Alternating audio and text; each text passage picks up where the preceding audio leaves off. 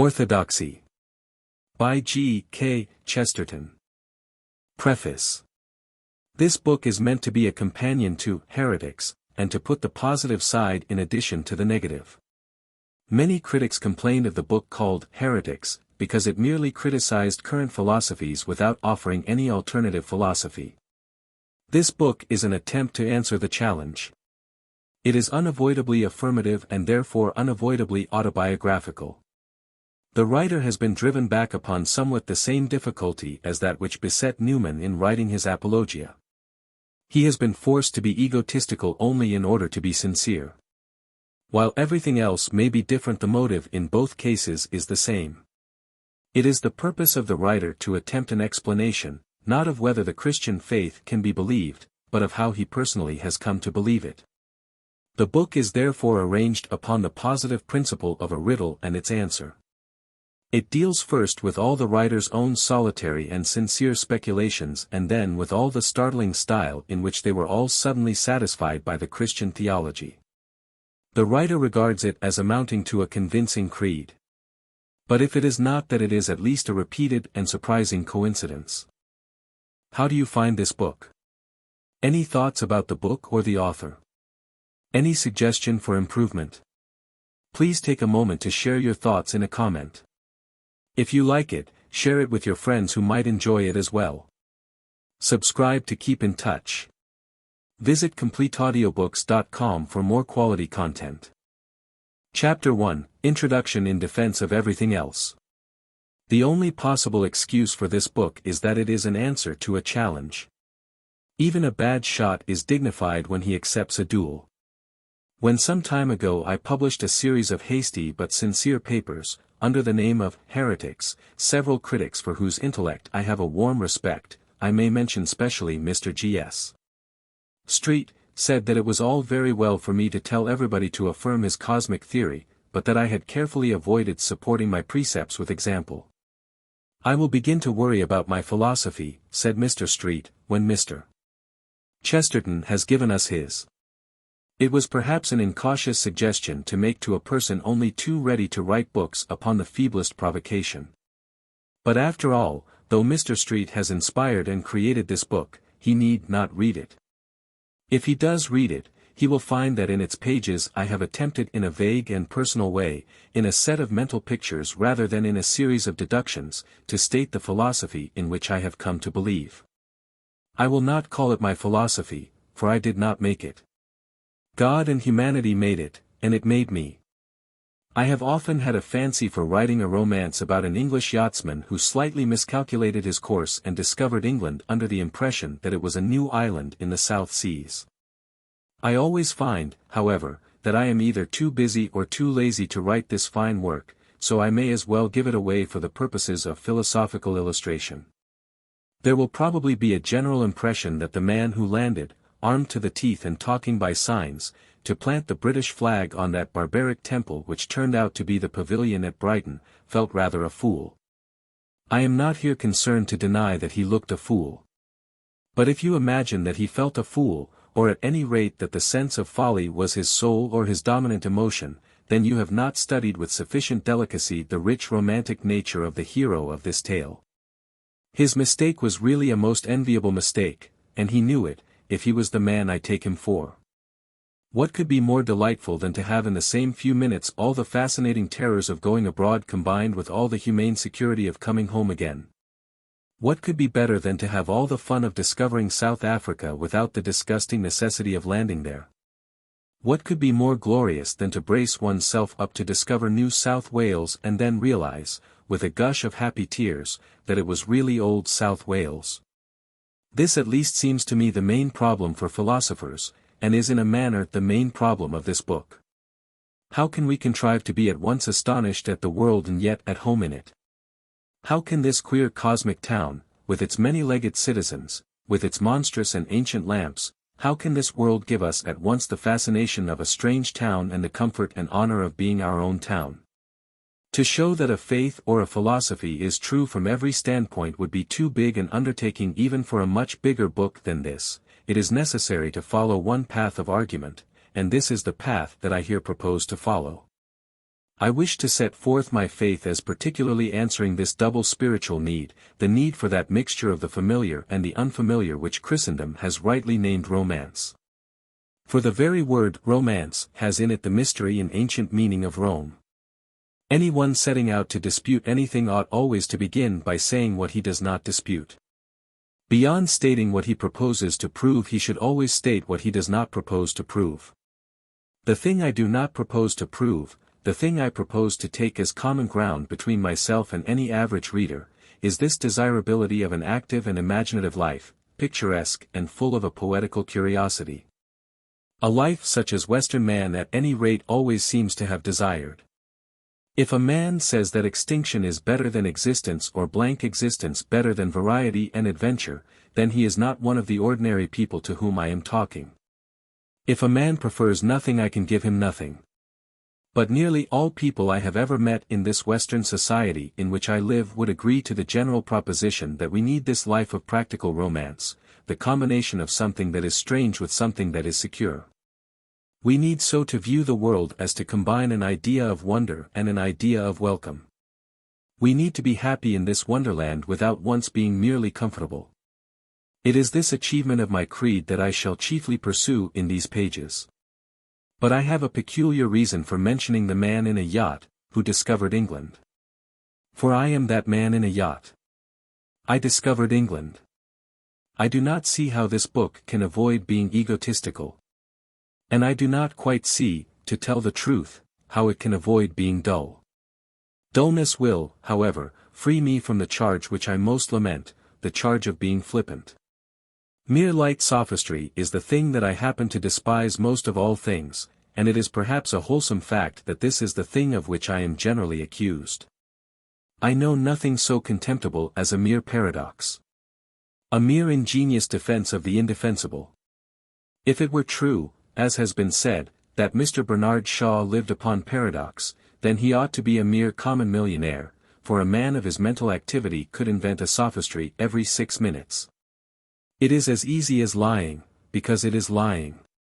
The truth is, of course, that Mr. Shaw is cruelly hampered by the fact that he cannot tell any lie unless he thinks it is the truth. I find myself under the same intolerable bondage. I never in my life said anything merely because I thought it funny, though, of course, I have had ordinary human vainglory, and may have thought it funny because I had said it. It is one thing to describe an interview with a gorgon or a griffin, a creature who does not exist. It is another thing to discover that the rhinoceros does exist and then take pleasure in the fact that he looks as if he didn't. One searches for truth, but it may be that one pursues instinctively the more extraordinary truths. And I offer this book with the heartiest sentiments to all the jolly people who hate what I write, and regard it, very justly, for all I know, as a piece of poor clowning or a single tiresome joke. For if this book is a joke, it is a joke against me. I am the man who with the utmost daring discovered what had been discovered before. If there is an element of farce in what follows, the farce is at my own expense. For this book explains how I fancied I was the first to set foot in Brighton and then found I was the last. It recounts my elephantine adventures in pursuit of the obvious. No one can think my case more ludicrous than I think it myself. No reader can accuse me here of trying to make a fool of him. I am the fool of this story, and no rebel shall hurl me from my throne.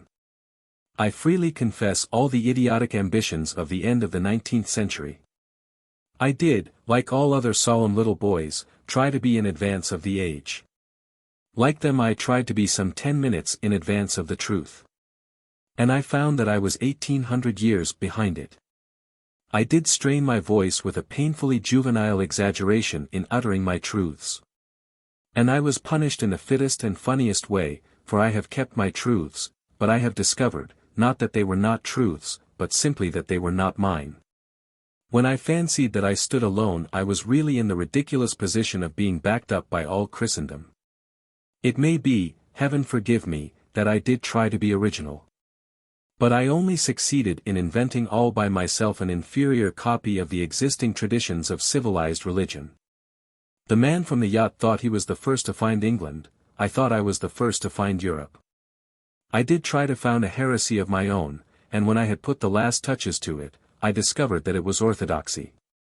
It may be that somebody will be entertained by the account of this happy fiasco.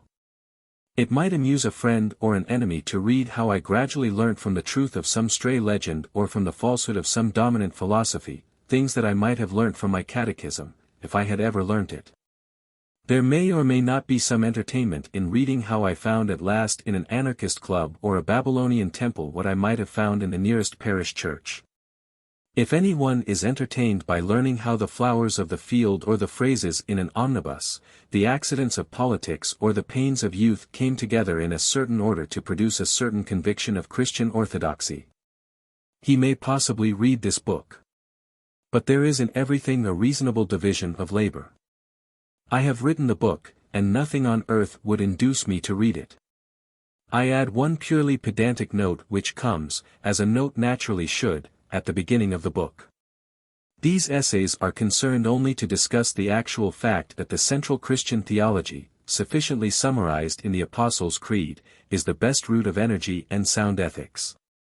They are not intended to discuss the very fascinating but quite different question of what is the present seat of authority for the proclamation of that creed. When the word orthodoxy is used here, it means the Apostles' Creed, as understood by everybody calling himself Christian until a very short time ago, and the general historic conduct of those who held such a creed. I have been forced by mere space to confine myself to what I have got from this creed. I do not touch the matter much disputed among modern Christians, of where we ourselves got it. This is not an ecclesiastical treatise but a sort of slovenly autobiography. But if anyone wants my opinions about the actual nature of the authority, Mr. G. S. Street has only to throw me another challenge, and I will write him another book. Chapter 2, The Maniac. Thoroughly worldly people never understand even the world. They rely altogether on a few cynical maxims which are not true.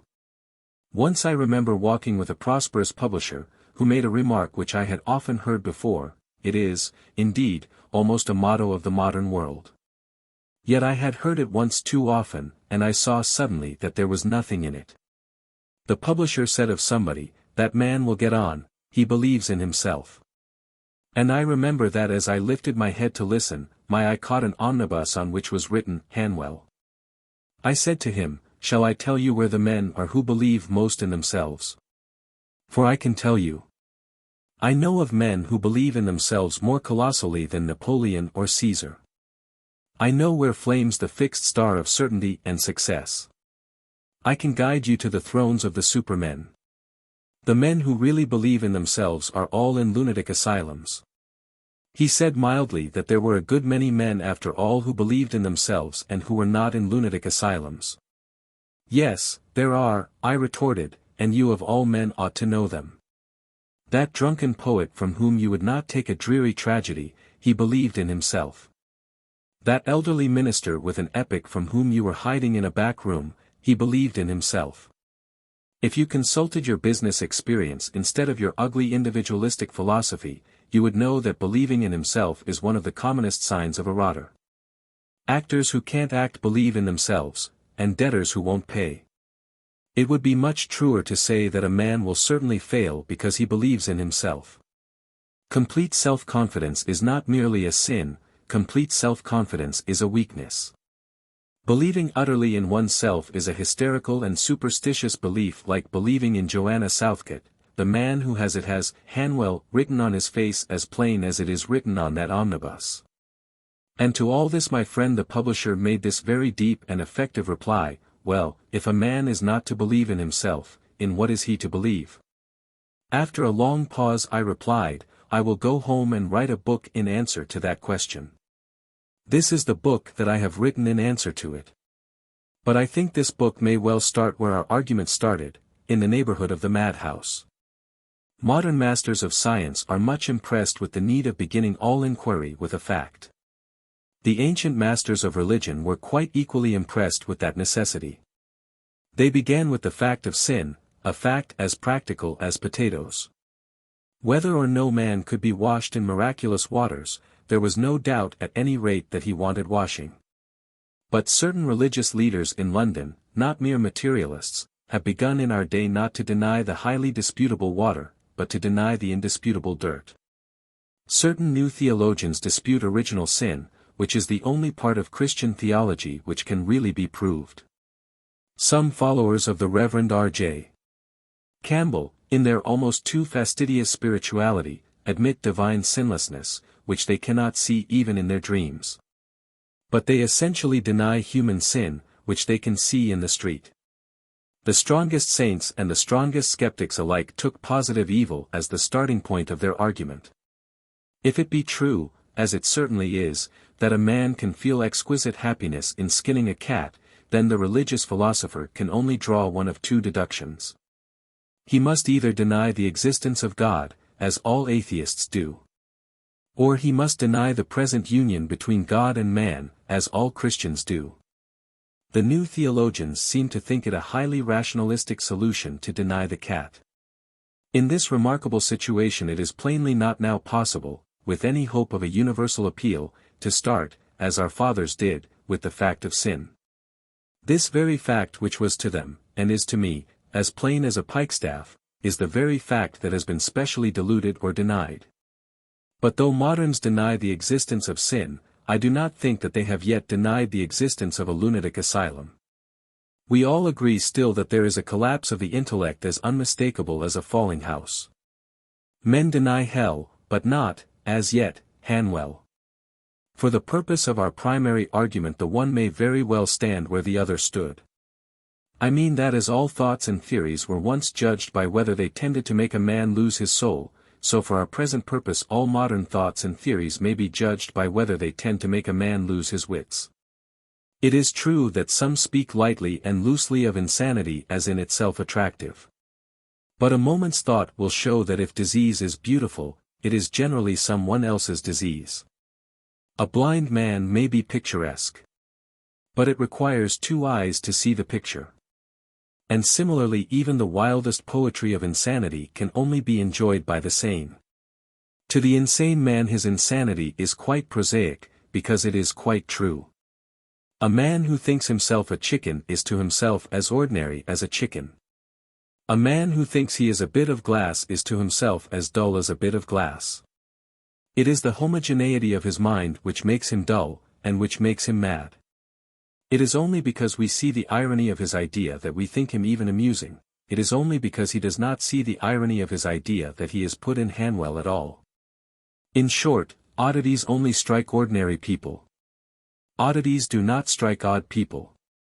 This is why ordinary people have a much more exciting time, while odd people are always complaining of the dullness of life. This is also why the new novels die so quickly, and why the old fairy tales endure forever. The old fairy tale makes the hero a normal human boy, it is his adventures that are startling, they startle him because he is normal. But in the modern psychological novel the hero is abnormal, the center is not central. Hence the fiercest adventures fail to affect him adequately, and the book is monotonous. You can make a story out of a hero among dragons, but not out of a dragon among dragons. The fairy tale discusses what a sane man will do in a mad world. The sober realistic novel of today discusses what an essential lunatic will do in a dull world. Let us begin, then, with the madhouse. From this evil and fantastic inn let us set forth on our intellectual journey. Now, if we are to glance at the philosophy of sanity, the first thing to do in the matter is to blot out one big and common mistake. There is a notion adrift everywhere that imagination, especially mystical imagination, is dangerous to man's mental balance. Poets are commonly spoken of as psychologically unreliable. And generally there is a vague association between wreathing laurels in your hair and sticking straws in it. Facts and history utterly contradict this view. Most of the very great poets have been not only sane, but extremely businesslike. And if Shakespeare ever really held horses, it was because he was much the safest man to hold them. Imagination does not breed insanity. Exactly what does breed insanity is reason. Poets do not go mad, but chess players do. Mathematicians go mad, and cashiers, but creative artists very seldom. I am not, as will be seen, in any sense attacking logic, I only say that this danger does lie in logic, not in imagination. Artistic paternity is as wholesome as physical paternity.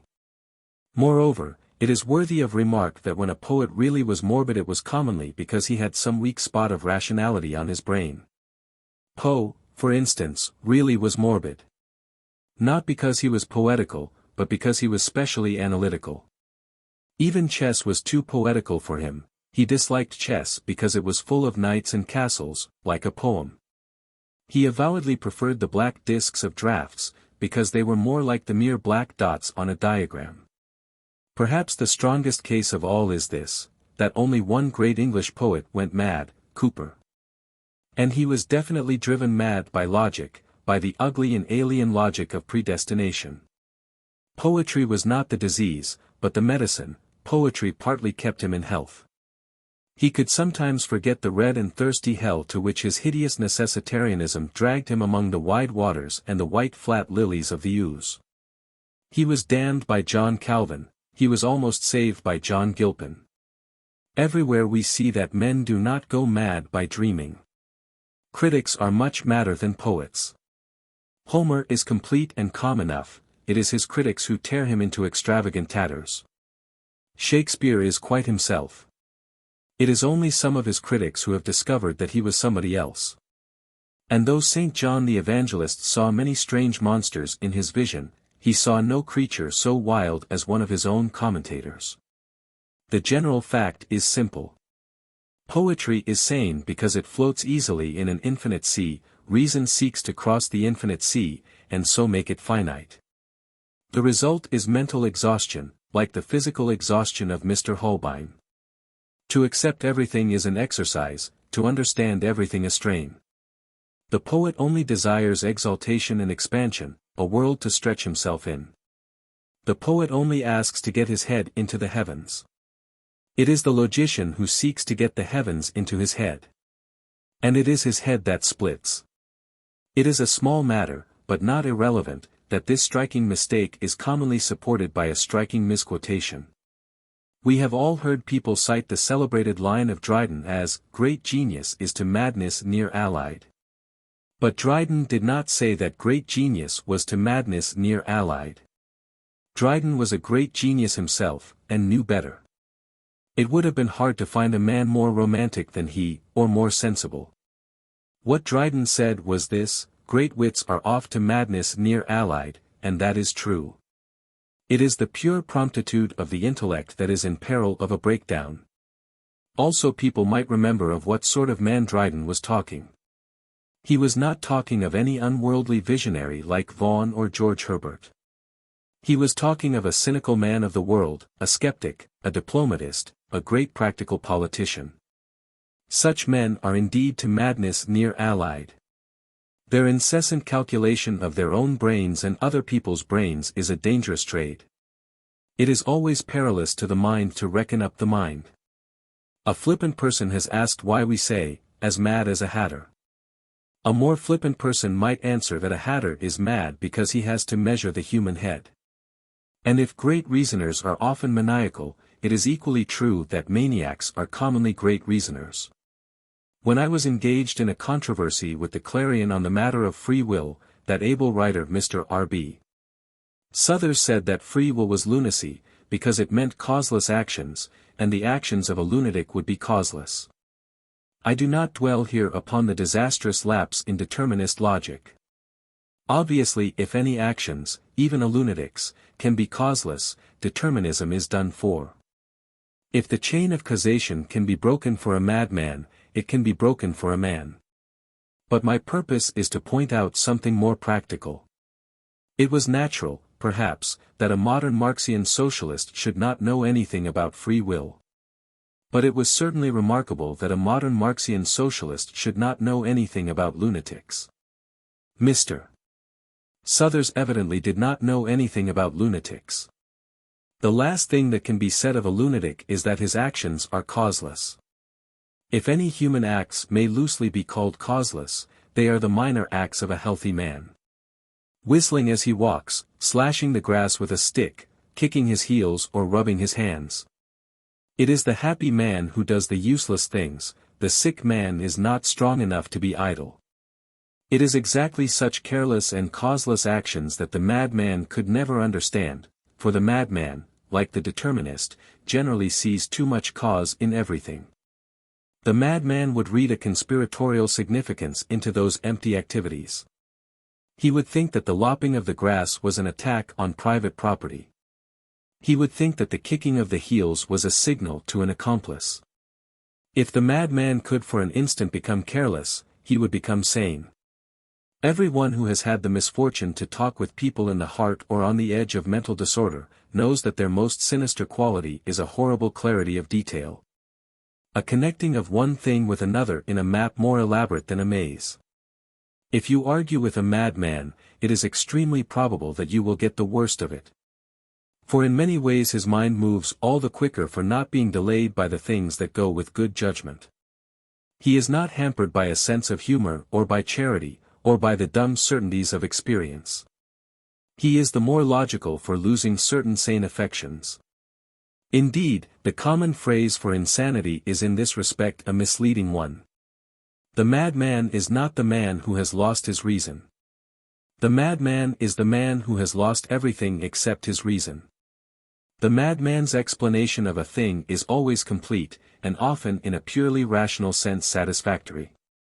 Or, to speak more strictly, the insane explanation, if not conclusive, is at least unanswerable. This may be observed specially in the 2 or 3 commonest kinds of madness. If a man says, for instance, that men have a conspiracy against him, you cannot dispute it except by saying that all the men deny that they are conspirators, which is exactly what conspirators would do. His explanation covers the facts as much as yours. Or if a man says that he is the rightful king of England, it is no complete answer to say that the existing authorities call him mad. For if he were king of England, that might be the wisest thing for the existing authorities to do. Or if a man says that he is Jesus Christ, it is no answer to tell him that the world denies his divinity, for the world denied Christ's. Nevertheless he is wrong. But if we attempt to trace his error in exact terms, we shall not find it quite so easy as we had supposed. Perhaps the nearest we can get to expressing it is to say this, that his mind moves in a perfect but narrow circle.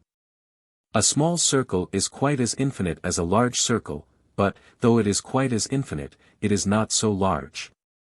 In the same way the insane explanation is quite as complete as the sane one, but it is not so large. A bullet is quite as round as the world, but it is not the world. There is such a thing as a narrow universality. There is such a thing as a small and cramped eternity. You may see it in many modern religions. Now, speaking quite externally and empirically, we may say that the strongest and most unmistakable mark of madness is this combination between a logical completeness and a spiritual contraction. The lunatic's theory explains a large number of things, but it does not explain them in a large way. I mean that if you or I were dealing with a mind that was growing morbid, we should be chiefly concerned not so much to give it arguments as to give it air. To convince it that there was something cleaner and cooler outside the suffocation of a single argument. Suppose, for instance, it were the first case that I took as typical, suppose it were the case of a man who accused everybody of conspiring against him. If we could express our deepest feelings of protest and appeal against this obsession, I suppose we should say something like this: "Oh, I admit that you have your case and have it by heart, and that many things do fit into other things as you say. I admit that your explanation explains a great deal, but what a great deal it leaves out. Are there no other stories in the world except yours, and are all men busy with your business? Suppose we grant the details. Perhaps when the man in the street did not seem to see you it was only his cunning, perhaps when the policeman asked you your name it was only because he knew it already. But how much happier you would be if you only knew that these people cared nothing about you. How much larger your life would be if yourself could become smaller in it, if you could really look at other men with common curiosity and pleasure. If you could see them walking as they are in their sunny selfishness and their virile indifference. You would begin to be interested in them, because they were not interested in you. You would break out of this tiny and tawdry theater in which your own little plot is always being played, and you would find yourself under a freer sky, in a street full of splendid strangers. Or suppose it were the second case of madness, that of a man who claims the crown, your impulse would be to answer, all right. Perhaps you know that you are the King of England, but why do you care? Make one magnificent effort and you will be a human being and look down on all the kings of the earth. Or it might be the third case, of the madman who called himself Christ. If we said what we felt, we should say, so you are the creator and redeemer of the world, but what a small world it must be. What a little heaven you must inhabit, with angels no bigger than butterflies. How sad it must be to be God. And an inadequate God. Is there really no life fuller and no love more marvelous than yours, and is it really in your small and painful pity that all flesh must put its faith? How much happier you would be, how much more of you there would be, if the hammer of a higher God could smash your small cosmos, scattering the stars like spangles, and leave you in the open, free like other men to look up as well as down. And it must be remembered that the most purely practical science does take this view of mental evil. It does not seek to argue with it like a heresy, but simply to snap it like a spell. Neither modern science nor ancient religion believes in complete free thought. Theology rebukes certain thoughts by calling them blasphemous. Science rebukes certain thoughts by calling them morbid. For example, some religious societies discouraged men more or less from thinking about sex. The New Scientific Society definitely discourages men from thinking about death. It is a fact, but it is considered a morbid fact. And in dealing with those whose morbidity has a touch of mania, modern science cares far less for pure logic than a dancing dervish. In these cases it is not enough that the unhappy man should desire truth, he must desire health. Nothing can save him but a blind hunger for normality, like that of a beast. A man cannot think himself out of mental evil, for it is actually the organ of thought that has become diseased, ungovernable, and, as it were, independent. He can only be saved by will or faith. The moment his mere reason moves, it moves in the old circular rut. He will go round and round his logical circle, just as a man in a third-class carriage on the inner circle will go round and round the inner circle unless he performs the voluntary, vigorous, and mystical act of getting out at Gower Street. Decision is the whole business here. A door must be shut forever. Every remedy is a desperate remedy.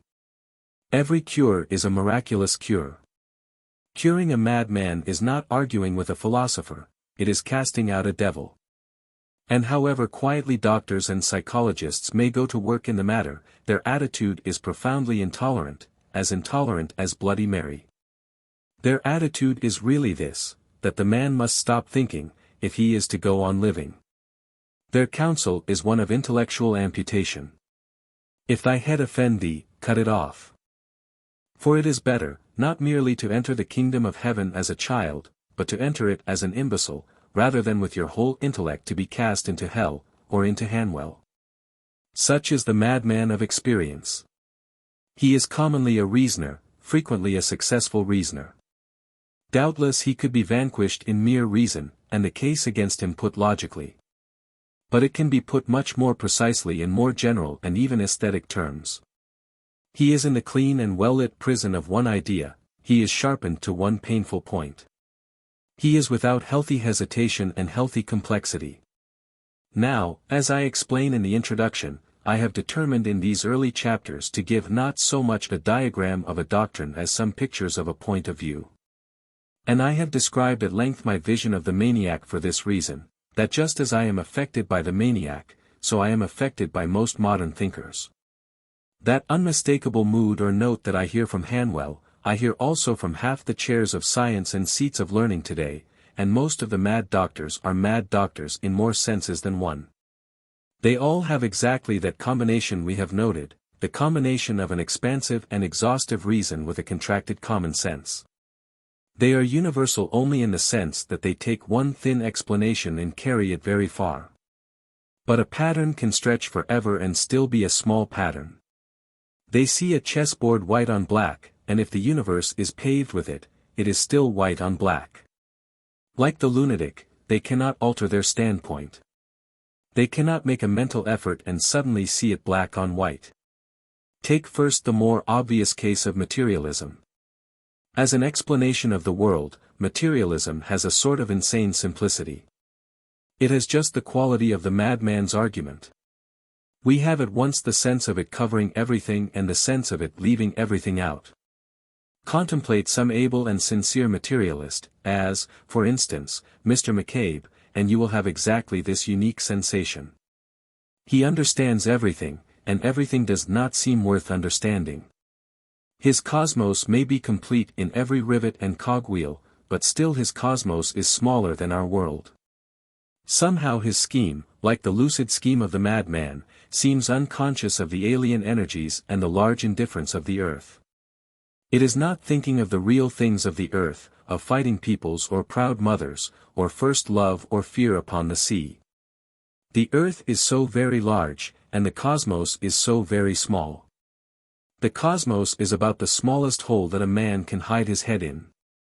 It must be understood that I am not now discussing the relation of these creeds to truth, but, for the present, solely their relation to health. Later in the argument I hope to attack the question of objective verity. Here I speak only of a phenomenon of psychology.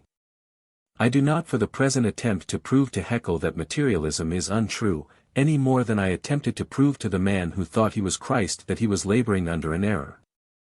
I merely remark here on the fact that both cases have the same kind of completeness and the same kind of incompleteness. You can explain a man's detention at Hanwell by an indifferent public by saying that it is the crucifixion of a God of whom the world is not worthy. The explanation does explain. Similarly you may explain the order in the universe by saying that all things, even the souls of men, are leaves inevitably unfolding on an utterly unconscious tree, the blind destiny of matter. The explanation does explain, though not, of course, so completely as the madman's. But the point here is that the normal human mind not only objects to both, but feels to both the same objection. Its approximate statement is that if the man in Hanwell is the real God, he is not much of a God. And, similarly, if the cosmos of the materialist is the real cosmos, it is not much of a cosmos. The thing has shrunk. The deity is less divine than many men, and, according to Haeckel, the whole of life is something much more grey, narrow, and trivial than many separate aspects of it. The parts seem greater than the whole. For we must remember that the materialist philosophy, whether true or not, is certainly much more limiting than any religion. In one sense, of course, all intelligent ideas are narrow. They cannot be broader than themselves. A Christian is only restricted in the same sense that an atheist is restricted. He cannot think Christianity false and continue to be a Christian, and the atheist cannot think atheism false and continue to be an atheist. But as it happens, there is a very special sense in which materialism has more restrictions than spiritualism. Mr. McCabe thinks me a slave because I am not allowed to believe in determinism. I think Mr. McCabe a slave because he is not allowed to believe in fairies. But if we examine the two vetoes we shall see that his is really much more of a pure veto than mine. The Christian is quite free to believe that there is a considerable amount of settled order and inevitable development in the universe. But the materialist is not allowed to admit into his spotless machine the slightest speck of spiritualism or miracle. Poor Mr. McCabe is not allowed to retain even the tiniest imp, though it might be hiding in a pimpernel. The Christian admits that the universe is manifold and even miscellaneous, just as a sane man knows that he is complex. The sane man knows that he has a touch of the beast, a touch of the devil, a touch of the saint, a touch of the citizen. Nay, the really sane man knows that he has a touch of the madman. But the materialist's world is quite simple and solid, just as the madman is quite sure he is sane. The materialist is sure that history has been simply and solely a chain of causation, just as the interesting person before mentioned is quite sure that he is simply and solely a chicken. Materialists and madmen never have doubts. Spiritual doctrines do not actually limit the mind as do materialistic denials. Even if I believe in immortality I need not think about it. But if I disbelieve in immortality I must not think about it. In the first case the road is open and I can go as far as I like, in the second the road is shut. But the case is even stronger, and the parallel with madness is yet more strange. For it was our case against the exhaustive and logical theory of the lunatic that, right or wrong, it gradually destroyed his humanity. Now it is the charge against the main deductions of the materialist that, right or wrong, they gradually destroy his humanity. I do not mean only kindness, I mean hope, courage, poetry, initiative, all that is human. For instance, when materialism leads men to complete fatalism, as it generally does, it is quite idle to pretend that it is in any sense a liberating force. It is absurd to say that you are especially advancing freedom when you only use free thought to destroy free will. The determinists come to bind, not to loose. They may well call their law the chain of causation. It is the worst chain that ever fettered a human being. You may use the language of liberty, if you like, about materialistic teaching, but it is obvious that this is just as inapplicable to it as a whole as the same language when applied to a man locked up in a madhouse. You may say, if you like, that the man is free to think himself a poached egg. But it is surely a more massive and important fact that if he is a poached egg he is not free to eat, drink, sleep, walk, or smoke a cigarette. Similarly you may say, if you like, that the bold determinist speculator is free to disbelieve in the reality of the will. But it is a much more massive and important fact that he is not free to praise, to curse, to thank, to justify, to urge, to punish, to resist temptations, to incite mobs, to make New Year resolutions, to pardon sinners, to rebuke tyrants. Or even to say, thank you, for the mustard. In passing from this subject I may note that there is a queer fallacy to the effect that materialistic fatalism is in some way favorable to mercy, to the abolition of cruel punishments or punishments of any kind. This is startlingly the reverse of the truth. It is quite tenable that the doctrine of necessity makes no difference at all, that it leaves the flogger flogging and the kind friend exhorting as before. But obviously if it stops either of them it stops the kind exhortation. That the sins are inevitable does not prevent punishment, if it prevents anything it prevents persuasion. Determinism is quite as likely to lead to cruelty as it is certain to lead to cowardice. Determinism is not inconsistent with the cruel treatment of criminals. What it is, perhaps, inconsistent with is the generous treatment of criminals. With any appeal to their better feelings or encouragement in their moral struggle. The determinist does not believe in appealing to the will, but he does believe in changing the environment. He must not say to the sinner, go and sin no more, because the sinner cannot help it. But he can put him in boiling oil, for boiling oil is an environment. Considered as a figure, therefore, the materialist has the fantastic outline of the figure of the madman. Both take up a position at once unanswerable and intolerable. Of course it is not only of the materialist that all this is true.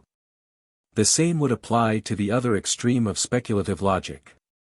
There is a skeptic far more terrible than he who believes that everything began in matter. It is possible to meet the skeptic who believes that everything began in himself. He doubts not the existence of angels or devils, but the existence of men and cows. For him his own friends are a mythology made up by himself. He created his own father and his own mother. This horrible fancy has in it something decidedly attractive to the somewhat mystical egoism of our day. That publisher who thought that men would get on if they believed in themselves, those seekers after the Superman who are always looking for him in the looking-glass. Those writers who talk about impressing their personalities instead of creating life for the world, all these people have really only an inch between them and this awful emptiness. Then when this kindly world all round the man has been blackened out like a lie, when friends fade into ghosts, and the foundations of the world fail. Then when the man, believing in nothing and in no man, is alone in his own nightmare, then the great individualistic motto shall be written over him in avenging irony. The stars will be only dots in the blackness of his own brain. His mother's face will be only a sketch from his own insane pencil on the walls of his cell. But over his cell shall be written, with dreadful truth, he believes in himself. All that concerns us here, however, is to note that this panagoistic extreme of thought exhibits the same paradox as the other extreme of materialism. It is equally complete in theory and equally crippling in practice. For the sake of simplicity, it is easier to state the notion by saying that a man can believe that he is always in a dream. Now, obviously there can be no positive proof given to him that he is not in a dream, for the simple reason that no proof can be offered that might not be offered in a dream. But if the man began to burn down London and say that his housekeeper would soon call him to breakfast, we should take him and put him with other logicians in a place which has often been alluded to in the course of this chapter. The man who cannot believe his senses, and the man who cannot believe anything else, are both insane, but their insanity is proved not by any error in their argument, but by the manifest mistake of their whole lives. They have both locked themselves up in two boxes, painted inside with the sun and stars. They are both unable to get out, the one into the health and happiness of heaven, the other even into the health and happiness of the earth. Their position is quite reasonable, nay, in a sense it is infinitely reasonable, just as a threepenny bit is infinitely circular. But there is such a thing as a mean infinity, a base and slavish eternity. It is amusing to notice that many of the moderns, whether skeptics or mystics, have taken as their sign a certain Eastern symbol, which is the very symbol of this ultimate nullity. When they wish to represent eternity, they represent it by a serpent with his tail in his mouth. There is a startling sarcasm in the image of that very unsatisfactory meal. The eternity of the material fatalists, the eternity of the Eastern pessimists, the eternity of the supercilious theosophists and higher scientists of today is, indeed, very well presented by a serpent eating his tail. A degraded animal who destroys even himself. This chapter is purely practical and is concerned with what actually is the chief mark and element of insanity. We may say in summary that it is reason used without root, reason in the void. The man who begins to think without the proper first principles goes mad, the man who begins to think at the wrong end. And for the rest of these pages we have to try and discover what is the right end. But we may ask in conclusion, if this be what drives men mad, what is it that keeps them sane? By the end of this book I hope to give a definite, some will think a far too definite, answer. But for the moment it is possible in the same solely practical manner to give a general answer touching what in actual human history keeps men sane. Mysticism keeps men sane. As long as you have mystery you have health. When you destroy mystery you create morbidity. The ordinary man has always been sane because the ordinary man has always been a mystic. He has permitted the twilight. He has always had one foot in earth and the other in fairyland. He has always left himself free to doubt his gods, but, unlike the agnostic of today, free also to believe in them. He has always cared more for truth than for consistency. If he saw two truths that seemed to contradict each other, he would take the two truths and the contradiction along with them. His spiritual sight is stereoscopic, like his physical sight. He sees two different pictures at once and yet sees all the better for that. Thus he has always believed that there was such a thing as fate, but such a thing as free will also. Thus he believed that children were indeed the kingdom of heaven, but nevertheless ought to be obedient to the kingdom of earth. He admired youth because it was young and age because it was not. It is exactly this balance of apparent contradictions that has been the whole buoyancy of the healthy man. The whole secret of mysticism is this, that man can understand everything by the help of what he does not understand. The morbid logician seeks to make everything lucid, and succeeds in making everything mysterious. The mystic allows one thing to be mysterious, and everything else becomes lucid. The determinist makes the theory of causation quite clear, and then finds that he cannot say, if you please, to the housemaid. The Christian permits free will to remain a sacred mystery. But because of this his relations with the housemaid become of a sparkling and crystal clearness. He puts the seed of dogma in a central darkness, but it branches forth in all directions with abounding natural health. As we have taken the circle as the symbol of reason and madness, we may very well take the cross as the symbol at once of mystery and of health. Buddhism is centripetal, but Christianity is centrifugal, it breaks out. For the circle is perfect and infinite in its nature, but it is fixed forever in its size, it can never be larger or smaller. But the cross, though it has at its heart a collision and a contradiction, can extend its 4 arms forever without altering its shape. Because it has a paradox in its center, it can grow without changing. The circle returns upon itself and is bound. The cross opens its arms to the 4 winds, it is a signpost for free travelers. Symbols alone are of even a cloudy value in speaking of this deep matter. And another symbol from physical nature will express sufficiently well the real place of mysticism before mankind. The one created thing which we cannot look at is the one thing in the light of which we look at everything. Like the sun at noonday, mysticism explains everything else by the blaze of its own victorious invisibility. Detached intellectualism is, in the exact sense of a popular phrase, all moonshine. For it is light without heat, and it is secondary light, reflected from a dead world. But the Greeks were right when they made Apollo the god both of imagination and of sanity, for he was both the patron of poetry and the patron of healing. Of necessary dogmas and a special creed I shall speak later. But that transcendentalism by which all men live has primarily much the position of the sun in the sky. We are conscious of it as of a kind of splendid confusion. It is something both shining and shapeless, at once a blaze and a blur. But the circle of the moon is as clear and unmistakable, as recurrent and inevitable, as the circle of Euclid on a blackboard. For the moon is utterly reasonable. And the moon is the mother of lunatics and has given to them all her name. Chapter 3, The Suicide of Thought. The phrases of the street are not only forcible but subtle, for a figure of speech can often get into a crack too small for a definition. Phrases like, put out, or off color, might have been coined by Mr. Henry James in an agony of verbal precision. And there is no more subtle truth than that of the everyday phrase about a man having his heart in the right place. It involves the idea of normal proportion. Not only does a certain function exist, but it is rightly related to other functions. Indeed, the negation of this phrase would describe with peculiar accuracy the somewhat morbid mercy and perverse tenderness of the most representative moderns.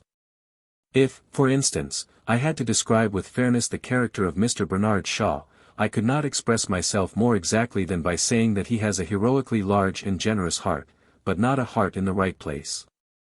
And this is so of the typical society of our time. The modern world is not evil, in some ways the modern world is far too good. It is full of wild and wasted virtues.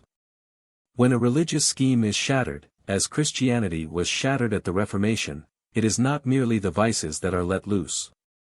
The vices are, indeed, let loose, and they wander and do damage. But the virtues are let loose also. And the virtues wander more wildly, and the virtues do more terrible damage. The modern world is full of the old Christian virtues gone mad. The virtues have gone mad because they have been isolated from each other and are wandering alone. Thus some scientists care for truth, and their truth is pitiless. Thus some humanitarians only care for pity, and their pity, I am sorry to say, is often untruthful. For example, Mr. Blatchford attacks Christianity because he is mad on one Christian virtue, the merely mystical and almost irrational virtue of charity. He has a strange idea that he will make it easier to forgive sins by saying that there are no sins to forgive. Mr. Blatchford is not only an early Christian, he is the only early Christian who ought really to have been eaten by lions.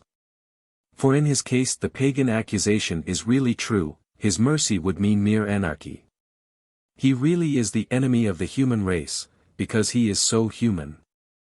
As the other extreme, we may take the acrid realist, who has deliberately killed in himself all human pleasure in happy tales or in the healing of the heart. Torquemada tortured people physically for the sake of moral truth. Zola tortured people morally for the sake of physical truth. But in Torquemada's time there was at least a system that could to some extent make righteousness and peace kiss each other. Now they do not even bow. But a much stronger case than these two of truth and pity can be found in the remarkable case of the dislocation of humility. It is only with one aspect of humility that we are here concerned. Humility was largely meant as a restraint upon the arrogance and infinity of the appetite of man. He was always outstripping his mercies with his own newly invented needs. His very power of enjoyment destroyed half his joys. By asking for pleasure, he lost the chief pleasure, for the chief pleasure is surprise. Hence it became evident that if a man would make his world large, he must be always making himself small. Even the haughty visions, the tall cities, and the toppling pinnacles are the creations of humility. Giants that tread down forests like grass are the creations of humility. Towers that vanish upwards above the loneliest star are the creations of humility. For towers are not tall unless we look up at them, and giants are not giants unless they are larger than we. All this gigantesque imagination, which is, perhaps, the mightiest of the pleasures of man, is at bottom entirely humble. It is impossible without humility to enjoy anything, even pride.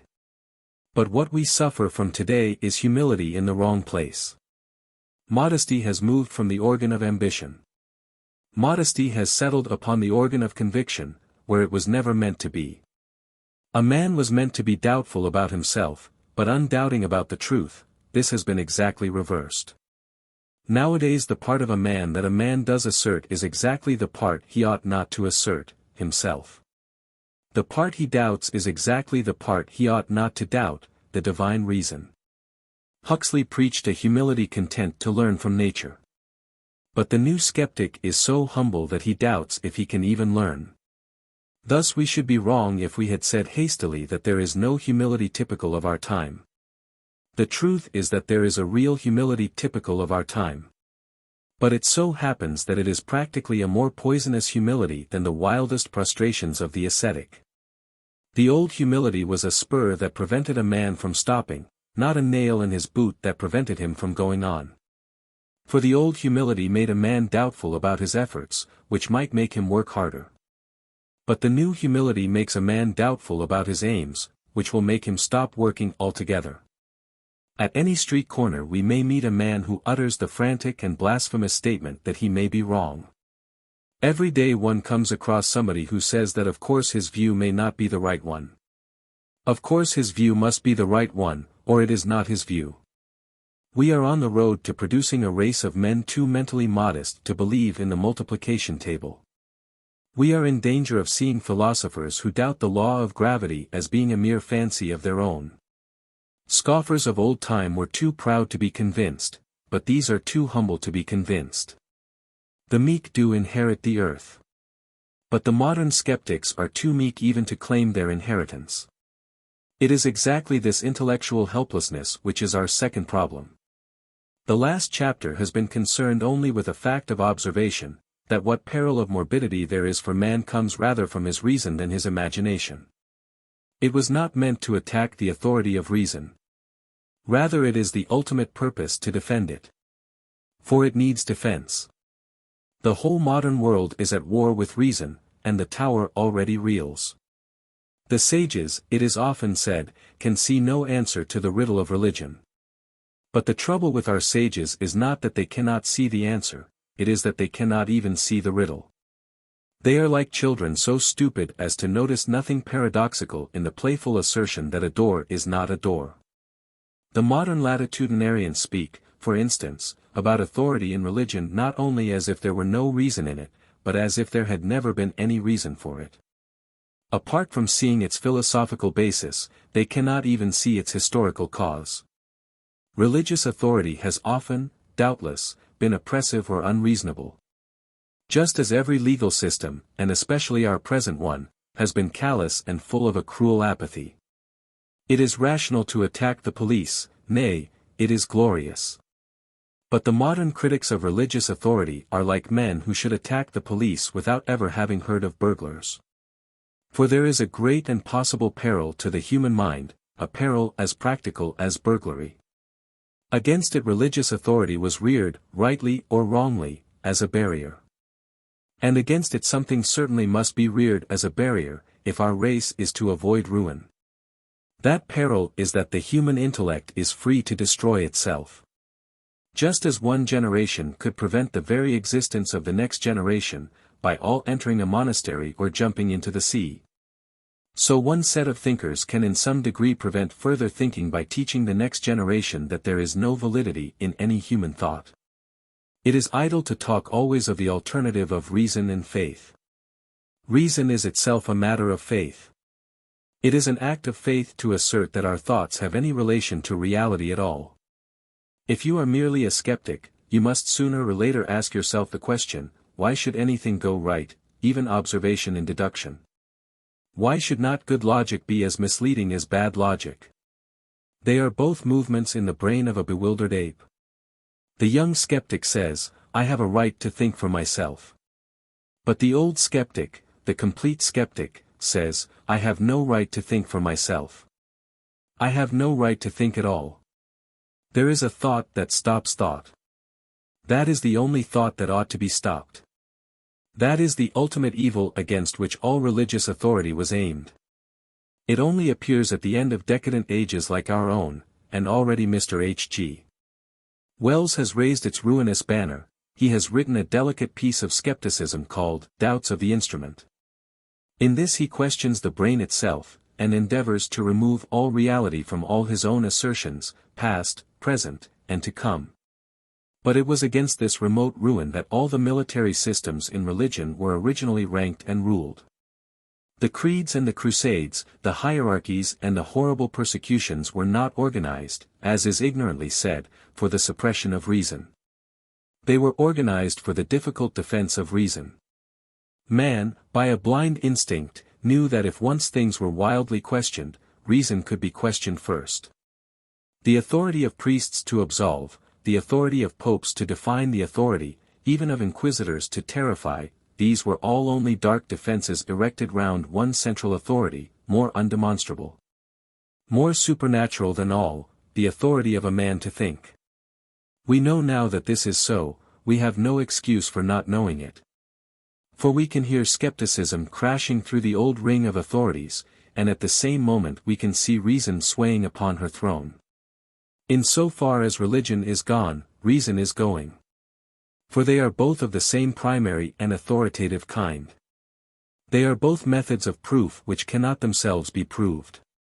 And in the act of destroying the idea of divine authority we have largely destroyed the idea of that human authority by which we do a long division sum. With a long and sustained tug we have attempted to pull the mitre off pontifical man. And his head has come off with it.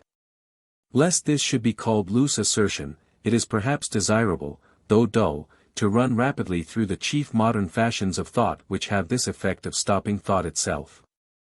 Materialism and the view of everything as a personal illusion have some such effect, for if the mind is mechanical, thought cannot be very exciting, and if the cosmos is unreal, there is nothing to think about. But in these cases the effect is indirect and doubtful. In some cases it is direct and clear, notably in the case of what is generally called evolution. Evolution is a good example of that modern intelligence which, if it destroys anything, destroys itself. Evolution is either an innocent scientific description of how certain earthly things came about. Or, if it is anything more than this, it is an attack upon thought itself. If evolution destroys anything, it does not destroy religion but rationalism. If evolution simply means that a positive thing called an ape turned very slowly into a positive thing called a man, then it is stingless for the most orthodox. For a personal God might just as well do things slowly as quickly, especially if, like the Christian God, he were outside time. But if it means anything more, it means that there is no such thing as an ape to change, and no such thing as a man for him to change into. It means that there is no such thing as a thing. At best, there is only one thing, and that is a flux of everything and anything. This is an attack not upon the faith, but upon the mind. You cannot think if there are no things to think about. You cannot think if you are not separate from the subject of thought. Descartes said, I think, therefore I am. The philosophic evolutionist reverses and negatives the epigram. He says, I am not, therefore I cannot think. Then there is the opposite attack on thought, that urged by Mr. H. G. Wells when he insists that every separate thing is unique, and there are no categories at all. This also is merely destructive. Thinking means connecting things, and stops if they cannot be connected. It need hardly be said that this skepticism forbidding thought necessarily forbids speech. A man cannot open his mouth without contradicting it. Thus when Mr. Wells says, as he did somewhere, all chairs are quite different, he utters not merely a misstatement, but a contradiction in terms. If all chairs were quite different, you could not call them all chairs. Akin to these is the false theory of progress, which maintains that we alter the test instead of trying to pass the test. We often hear it said, for instance, what is right in one age is wrong in another. This is quite reasonable, if it means that there is a fixed aim, and that certain methods attain at certain times and not at other times. If women, say, desire to be elegant, it may be that they are improved at one time by growing fatter and at another time by growing thinner. But you cannot say that they are improved by ceasing to wish to be elegant and beginning to wish to be oblong. If the standard changes, how can there be improvement, which implies a standard? Nietzsche started a nonsensical idea that men had once sought as good what we now call evil. If it were so, we could not talk of surpassing or even falling short of them. How can you overtake Jones if you walk in the other direction? You cannot discuss whether one people has succeeded more in being miserable than another succeeded in being happy. It would be like discussing whether Milton was more puritanical than a pig is fat. It is true that a man, a silly man, might make change itself his object or ideal. But as an ideal, change itself becomes unchangeable. If the change worshipper wishes to estimate his own progress, he must be sternly loyal to the ideal of change. He must not begin to flirt gaily with the ideal of monotony. Progress itself cannot progress. It is worth remark, in passing, that when Tennyson, in a wild and rather weak manner, welcomed the idea of infinite alteration in society, he instinctively took a metaphor which suggests an imprisoned tedium. He wrote, "Let the great world spin forever down the ringing grooves of change." He thought of change itself as an unchangeable groove, and so it is. Change is about the narrowest and hardest groove that a man can get into. The main point here, however, is that this idea of a fundamental alteration in the standard is one of the things that make thought about the past or future simply impossible. The theory of a complete change of standards in human history does not merely deprive us of the pleasure of honoring our fathers, it deprives us even of the more modern and aristocratic pleasure of despising them. This bald summary of the thought-destroying forces of our time would not be complete without some reference to pragmatism.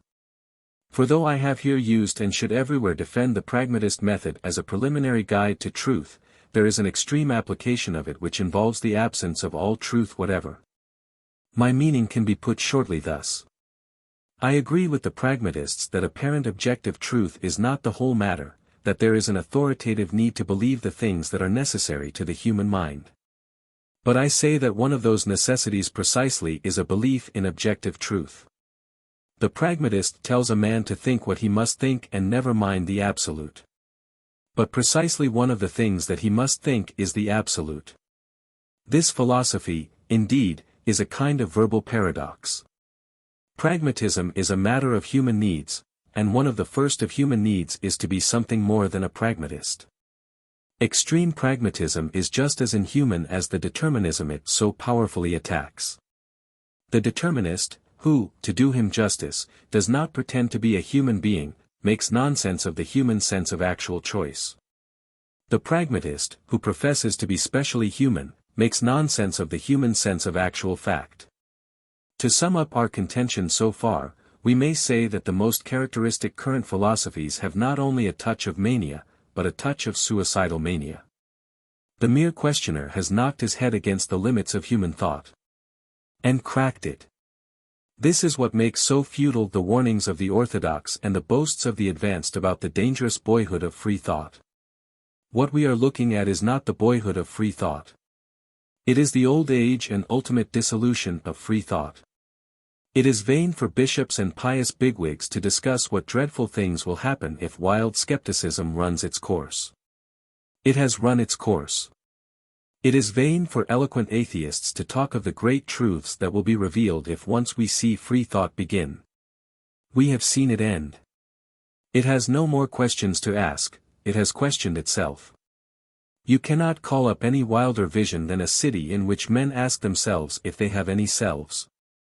You cannot fancy a more skeptical world than that in which men doubt if there is a world.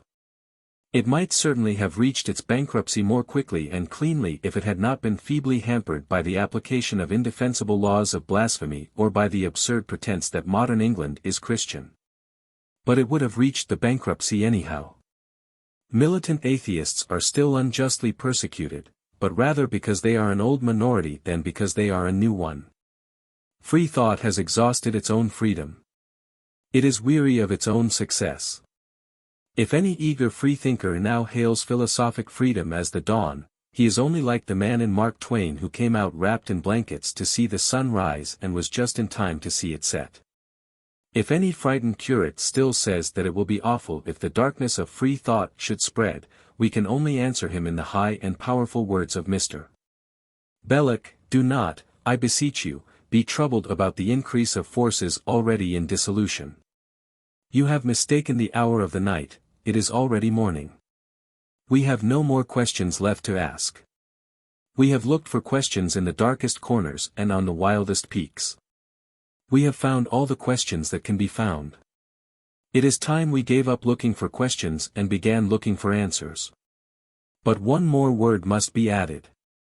At the beginning of this preliminary negative sketch I said that our mental ruin has been wrought by wild reason, not by wild imagination. A man does not go mad because he makes a statue a mile high, but he may go mad by thinking it out in square inches. Now, one school of thinkers has seen this and jumped at it as a way of renewing the pagan health of the world. They see that reason destroys, but will, they say, creates. The ultimate authority, they say, is in will, not in reason. The supreme point is not why a man demands a thing, but the fact that he does demand it. I have no space to trace or expound this philosophy of will. It came, I suppose, through Nietzsche, who preached something that is called egoism. That, indeed, was simple-minded enough, for Nietzsche denied egoism simply by preaching it. To preach anything is to give it away.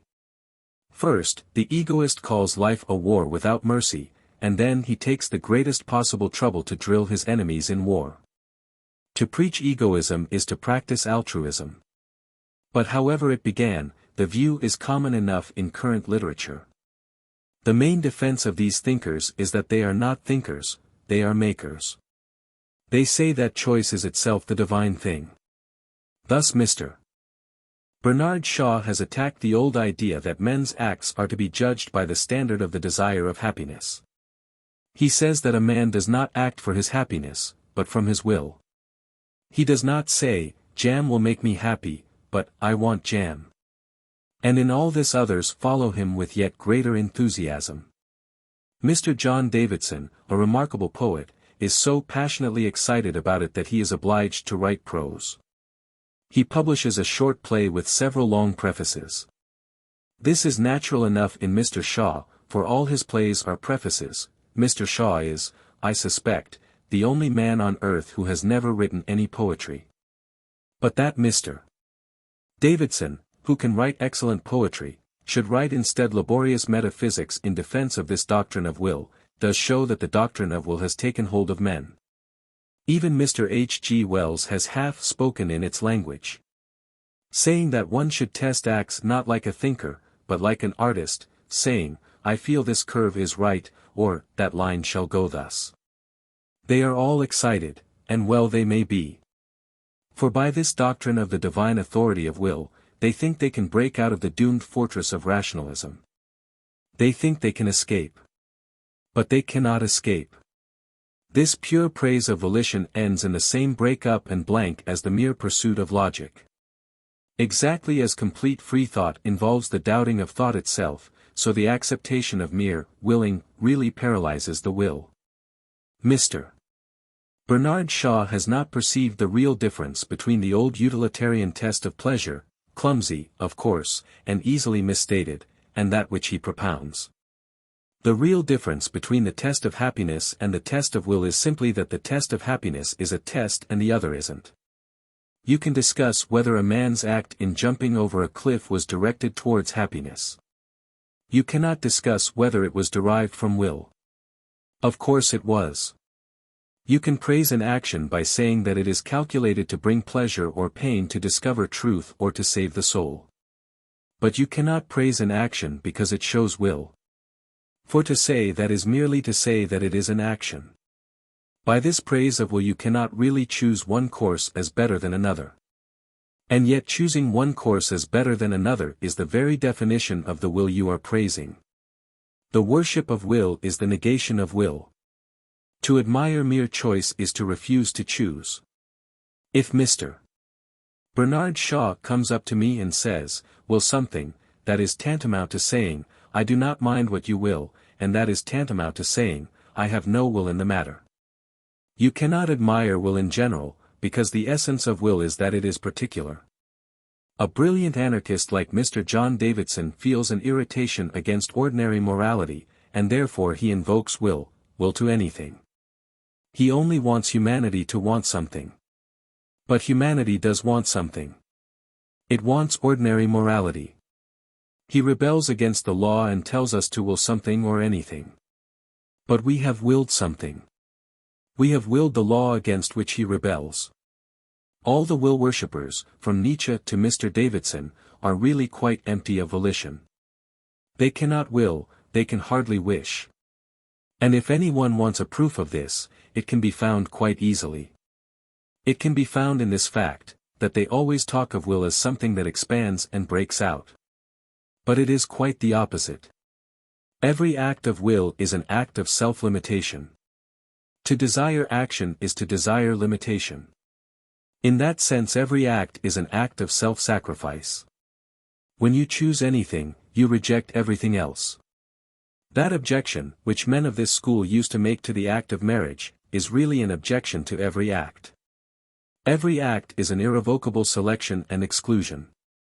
Just as when you marry one woman you give up all the others, so when you take one course of action you give up all the other courses. If you become King of England, you give up the post of beadle in Brompton. If you go to Rome, you sacrifice a rich suggestive life in Wimbledon.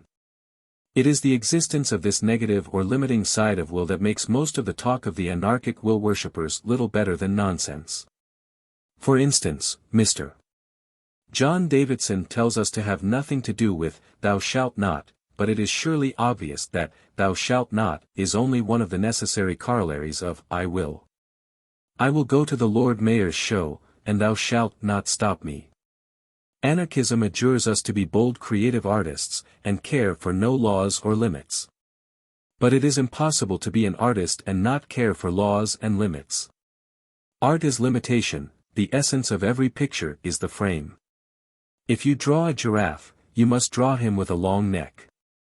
If, in your bold creative way, you hold yourself free to draw a giraffe with a short neck, you will really find that you are not free to draw a giraffe. The moment you step into the world of facts, you step into a world of limits.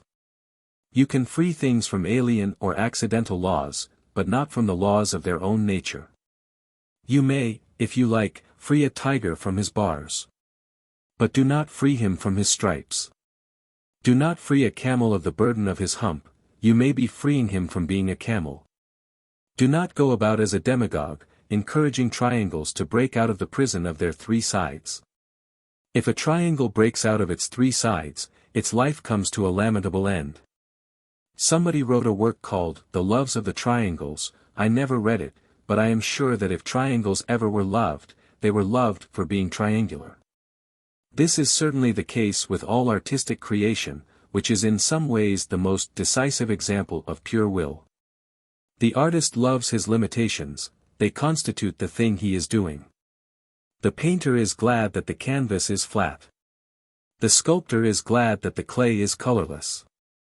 In case the point is not clear, an historic example may illustrate it. The French Revolution was really an heroic and decisive thing, because the Jacobins willed something definite and limited. They desired the freedoms of democracy, but also all the vetoes of democracy. They wished to have votes and not to have titles. Republicanism had an ascetic side in Franklin or Robespierre as well as an expansive side in Danton or Wilkes. Therefore they have created something with a solid substance and shape, the square social equality in peasant wealth of France. But since then the revolutionary or speculative mind of Europe has been weakened by shrinking from any proposal because of the limits of that proposal. Liberalism has been degraded into liberality. Men have tried to turn revolutionize from a transitive to an intransitive verb. The Jacobin could tell you not only the system he would rebel against, but, what was more important, the system he would not rebel against, the system he would trust. But the new rebel is a skeptic, and will not entirely trust anything. He has no loyalty, therefore he can never be really a revolutionist. And the fact that he doubts everything really gets in his way when he wants to denounce anything. For all denunciation implies a moral doctrine of some kind, and the modern revolutionist doubts not only the institution he denounces, but the doctrine by which he denounces it. Thus he writes one book complaining that imperial oppression insults the purity of women, and then he writes another book, about the sex problem, in which he insults it himself. He curses the Sultan because Christian girls lose their virginity, and then curses Mrs. Grundy because they keep it. As a politician, he will cry out that war is a waste of life, and then, as a philosopher, that all life is waste of time. A Russian pessimist will denounce a policeman for killing a peasant, and then prove by the highest philosophical principles that the peasant ought to have killed himself. A man denounces marriage as a lie, and then denounces aristocratic profligates for treating it as a lie. He calls a flag a bauble, and then blames the oppressors of Poland or Ireland because they take away that bauble. The man of this school goes first to a political meeting, where he complains that savages are treated as if they were beasts, then he takes his hat and umbrella and goes on to a scientific meeting, where he proves that they practically are beasts. In short, the modern revolutionist, being an infinite skeptic, is always engaged in undermining his own minds.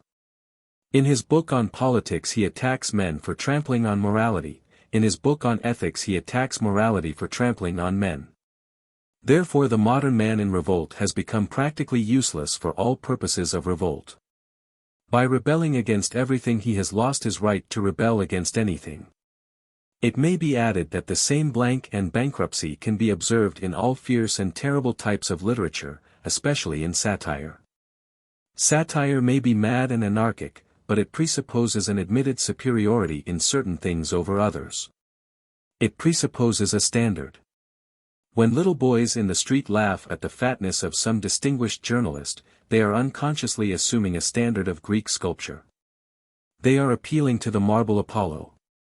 And the curious disappearance of satire from our literature is an instance of the fierce things fading for want of any principle to be fierce about.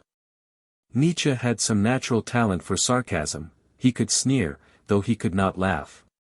But there is always something bodiless and without weight in his satire, simply because it has not any mass of common morality behind it. He is himself more preposterous than anything he denounces. But, indeed, Nietzsche will stand very well as the type of the whole of this failure of abstract violence. The softening of the brain which ultimately overtook him was not a physical accident. If Nietzsche had not ended in imbecility, Nietzscheism would end in imbecility. Thinking in isolation and with pride ends in being an idiot. Every man who will not have softening of the heart must at last have softening of the brain. This last attempt to evade intellectualism ends in intellectualism, and therefore in death. The sortie has failed. The wild worship of lawlessness and the materialist worship of law end in the same void. Nietzsche scales staggering mountains, but he turns up ultimately in Tibet. He sits down beside Tolstoy in the land of nothing and nirvana. They are both helpless, one because he must not grasp anything, and the other because he must not let go of anything. The Tolstoyan's will is frozen by a Buddhist instinct that all special actions are evil. But the Nietzscheitskite's will is quite equally frozen by his view that all special actions are good, for if all special actions are good, none of them are special. They stand at the crossroads, and one hates all the roads and the other likes all the roads. The result is, well, some things are not hard to calculate. They stand at the crossroads. Here I end, thank God, the first and dullest business of this book, the rough review of recent thought. After this I begin to sketch a view of life which may not interest my reader, but which, at any rate, interests me. In front of me, as I close this page, is a pile of modern books that I have been turning over for the purpose, a pile of ingenuity, a pile of futility. By the accident of my present detachment, I can see the inevitable smash of the philosophies of Schopenhauer and Tolstoy, Nietzsche and Shaw, as clearly as an inevitable railway smash could be seen from a balloon. They are all on the road to the emptiness of the asylum. For madness may be defined as using mental activity so as to reach mental helplessness, and they have nearly reached it. He who thinks he is made of glass, thinks to the destruction of thought, for glass cannot think. So he who wills to reject nothing, wills the destruction of will, for will is not only the choice of something, but the rejection of almost everything. And as I turn and tumble over the clever, wonderful, tiresome, and useless modern books, the title of one of them rivets my eye. It is called Jeanne d'Arc, by Anatole France. I have only glanced at it, but a glance was enough to remind me of Renaud's Vie de Jesus. It has the same strange method of the reverent skeptic. It discredits supernatural stories that have some foundation, simply by telling natural stories that have no foundation. Because we cannot believe in what a saint did, we are to pretend that we know exactly what he felt. But I do not mention either book in order to criticize it, but because the accidental combination of the names called up two startling images of sanity which blasted all the books before me. Joan of Arc was not stuck at the crossroads either by rejecting all the paths like Tolstoy, or by accepting them all like Nietzsche. She chose a path, and went down it like a thunderbolt. Yet Joan, when I came to think of her, had in her all that was true either in Tolstoy or Nietzsche, all that was even tolerable in either of them. I thought of all that is noble in Tolstoy, the pleasure in plain things, especially in plain pity, the actualities of the earth, the reverence for the poor, the dignity of the bowed back. Joan of Arc had all that, and with this great addition, that she endured poverty as well as admiring it, whereas Tolstoy is only a typical aristocrat trying to find out its secret. And then I thought of all that was brave and proud and pathetic in poor Nietzsche, and his mutiny against the emptiness and timidity of our time. I thought of his cry for the ecstatic equilibrium of danger, his hunger for the rush of great horses, his cry to arms. Well, Joan of Arc had all that, and again with this difference, that she did not praise fighting, but fought. We know that she was not afraid of an army, while Nietzsche, for all we know, was afraid of a cow. Tolstoy only praised the peasant, she was the peasant. Nietzsche only praised the warrior, she was the warrior. She beat them both at their own antagonistic ideals, she was more gentle than the one, more violent than the other. Yet she was a perfectly practical person who did something, while they are wild speculators who do nothing. It was impossible that the thought should not cross my mind that she and her faith had perhaps some secret of moral unity and utility that has been lost. And with that thought came a larger one, and the colossal figure of her master had also crossed the theater of my thoughts. The same modern difficulty which darkened the subject matter of Anatole France also darkened that of Ernest Renaud. Renaud also divided his hero's pity from his hero's pugnacity. Renaud even represented the righteous anger at Jerusalem as a mere nervous breakdown after the idyllic expectations of Galilee. As if there were any inconsistency between having a love for humanity and having a hatred for inhumanity. Altruists, with thin, weak voices, denounce Christ as an egoist. Egoists, with even thinner and weaker voices, denounce him as an altruist. In our present atmosphere such cavils are comprehensible enough. The love of a hero is more terrible than the hatred of a tyrant. The hatred of a hero is more generous than the love of a philanthropist. There is a huge and heroic sanity of which moderns can only collect the fragments. There is a giant of whom we see only the lopped arms and legs walking about. They have torn the soul of Christ into silly strips, labeled egoism and altruism, and they are equally puzzled by his insane magnificence and his insane meekness.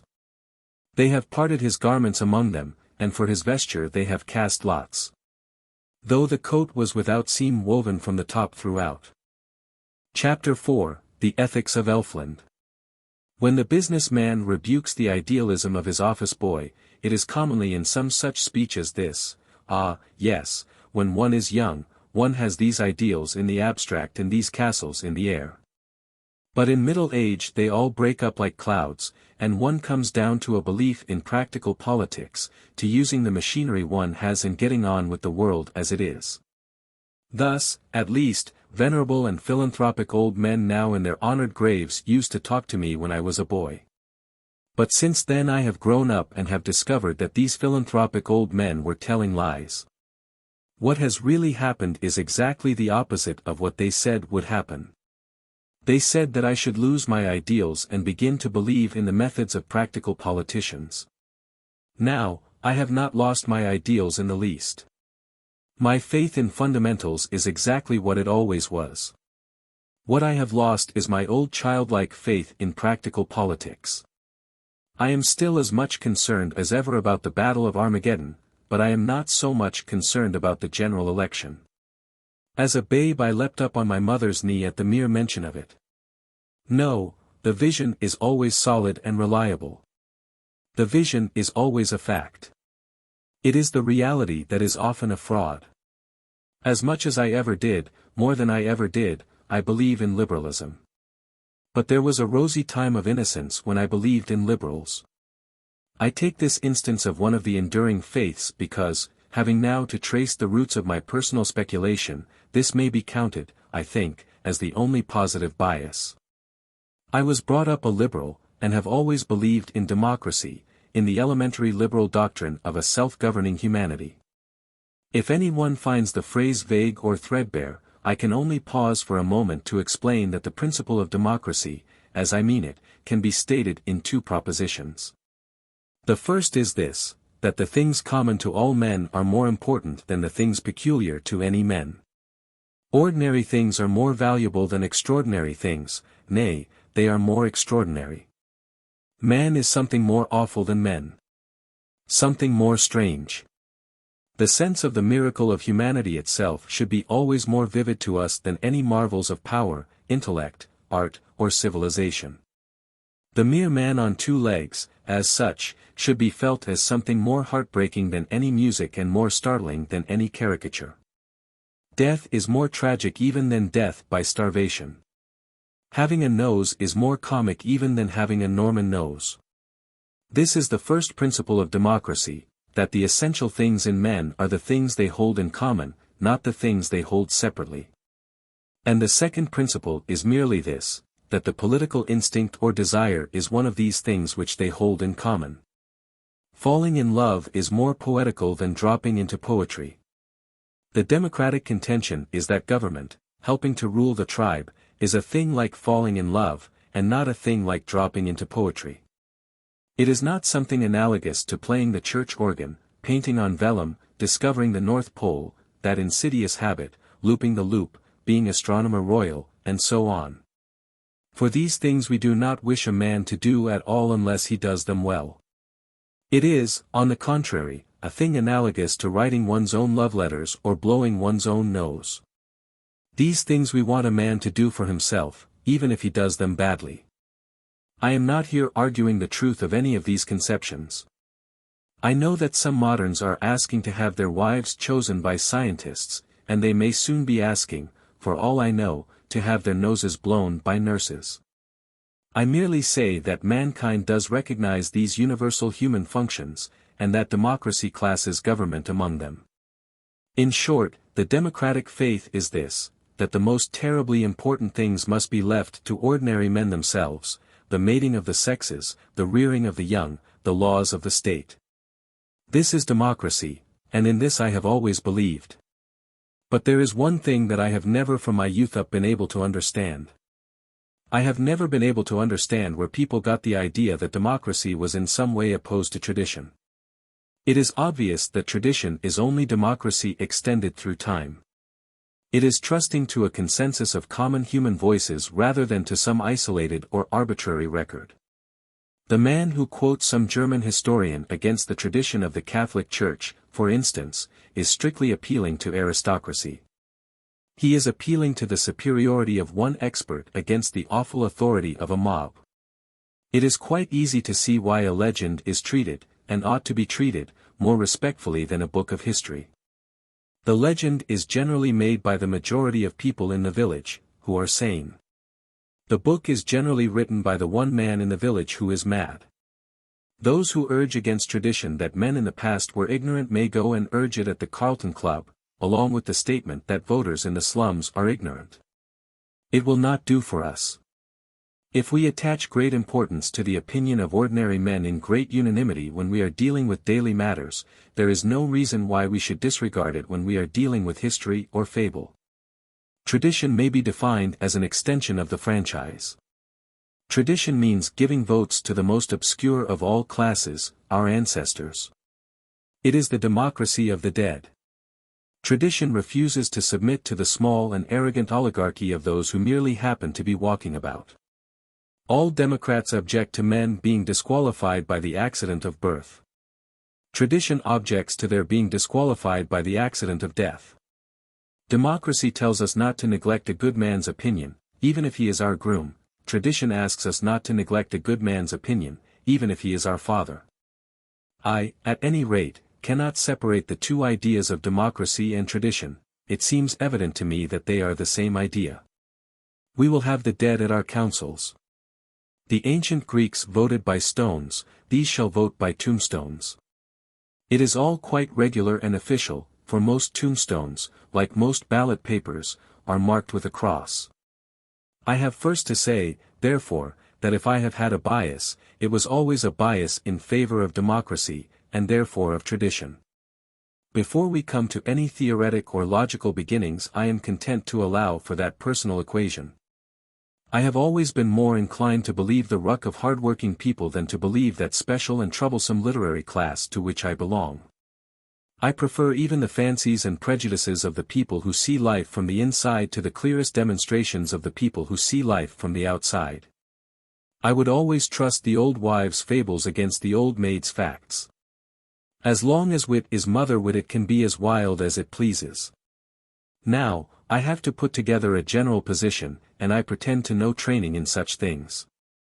I propose to do it, therefore, by writing down one after another the 3 or 4 fundamental ideas which I have found for myself, pretty much in the way that I found them. Then I shall roughly synthesize them, summing up my personal philosophy or natural religion.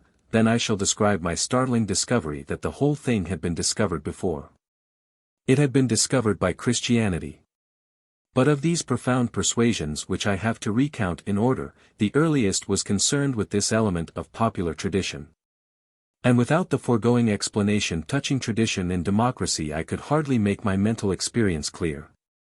As it is, I do not know whether I can make it clear, but I now propose to try.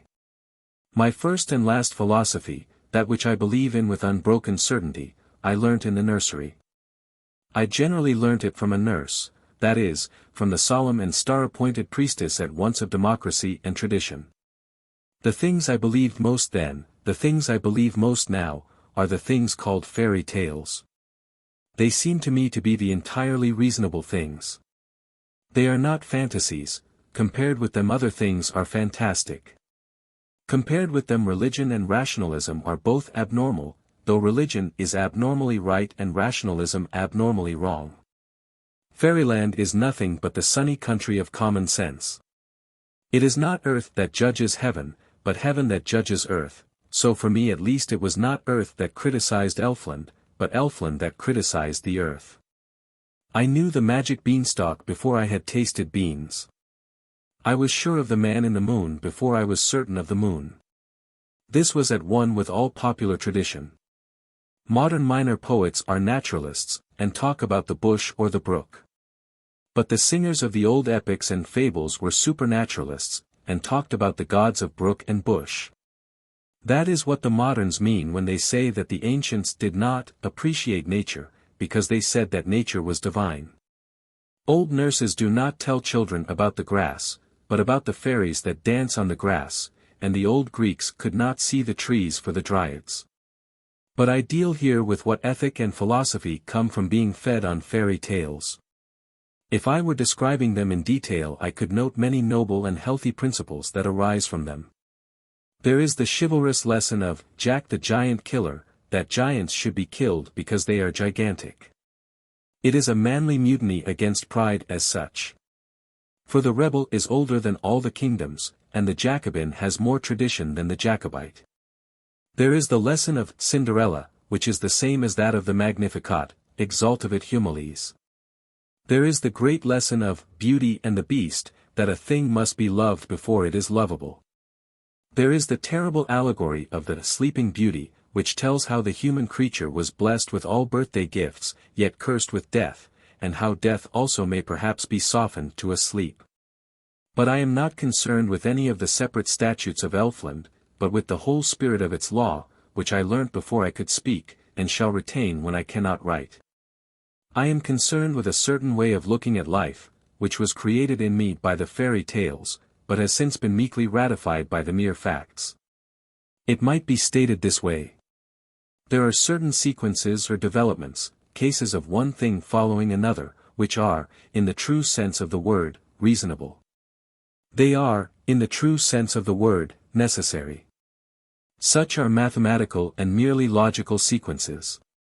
We in fairyland, who are the most reasonable of all creatures, admit that reason and that necessity.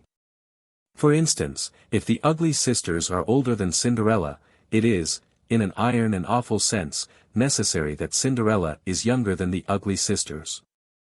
There is no getting out of it. Haeckel may talk as much fatalism about that fact as he pleases, it really must be. If Jack is the son of a miller is the father of Jack. Cold reason decrees it from her awful throne, and we in fairyland submit. If the three brothers all ride horses, there are 6 animals and 18 legs involved, that is true rationalism, and fairyland is full of it. But as I put my head over the hedge of the elves and began to take notice of the natural world, I observed an extraordinary thing. I observed that learned men in spectacles were talking of the actual things that happened, dawn and death and so on, as if they were rational and inevitable. They talked as if the fact that trees bear fruit were just as necessary as the fact that 2 and 1 trees make 3. But it is not. There is an enormous difference by the test of fairyland, which is the test of the imagination. You cannot imagine 2 and 1 not making 3. But you can easily imagine trees not growing fruit, you can imagine them growing golden candlesticks or tigers hanging on by the tail. These men in spectacles spoke much of a man named Newton, who was hit by an apple, and who discovered a law. But they could not be got to see the distinction between a true law, a law of reason, and the mere fact of apples falling. If the apple hit Newton's nose hit the apple. That is a true necessity, because we cannot conceive the one occurring without the other. But we can quite well conceive the apple not falling on his nose. We can fancy it flying ardently through the air to hit some other nose, of which it had a more definite dislike. We have always in our fairy tales kept this sharp distinction between the science of mental relations, in which there really are laws, and the science of physical facts, in which there are no laws, but only weird repetitions. We believe in bodily miracles, but not in mental impossibilities. We believe that a beanstalk climbed up to heaven, but that does not at all confuse our convictions on the philosophical question of how many beans make 5. Here is the peculiar perfection of tone and truth in the nursery tales. The man of science says, cut the stalk, and the apple will fall, but he says it calmly, as if the one idea really led up to the other. The witch in the fairy tale says, blow the horn, and the ogre's castle will fall, but she does not say it as if it were something in which the effect obviously arose out of the cause. Doubtless she has given the advice to many champions, and has seen many castles fall, but she does not lose either her wonder or her reason. She does not muddle her head until it imagines a necessary mental connection between a horn and a falling tower. But the scientific men do muddle their heads, until they imagine a necessary mental connection between an apple leaving the tree and an apple reaching the ground.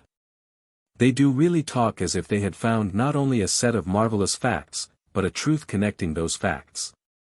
They do talk as if the connection of two strange things physically connected them philosophically. They feel that because one incomprehensible thing constantly follows another incomprehensible thing, the two together somehow make up a comprehensible thing. Two black riddles make a white answer. In fairyland we avoid the word law. But in the land of science they are singularly fond of it. Thus they will call some interesting conjecture about how forgotten folks pronounced the alphabet, Grimm's Law. But Grimm's Law is far less intellectual than Grimm's fairy tales. The tales are, at any rate, certainly tales, while the law is not a law. A law implies that we know the nature of the generalization and enactment, not merely that we have noticed some of the effects. If there is a law that pickpockets shall go to prison, it implies that there is an imaginable mental connection between the idea of prison and the idea of picking pockets. And we know what the idea is. We can say why we take liberty from a man who takes liberties. But we cannot say why an egg can turn into a chicken any more than we can say why a bear could turn into a fairy prince. As ideas, the egg and the chicken are further off each other than the bear and the prince, for no egg in itself suggests a chicken, whereas some princes do suggest bears. Granted, then, that certain transformations do happen, it is essential that we should regard them in the philosophic manner of fairy tales, not in the unphilosophic manner of science and the laws of nature. When we are asked why eggs turn to birds or fruits fall in autumn, we must answer exactly as the fairy godmother would answer if Cinderella asked her why mice turned to horses or her clothes fell from her at 12 o'clock. We must answer that it is magic. It is not a law, for we do not understand its general formula. It is not a necessity, for though we can count on it happening practically, we have no right to say that it must always happen. It is no argument for unalterable law, as Huxley fancied, that we count on the ordinary course of things. We do not count on it, we bet on it. We risk the remote possibility of a miracle as we do that of a poison pancake or a world-destroying comet. We leave it out of account, not because it is a miracle, and therefore an impossibility, but because it is a miracle, and therefore an exception. All the terms used in the science books, law, necessity, order, tendency, and so on, are really unintellectual, because they assume an inner synthesis which we do not possess. The only words that ever satisfied me as describing nature are the terms used in the fairy books, charm, spell, enchantment. They express the arbitrariness of the fact and its mystery. A tree grows fruit because it is a magic tree. Water runs downhill because it is bewitched. The sun shines because it is bewitched. I deny altogether that this is fantastic or even mystical. We may have some mysticism later on. But this fairy tale language about things is simply rational and agnostic. It is the only way I can express in words my clear and definite perception that one thing is quite distinct from another. That there is no logical connection between flying and laying eggs. It is the man who talks about law that he has never seen who is the mystic. Nay, the ordinary scientific man is strictly a sentimentalist. He is a sentimentalist in this essential sense, that he is soaked and swept away by mere associations. He has so often seen birds fly and lay eggs that he feels as if there must be some dreamy, tender connection between the two ideas, whereas there is none. A forlorn lover might be unable to dissociate the moon from lost love. So the materialist is unable to dissociate the moon from the tide. In both cases there is no connection, except that one has seen them together.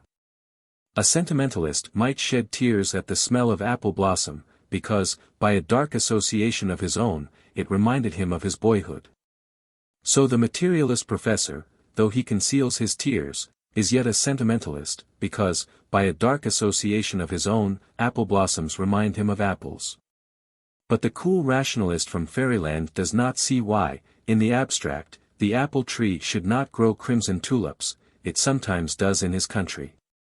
This elementary wonder, however, is not a mere fancy derived from the fairy tales. On the contrary, all the fire of the fairy tales is derived from this. Just as we all like love tales because there is an instinct of sex, we all like astonishing tales because they touch the nerve of the ancient instinct of astonishment. This is proved by the fact that when we are very young children we do not need fairy tales, we only need tales. Mere life is interesting enough. A child of 7 is excited by being told that Tommy opened a door and saw a dragon.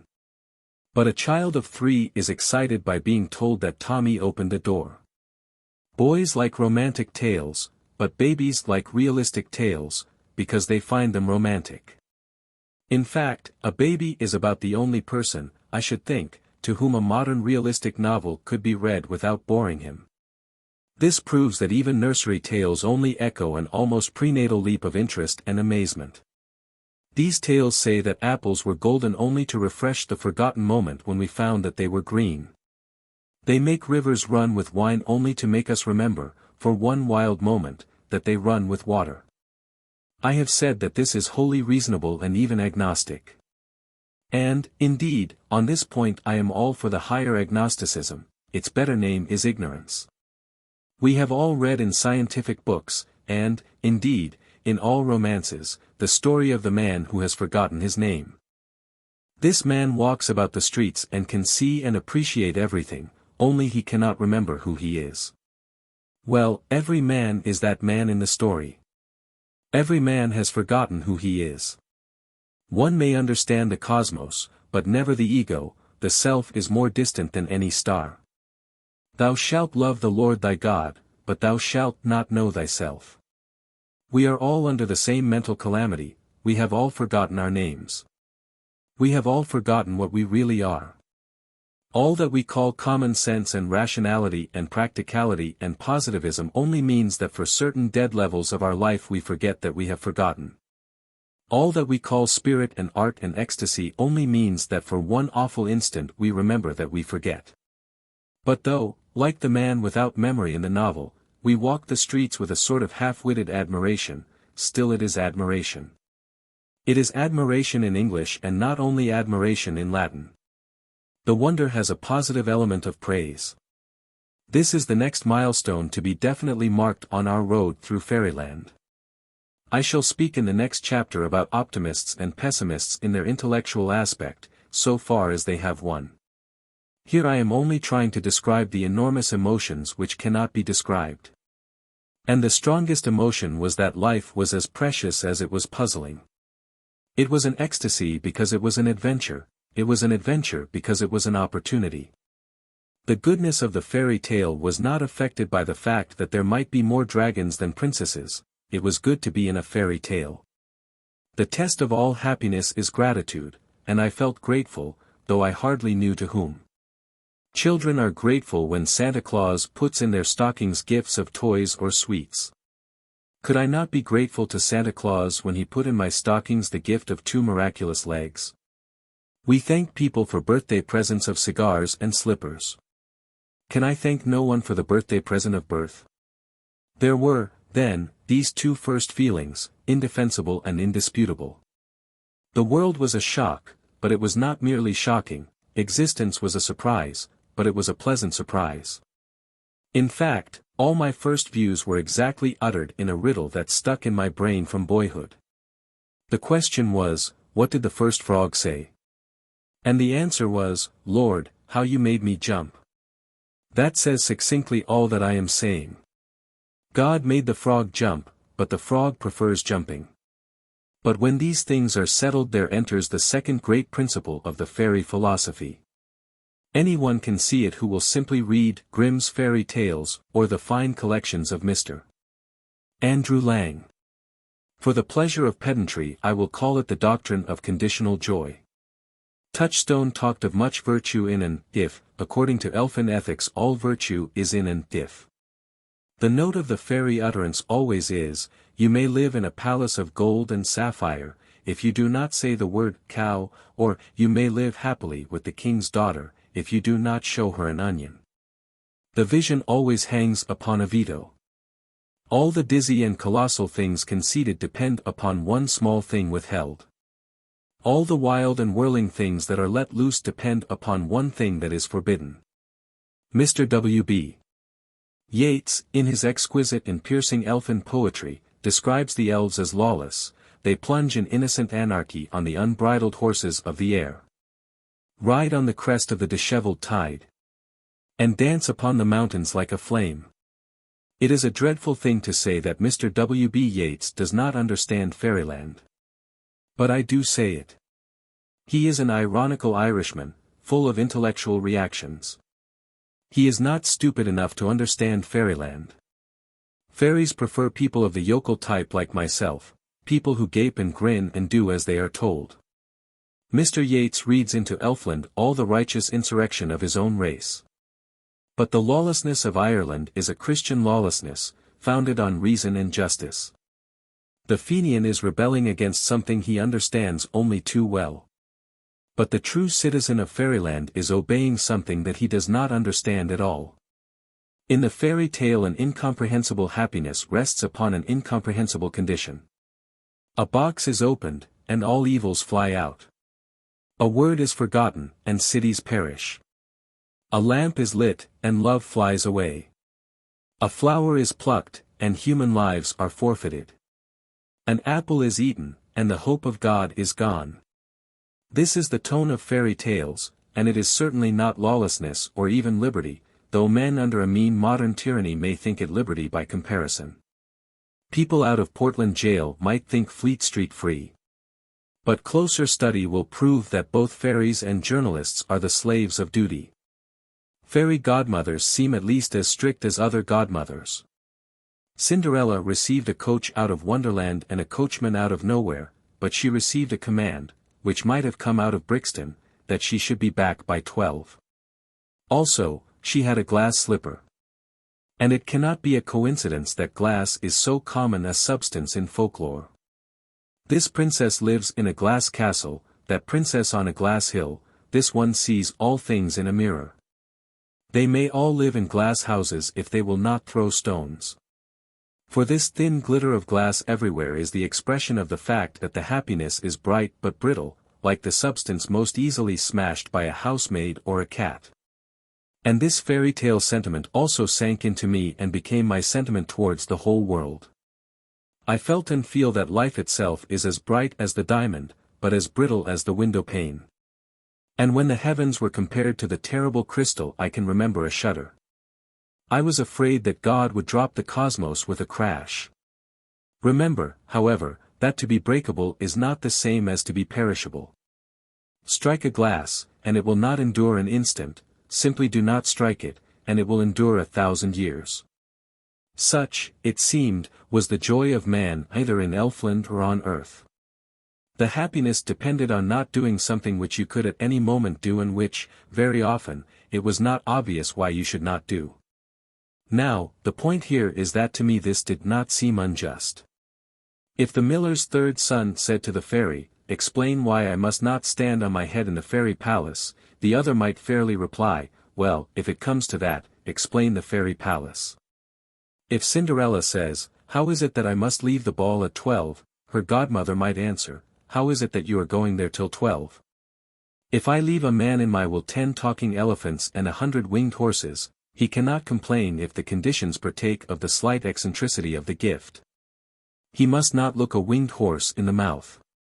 And it seemed to me that existence was itself so very eccentric a legacy that I could not complain of not understanding the limitations of the vision when I did not understand the vision they limited. The frame was no stranger than the picture.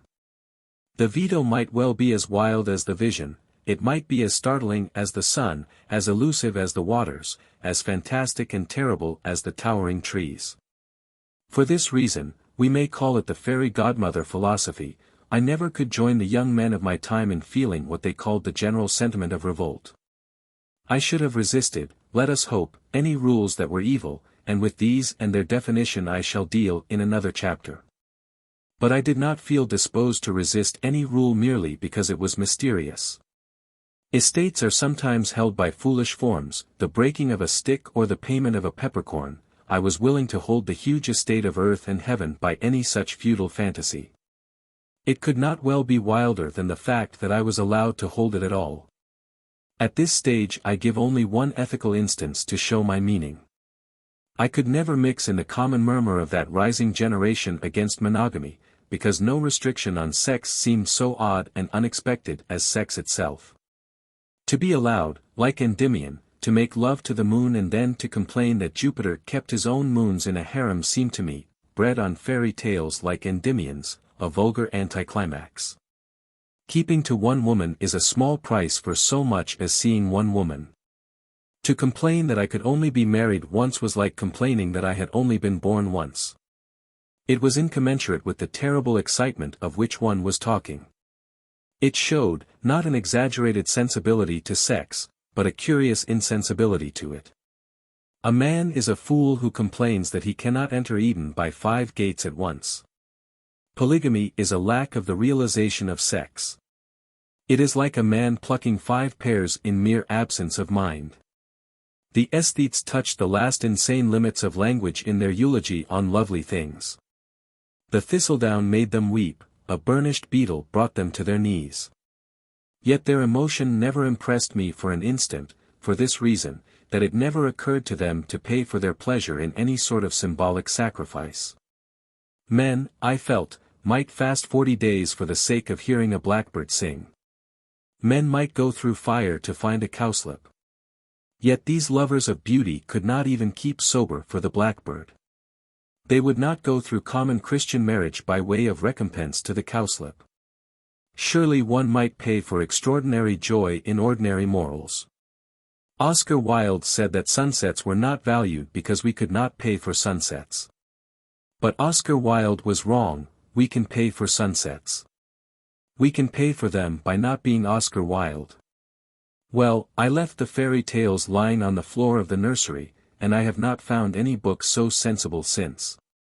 I left the nurse guardian of tradition and democracy, and I have not found any modern type so sanely radical or so sanely conservative.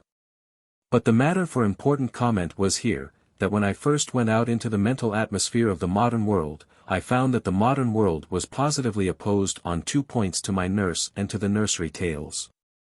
It has taken me a long time to find out that the modern world is wrong and my nurse was right.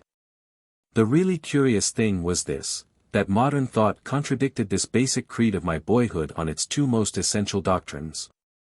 I have explained that the fairy tales founded in me 2 convictions: first, that this world is a wild and startling place, which might have been quite different, but which is quite delightful. Second, that before this wildness and delight one may well be modest and submit to the queerest limitations of so queer a kindness. But I found the whole modern world running like a high tide against both my tendernesses. And the shock of that collision created 2 sudden and spontaneous sentiments, which I have had ever since and which, crude as they were, have since hardened into convictions. First, I found the whole modern world talking scientific fatalism. Saying that everything is as it must always have been, being unfolded without fault from the beginning. The leaf on the tree is green because it could never have been anything else. Now, the fairy tale philosopher is glad that the leaf is green precisely because it might have been scarlet. He feels as if it had turned green an instant before he looked at it. He is pleased that snow is white on the strictly reasonable ground that it might have been black. Every color has in it a bold quality as of choice. The red of garden roses is not only decisive but dramatic, like suddenly spilt blood. He feels that something has been done. But the great determinists of the 19th century were strongly against this native feeling that something had happened an instant before. In fact, according to them, nothing ever really had happened since the beginning of the world. Nothing ever had happened since existence had happened, and even about the date of that they were not very sure. The modern world as I found it was solid for modern Calvinism, for the necessity of things being as they are. But when I came to ask them I found they had really no proof of this unavoidable repetition in things except the fact that the things were repeated. Now, the mere repetition made the things to me rather more weird than more rational. It was as if, having seen a curiously shaped nose in the street and dismissed it as an accident, I had then seen 6 other noses of the same astonishing shape. I should have fancied for a moment that it must be some local secret society. So one elephant having a trunk was odd, but all elephants having trunks looked like a plot. I speak here only of an emotion, and of an emotion at once stubborn and subtle. But the repetition in nature seems sometimes to be an excited repetition, like that of an angry schoolmaster saying the same thing over and over again. The grass seemed signaling to me with all its fingers at once. The crowded stars seemed bent upon being understood. The sun would make me see him if he rose 1,000 times. The recurrences of the universe rose to the maddening rhythm of an incantation, and I began to see an idea. All the towering materialism which dominates the modern mind rests ultimately upon one assumption, a false assumption. It is supposed that if a thing goes on repeating itself it is probably dead, a piece of clockwork. People feel that if the universe was personal it would vary, if the sun were alive it would dance. This is a fallacy even in relation to known fact. For the variation in human affairs is generally brought into them, not by life, but by death. By the dying down or breaking off of their strength or desire. A man varies his movements because of some slight element of failure or fatigue. He gets into an omnibus because he is tired of walking, or he walks because he is tired of sitting still. But if his life and joy were so gigantic that he never tired of going to Islington, he might go to Islington as regularly as the Thames goes to Sheerness. The very speed and ecstasy of his life would have the stillness of death. The sun rises every morning. I do not rise every morning, but the variation is due not to my activity, but to my inaction. Now, to put the matter in a popular phrase, it might be true that the sun rises regularly because he never gets tired of rising. His routine might be due, not to a lifelessness, but to a rush of life. The thing I mean can be seen, for instance, in children, when they find some game or joke that they specially enjoy. A child kicks his legs rhythmically through excess, not absence, of life. Because children have abounding vitality, because they are in spirit fierce and free, therefore they want things repeated and unchanged. They always say, "Do it again," and the grown-up person does it again until he is nearly dead. For grown-up people are not strong enough to exult in monotony. But perhaps God is strong enough to exult in monotony. It is possible that God says every morning, "Do it again," to the sun, and every evening, "Do it again," to the moon. It may not be automatic necessity that makes all daisies alike, it may be that God makes every daisy separately, but has never got tired of making them. It may be that he has the eternal appetite of infancy. For we have sinned and grown old, and our Father is younger than we. The repetition in nature may not be a mere recurrence, it may be a theatrical encore. Heaven may encore the bird who laid an egg. If the human being conceives and brings forth a human child instead of bringing forth a fish, or a bat, or a griffin, the reason may not be that we are fixed in an animal fate without life or purpose. It may be that our little tragedy has touched the gods, that they admire it from their starry galleries, and that at the end of every human drama man is called again and again before the curtain. Repetition may go on for millions of years, by mere choice, and at any instant it may stop. Man may stand on the earth generation after generation, and yet each birth be his positively last appearance. This was my first conviction. Made by the shock of my childish emotions meeting the modern creed in mid-career. I had always vaguely felt facts to be miracles in the sense that they are wonderful, now I began to think them miracles in the stricter sense that they were willful. I mean that they were, or might be, repeated exercises of some will. In short, I had always believed that the world involved magic, now I thought that perhaps it involved a magician.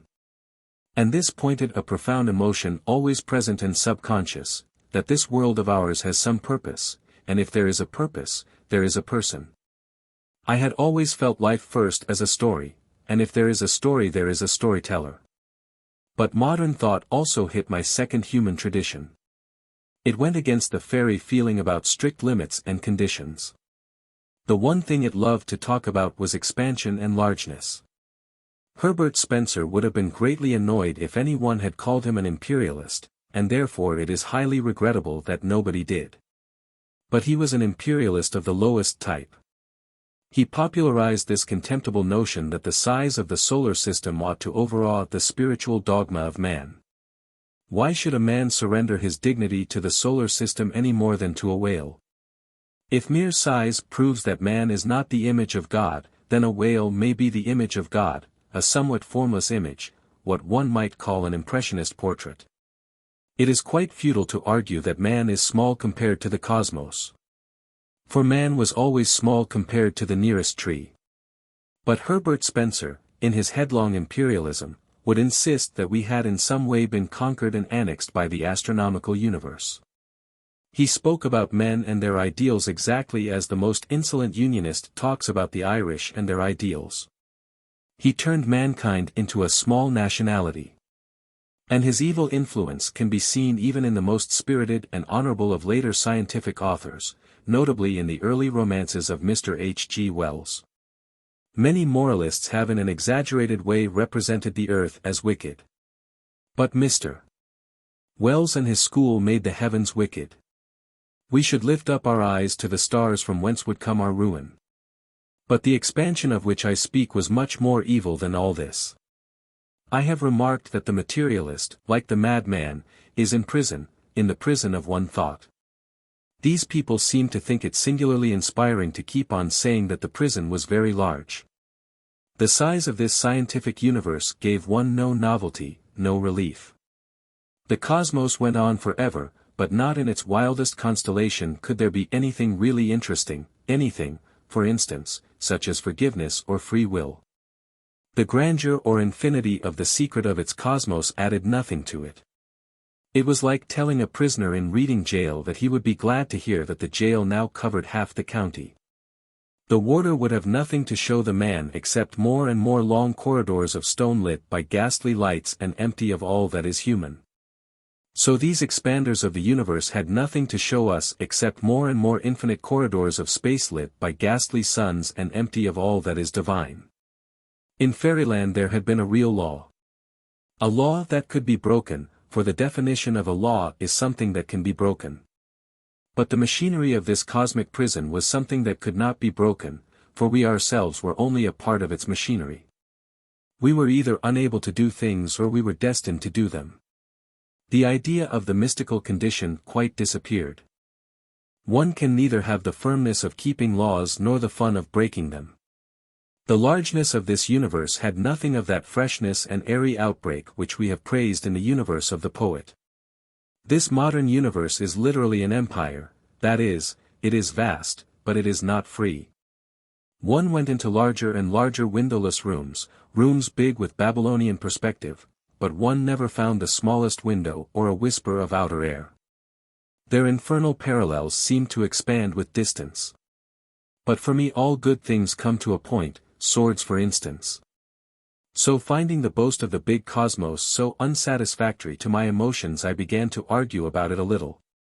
And I soon found that the whole attitude was even shallower than could have been expected. According to these people the cosmos was one thing since it had one unbroken rule. Only, they would say, while it is one thing it is also the only thing there is. Why, then, should one worry particularly to call it large?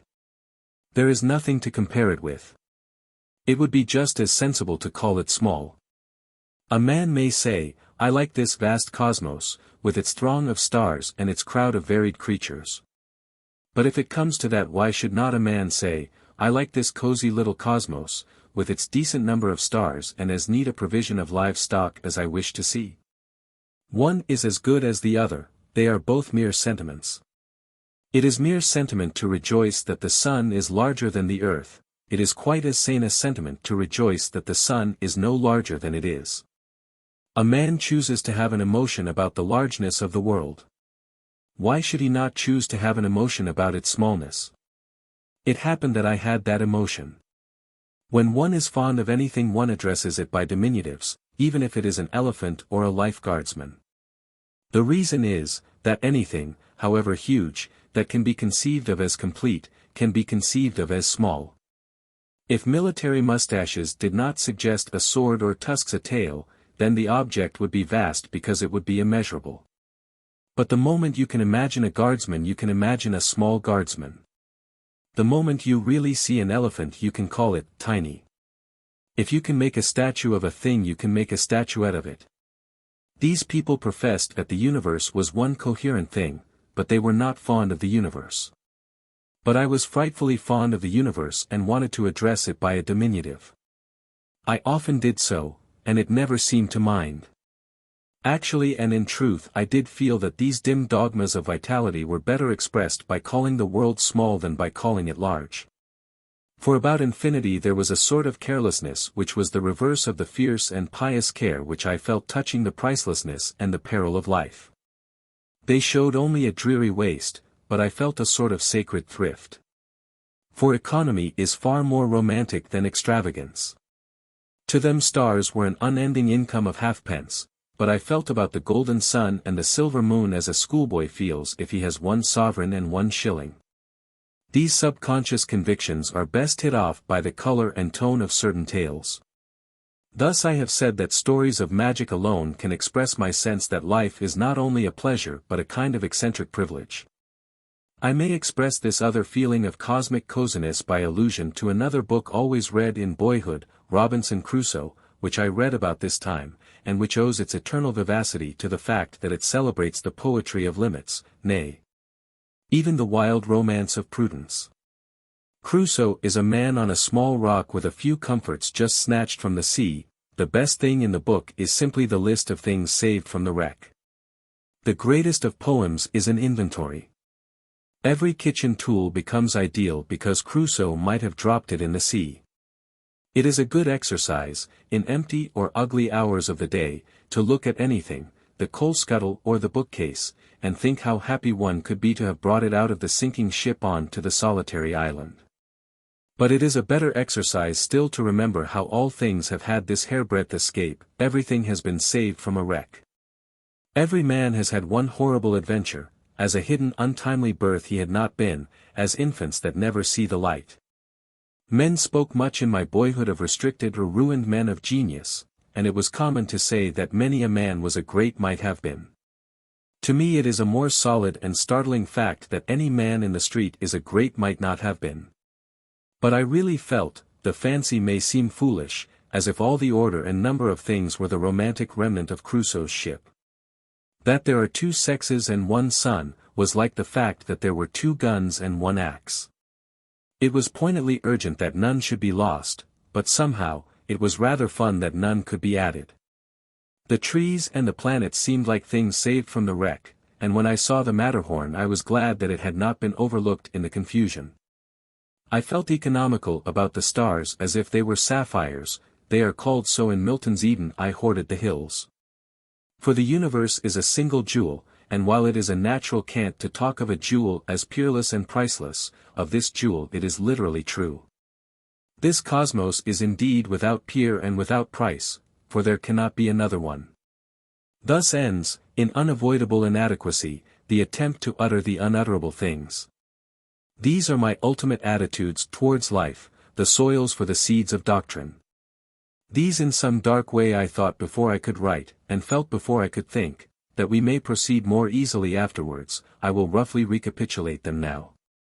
I felt in my bones, first, that this world does not explain itself. It may be a miracle with a supernatural explanation, it may be a conjuring trick, with a natural explanation. But the explanation of the conjuring trick, if it is to satisfy me, will have to be better than the natural explanations I have heard. The thing is magic, true or false. Second, I came to feel as if magic must have a meaning, and meaning must have someone to mean it. There was something personal in the world, as in a work of art, whatever it meant violently. Third, I thought this purpose beautiful in its old design, in spite of its defects, such as dragons. Fourth, that the proper form of thanks to it is some form of humility and restraint. We should thank God for beer and Burgundy by not drinking too much of them. We owed, also, an obedience to whatever made us. And last, and strangest, there had come into my mind a vague and vast impression that in some way all good was a remnant to be stored and held sacred out of some primordial ruin. Man had saved his good as Crusoe saved his goods, he had saved them from a wreck. All this I felt, and the age gave me no encouragement to feel it. And all this time I had not even thought of Christian theology. Chapter 5, The Flag of the World. When I was a boy there were two curious men running about who were called the optimist and the pessimist. I constantly used the words myself, but I cheerfully confess that I never had any very special idea of what they meant. The only thing which might be considered evident was that they could not mean what they said. For the ordinary verbal explanation was that the optimist thought this world as good as it could be, while the pessimist thought it as bad as it could be. Both these statements being obviously raving nonsense, one had to cast about for other explanations. An optimist could not mean a man who thought everything right and nothing wrong. For that is meaningless. It is like calling everything right and nothing left. Upon the whole, I came to the conclusion that the optimist thought everything good except the pessimist, and that the pessimist thought everything bad, except himself. It would be unfair to omit altogether from the list the mysterious but suggestive definition said to have been given by a little girl: an optimist is a man who looks after your eyes, and a pessimist is a man who looks after your feet. I am not sure that this is not the best definition of all. There is even a sort of allegorical truth in it. For there might, perhaps, be a profitable distinction drawn between that more dreary thinker who thinks merely of our contact with the earth from moment to moment, and that happier thinker who considers rather our primary power of vision and of choice of road. But this is a deep mistake in this alternative of the optimist and the pessimist. The assumption of it is that a man criticizes this world as if he were house hunting, as if he were being shown over a new suite of apartments. If a man came to this world from some other world in full possession of his powers, he might discuss whether the advantage of midsummer woods made up for the disadvantage of mad dogs. Just as a man looking for lodgings might balance the presence of a telephone against the absence of a sea view. But no man is in that position. A man belongs to this world before he begins to ask if it is nice to belong to it. He has fought for the flag, and often won heroic victories for the flag long before he has ever enlisted. To put shortly what seems the essential matter, he has a loyalty long before he has any admiration. In the last chapter it has been said that the primary feeling that this world is strange and yet attractive is best expressed in fairy tales.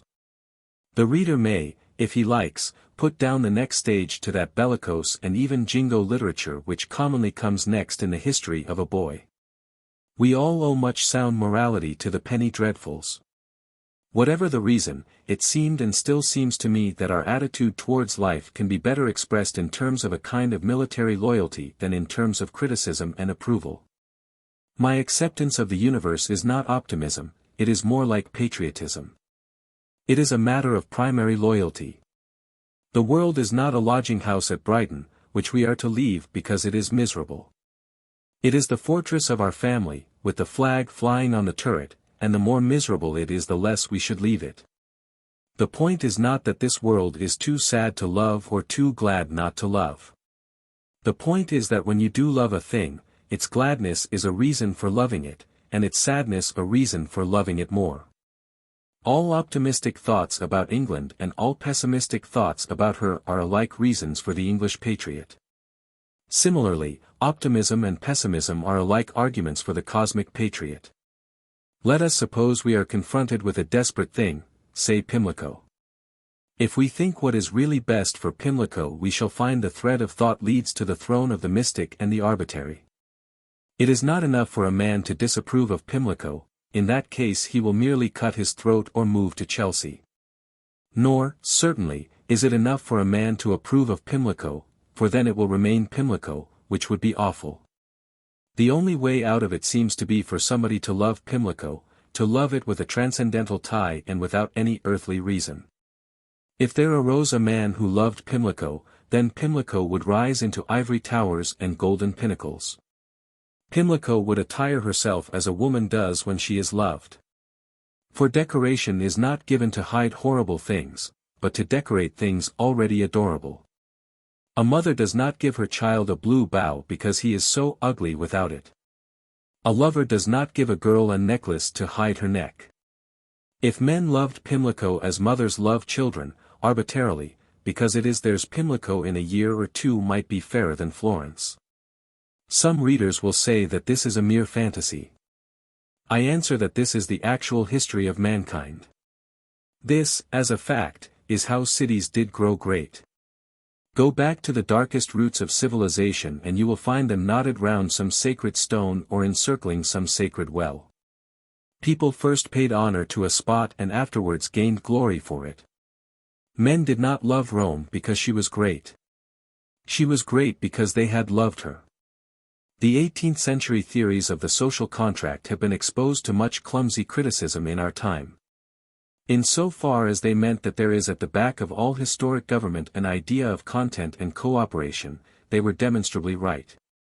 But they really were wrong in so far as they suggested that men had ever aimed at order or ethics directly by a conscious exchange of interests.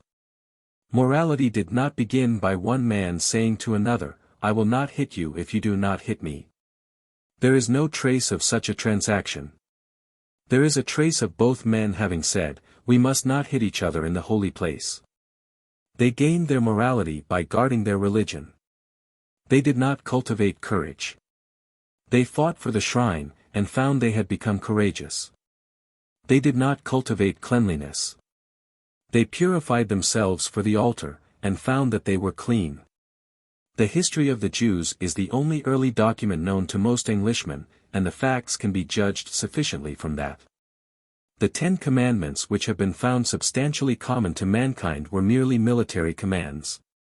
A code of regimental orders, issued to protect a certain ark across a certain desert. Anarchy was evil because it endangered the sanctity. And only when they made a holy day for God did they find they had made a holiday for men. If it be granted that this primary devotion to a place or thing is a source of creative energy, we can pass on to a very peculiar fact. Let us reiterate for an instant that the only right optimism is a sort of universal patriotism. What is the matter with the pessimist? I think it can be stated by saying that he is the cosmic anti-patriot. And what is the matter with the anti-patriot? I think it can be stated, without undue bitterness, by saying that he is the candid friend. And what is the matter with the candid friend? There we strike the rock of real life and immutable human nature. I venture to say that what is bad in the candid friend is simply that he is not candid. He is keeping something back, his own gloomy pleasure in saying unpleasant things. He has a secret desire to hurt, not merely to help. This is certainly, I think, what makes a certain sort of anti-patriot irritating to healthy citizens.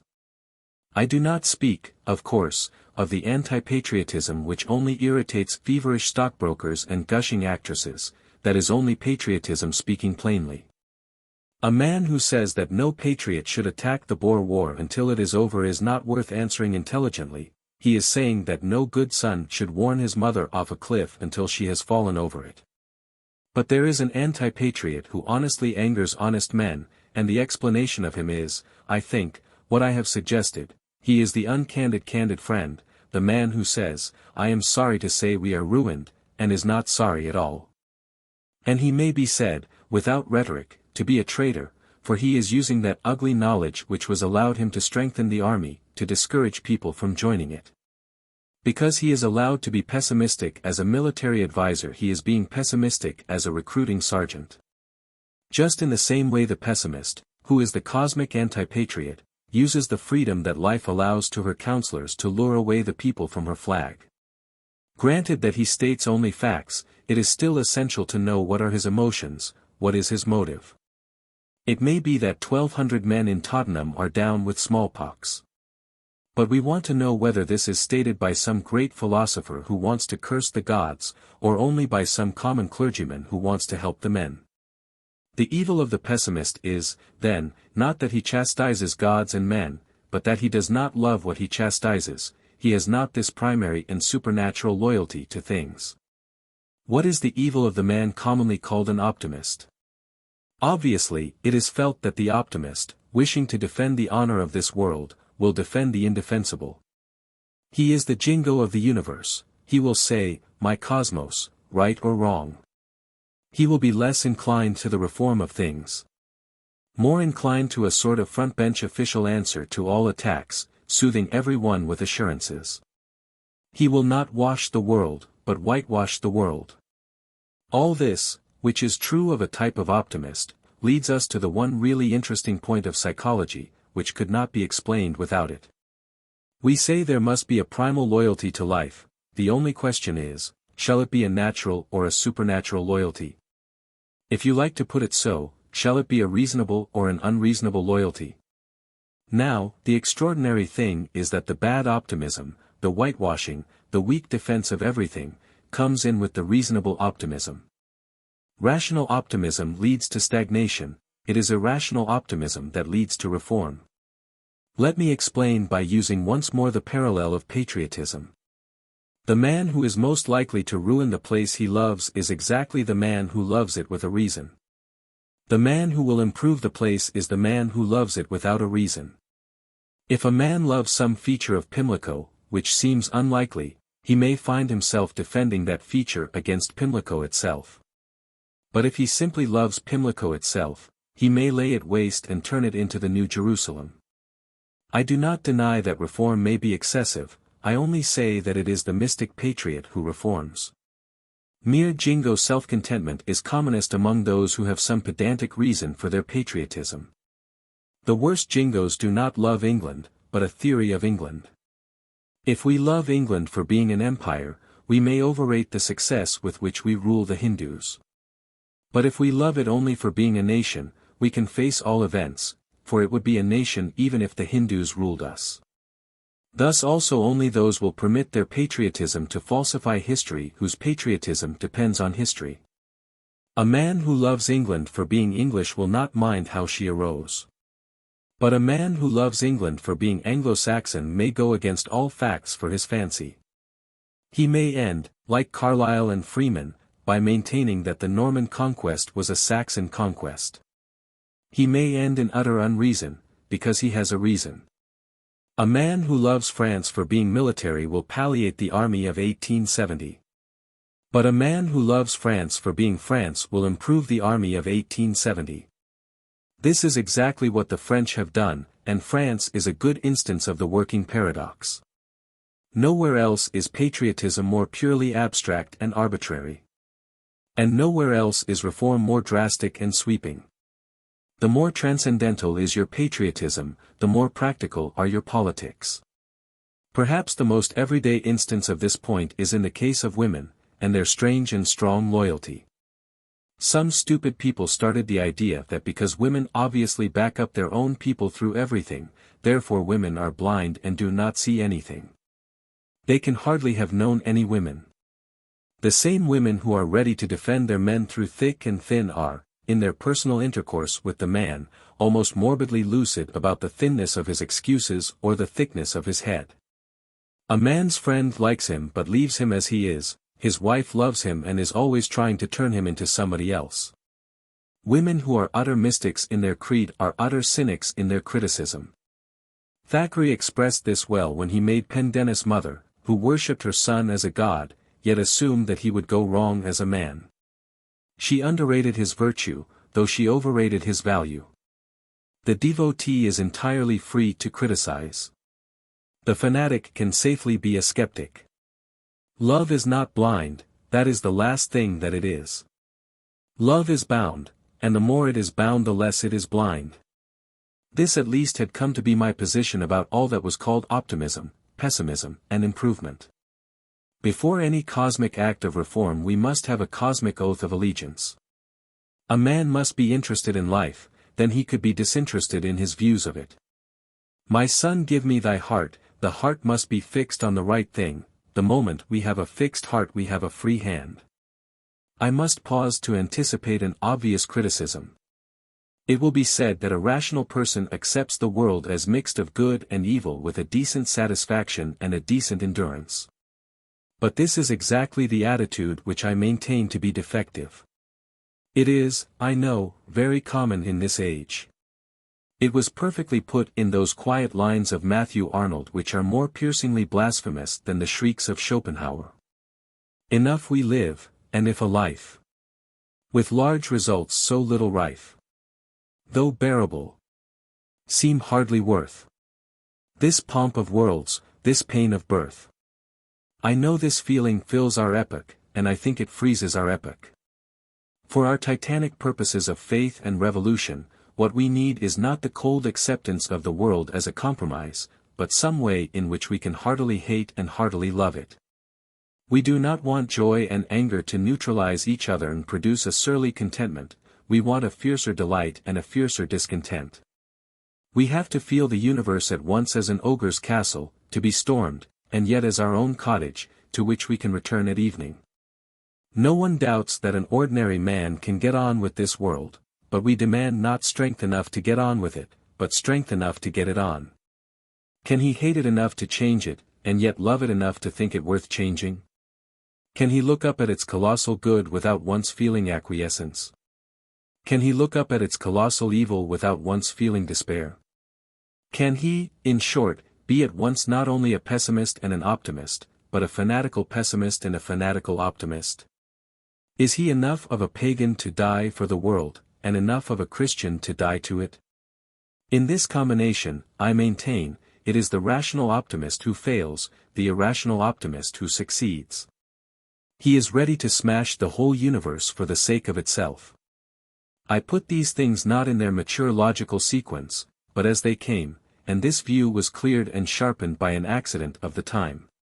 Under the lengthening shadow of Ibsen, an argument arose whether it was not a very nice thing to murder oneself. Grave moderns told us that we must not even say, poor fellow, of a man who had blown his brains out, since he was an enviable person, and had only blown them out because of their exceptional excellence. Mr. William Archer even suggested that in the Golden Age there would be penny-in-the-slot machines, by which a man could kill himself for a penny. In all this I found myself utterly hostile to many who called themselves liberal and humane. Not only is suicide a sin, it is the sin. It is the ultimate and absolute evil, the refusal to take an interest in existence, the refusal to take the oath of loyalty to life. The man who kills a man, kills a man. The man who kills himself, kills all men, as far as he is concerned he wipes out the world. His act is worse, symbolically considered, than any rape or dynamite outrage. For it destroys all buildings, it insults all women. The thief is satisfied with diamonds, but the suicide is not, that is his crime. He cannot be bribed, even by the blazing stones of the celestial city. The thief compliments the things he steals, if not the owner of them. But the suicide insults everything on earth by not stealing it. He defiles every flower by refusing to live for its sake. There is not a tiny creature in the cosmos at whom his death is not a sneer. When a man hangs himself on a tree, the leaves might fall off in anger and the birds fly away in fury, for each has received a personal affront. Of course there may be pathetic emotional excuses for the act. There often are for rape, and there almost always are for dynamite. But if it comes to clear ideas and the intelligent meaning of things, then there is much more rational and philosophic truth in the burial at the crossroads and the stake driven through the body, than in Mr. Archer's suicidal automatic machines. There is a meaning in burying the suicide apart. The man's crime is different from other crimes, for it makes even crimes impossible. About the same time I read a solemn flippancy by some free thinker. He said that a suicide was only the same as a martyr. The open fallacy of this helped to clear the question. Obviously a suicide is the opposite of a martyr. A martyr is a man who cares so much for something outside him, that he forgets his own personal life. A suicide is a man who cares so little for anything outside him, that he wants to see the last of everything. One wants something to begin, the other wants everything to end. In other words, the martyr is noble, exactly because, however he renounces the world or execrates all humanity, he confesses this ultimate link with life. He sets his heart outside himself, he dies that something may live. The suicide is ignoble because he has not this link with being, he is a mere destroyer, spiritually, he destroys the universe.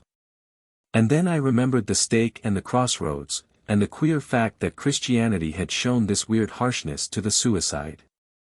For Christianity had shown a wild encouragement of the martyr.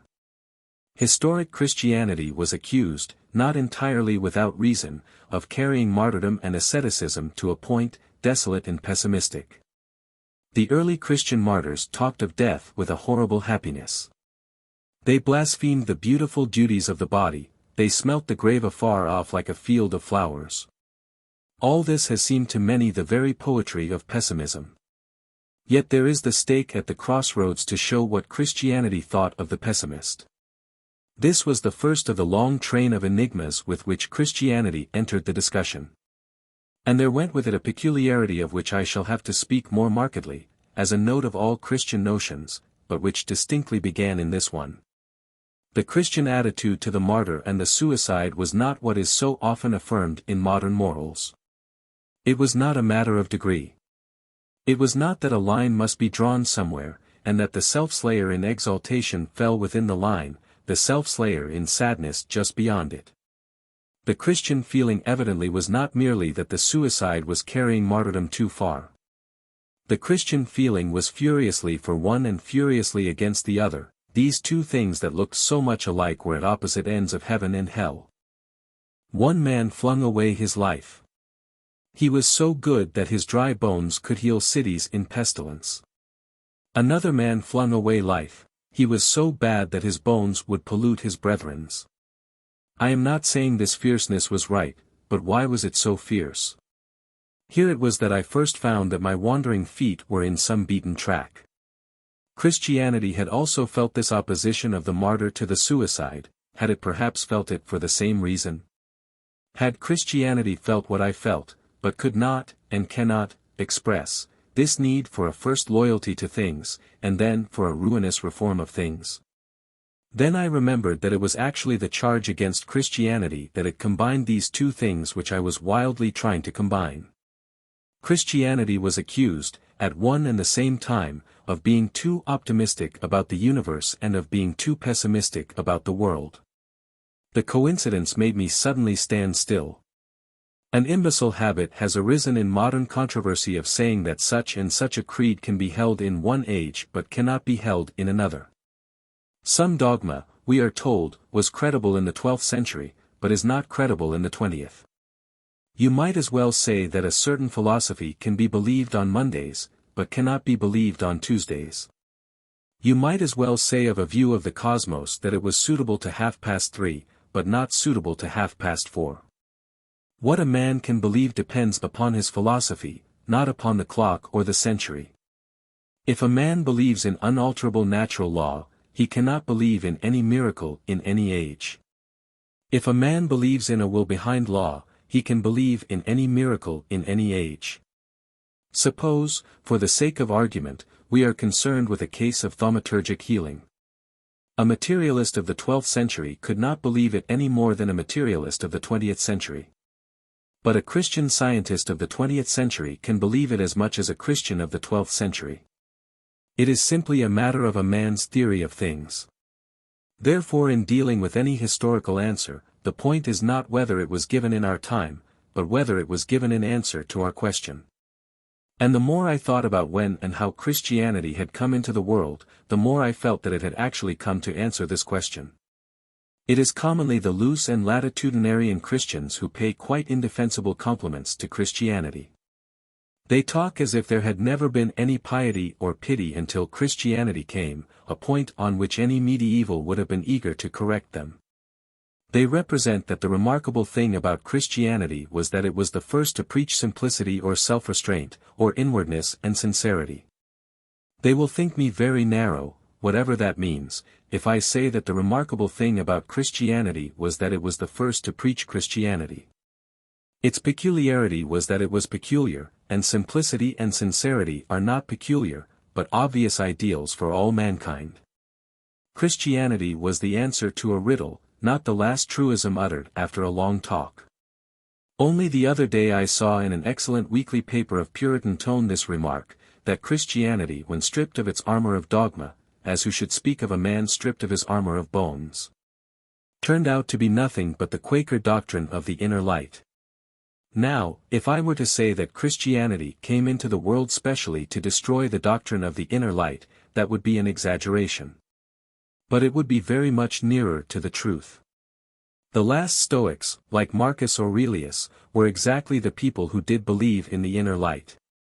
Their dignity, their weariness, their sad external care for others, their incurable internal care for themselves, were all due to the inner light and existed only by that dismal illumination. Notice that Marcus Aurelius insists, as such introspective moralists always do, upon small things done or undone. It is because he has not hate or love enough to make a moral revolution. He gets up early in the morning, just as our own aristocrats living the simple life get up early in the morning, because such altruism is much easier than stopping the games of the amphitheater or giving the English people back their land. Marcus Aurelius is the most intolerable of human types. He is an unselfish egoist. An unselfish egoist is a man who has pride without the excuse of passion. Of all conceivable forms of enlightenment, the worst is what these people call the inner light. Of all horrible religions, the most horrible is the worship of the God within. Anyone who knows anybody knows how it would work. Anyone who knows anyone from the higher thought center knows how it does work. That Jones shall worship the God within him turns out ultimately to mean that Jones shall worship Jones. Let Jones worship the sun or moon, anything rather than the inner light. Let Jones worship cats or crocodiles, if he can find any in his street, but not the God within. Christianity came into the world firstly in order to assert with violence that a man had not only to look inwards, but to look outwards, to behold with astonishment and enthusiasm a divine company and a divine captain. The only fun of being a Christian was that a man was not left alone with the inner light, but definitely recognized an outer light, fair as the sun, clear as the moon, terrible as an army with banners. All the same, it will be as well if Jones does not worship the sun and moon. If he does, there is a tendency for him to imitate them, to say, that because the sun burns insects alive, he may burn insects alive. He thinks that because the sun gives people sunstroke, he may give his neighbor measles. He thinks that because the moon is said to drive men mad, he may drive his wife mad. This ugly side of mere external optimism had also shown itself in the ancient world. About the time when the Stoic idealism had begun to show the weaknesses of pessimism, the old nature worship of the ancients had begun to show the enormous weaknesses of optimism. Nature worship is natural enough while the society is young, or, in other words, pantheism is all right as long as it is the worship of Pan. But nature has another side which experience and sin are not slow in finding out, and it is no flippancy to say of the god Pan that he soon showed the cloven hoof. The only objection to natural religion is that somehow it always becomes unnatural. A man loves nature in the morning for her innocence and amiability, and at nightfall, if he is loving her still, it is for her darkness and her cruelty. He washes at dawn in clear water as did the wise man of the Stoics, yet, somehow at the dark end of the day, he is bathing in hot bull's blood, as did Julian the Apostate. The mere pursuit of health always leads to something unhealthy.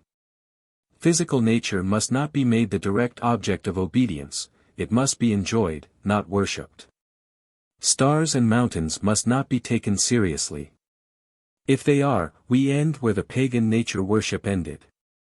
Because the earth is kind, we can imitate all her cruelties. Because sexuality is sane, we can all go mad about sexuality. Mere optimism had reached its insane and appropriate termination. The theory that everything was good had become an orgy of everything that was bad. On the other side, our idealist pessimists were represented by the old remnant of the Stoics. Marcus Aurelius and his friends had really given up the idea of any god in the universe and looked only to the God within. They had no hope of any virtue in nature, and hardly any hope of any virtue in society. They had not enough interest in the outer world really to wreck or revolutionize it. They did not love the city enough to set fire to it. Thus the ancient world was exactly in our own desolate dilemma. The only people who really enjoyed this world were busy breaking it up, and the virtuous people did not care enough about them to knock them down. In this dilemma, the same as ours, Christianity suddenly stepped in and offered a singular answer, which the world eventually accepted as the answer. It was the answer then, and I think it is the answer now. This answer was like the slash of a sword, it sundered, it did not in any sense sentimentally unite. Briefly, it divided God from the cosmos. That transcendence and distinctness of the deity which some Christians now want to remove from Christianity, was really the only reason why anyone wanted to be a Christian. It was the whole point of the Christian answer to the unhappy pessimist and the still more unhappy optimist. As I am here only concerned with their particular problem, I shall indicate only briefly this great metaphysical suggestion. All descriptions of the creating or sustaining principle in things must be metaphorical, because they must be verbal. Thus the pantheist is forced to speak of God in all things as if he were in a box. Thus the evolutionist has, in his very name, the idea of being unrolled like a carpet. All terms, religious and irreligious, are open to this charge. The only question is whether all terms are useless, or whether one can, with such a phrase, cover a distinct idea about the origin of things. I think one can, and so evidently does the evolutionist, or he would not talk about evolution. And the root phrase for all Christian theism was this, that God was a creator, as an artist is a creator. A poet is so separate from his poem that he himself speaks of it as a little thing he has thrown off. Even in giving it forth he has flung it away. This principle that all creation and procreation is a breaking off is at least as consistent through the cosmos as the evolutionary principle that all growth is a branching out. A woman loses a child even in having a child. All creation is separation. Birth is as solemn a parting as death. It was the prime philosophic principle of Christianity that this divorce in the divine act of making, such as severs the poet from the poem or the mother from the newborn child, was the true description of the act whereby the absolute energy made the world. According to most philosophers, God in making the world enslaved it. According to Christianity, in making it, he set it free. God had written, not so much a poem, but rather a play. A play he had planned as perfect, but which had necessarily been left to human actors and stage managers, who had since made a great mess of it. I will discuss the truth of this theorem later. Here I have only to point out with what a startling smoothness it passed the dilemma we have discussed in this chapter. In this way at least one could be both happy and indignant without degrading one's self to be either a pessimist or an optimist. On this system one could fight all the forces of existence without deserting the flag of existence. One could be at peace with the universe and yet be at war with the world. St. George could still fight the dragon, however big the monster bulked in the cosmos, though he were bigger than the mighty cities or bigger than the everlasting hills. If he were as big as the world he could yet be killed in the name of the world. St. George had not to consider any obvious odds or proportions in the scale of things, but only the original secret of their design. He can shake his sword at the dragon, even if it is everything. Even if the empty heavens over his head are only the huge arch of its open jaws. And then followed an experience impossible to describe. It was as if I had been blundering about since my birth with two huge and unmanageable machines, of different shapes and without apparent connection, the world and the Christian tradition. I had found this hole in the world, the fact that one must somehow find a way of loving the world without trusting it, somehow one must love the world without being worldly. I found this projecting feature of Christian theology, like a sort of hard spike, the dogmatic insistence that God was personal, and had made a world separate from himself. The spike of dogma fitted exactly into the hole in the world, it had evidently been meant to go there, and then the strange thing began to happen. When once these two parts of the two machines had come together, one after another, all the other parts fitted and fell in with an eerie exactitude. I could hear bolt after bolt over all the machinery falling into its place with a kind of click of relief.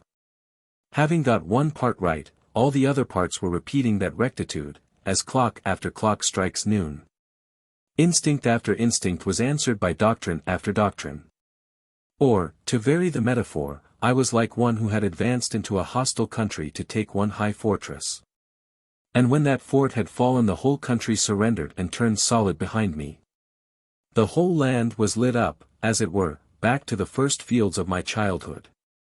All those blind fancies of boyhood which in the 4th chapter one have tried in vain to trace on the darkness, became suddenly transparent insane. I was right when I felt that roses were red by some sort of choice, it was the divine choice. I was right when I felt that I would almost rather say that grass was the wrong color than say that it must by necessity have been that color. It might verily have been any other. My sense that happiness hung on the crazy thread of a condition did mean something when all was said. It meant the whole doctrine of the fall. Even those dim and shapeless monsters of notions which I have not been able to describe, much less defend, stepped quietly into their places like colossal caryatids of the creed. The fancy that the cosmos was not vast and void, but small and cozy, had a fulfilled significance now, for anything that is a work of art must be small in the sight of the artist. To God the stars might be only small and dear, like diamonds. And my haunting instinct that somehow good was not merely a tool to be used, but a relic to be guarded, like the goods from Crusoe's ship, even that had been the wild whisper of something originally wise, for, according to Christianity, we were indeed the survivors of a wreck, the crew of a golden ship that had gone down before the beginning of the world. But the important matter was this, that it entirely reversed the reason for optimism. And the instant the reversal was made it felt like the abrupt ease when a bone is put back in the socket. I had often called myself an optimist, to avoid the too evident blasphemy of pessimism. But all the optimism of the age had been false and disheartening for this reason, that it had always been trying to prove that we fit into the world. The Christian optimism is based on the fact that we do not fit into the world. I had tried to be happy by telling myself that man is an animal, like any other which sought its meat from God. But now I really was happy, for I had learnt that man is a monstrosity.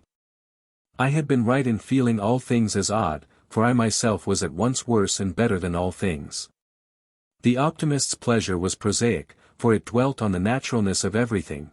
The Christian pleasure was poetic, for it dwelt on the unnaturalness of everything in the light of the supernatural. The modern philosopher had told me again and again that I was in the right place, and I had still felt depressed even in acquiescence. But I had heard that I was in the wrong place, and my soul sang for joy, like a bird in spring. The knowledge found out and illuminated forgotten chambers in the dark house of infancy. I knew now why grass had always seemed to me as queer as the green beard of a giant, and why I could feel homesick at home. Chapter 6, The Paradoxes of Christianity. The real trouble with this world of ours is not that it is an unreasonable world, nor even that it is a reasonable one. The commonest kind of trouble is that it is nearly reasonable, but not quite. Life is not an illogicality, yet it is a trap for logicians.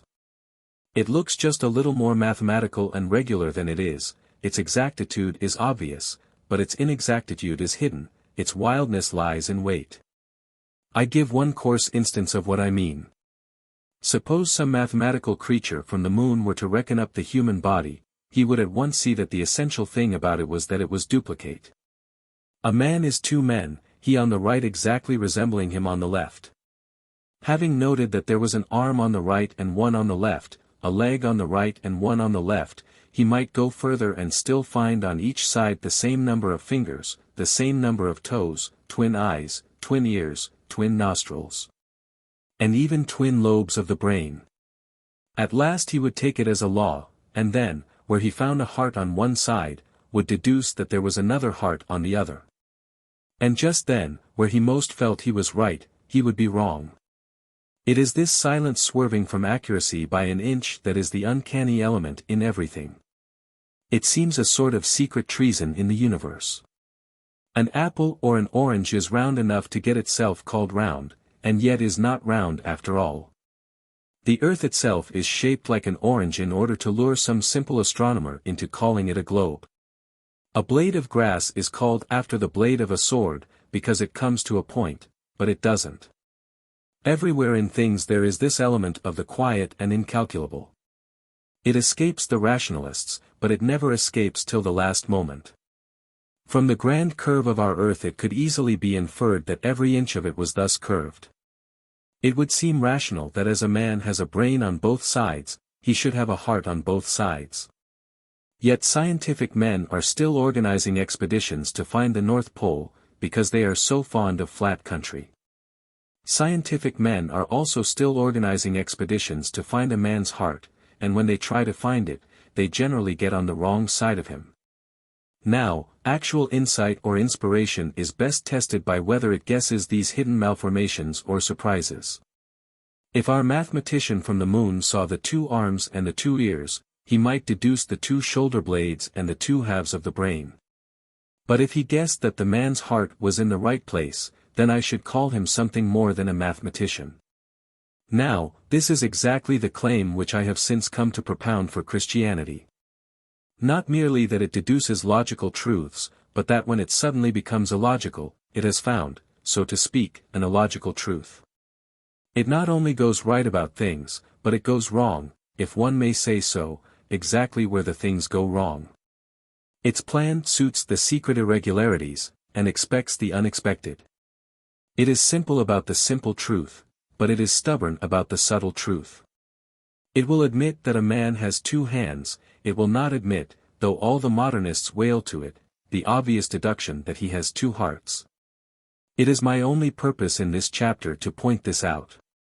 To show that whenever we feel there is something odd in Christian theology, we shall generally find that there is something odd in the truth. I have alluded to an unmeaning phrase to the effect that such and such a creed cannot be believed in our age. Of course, anything can be believed in any age.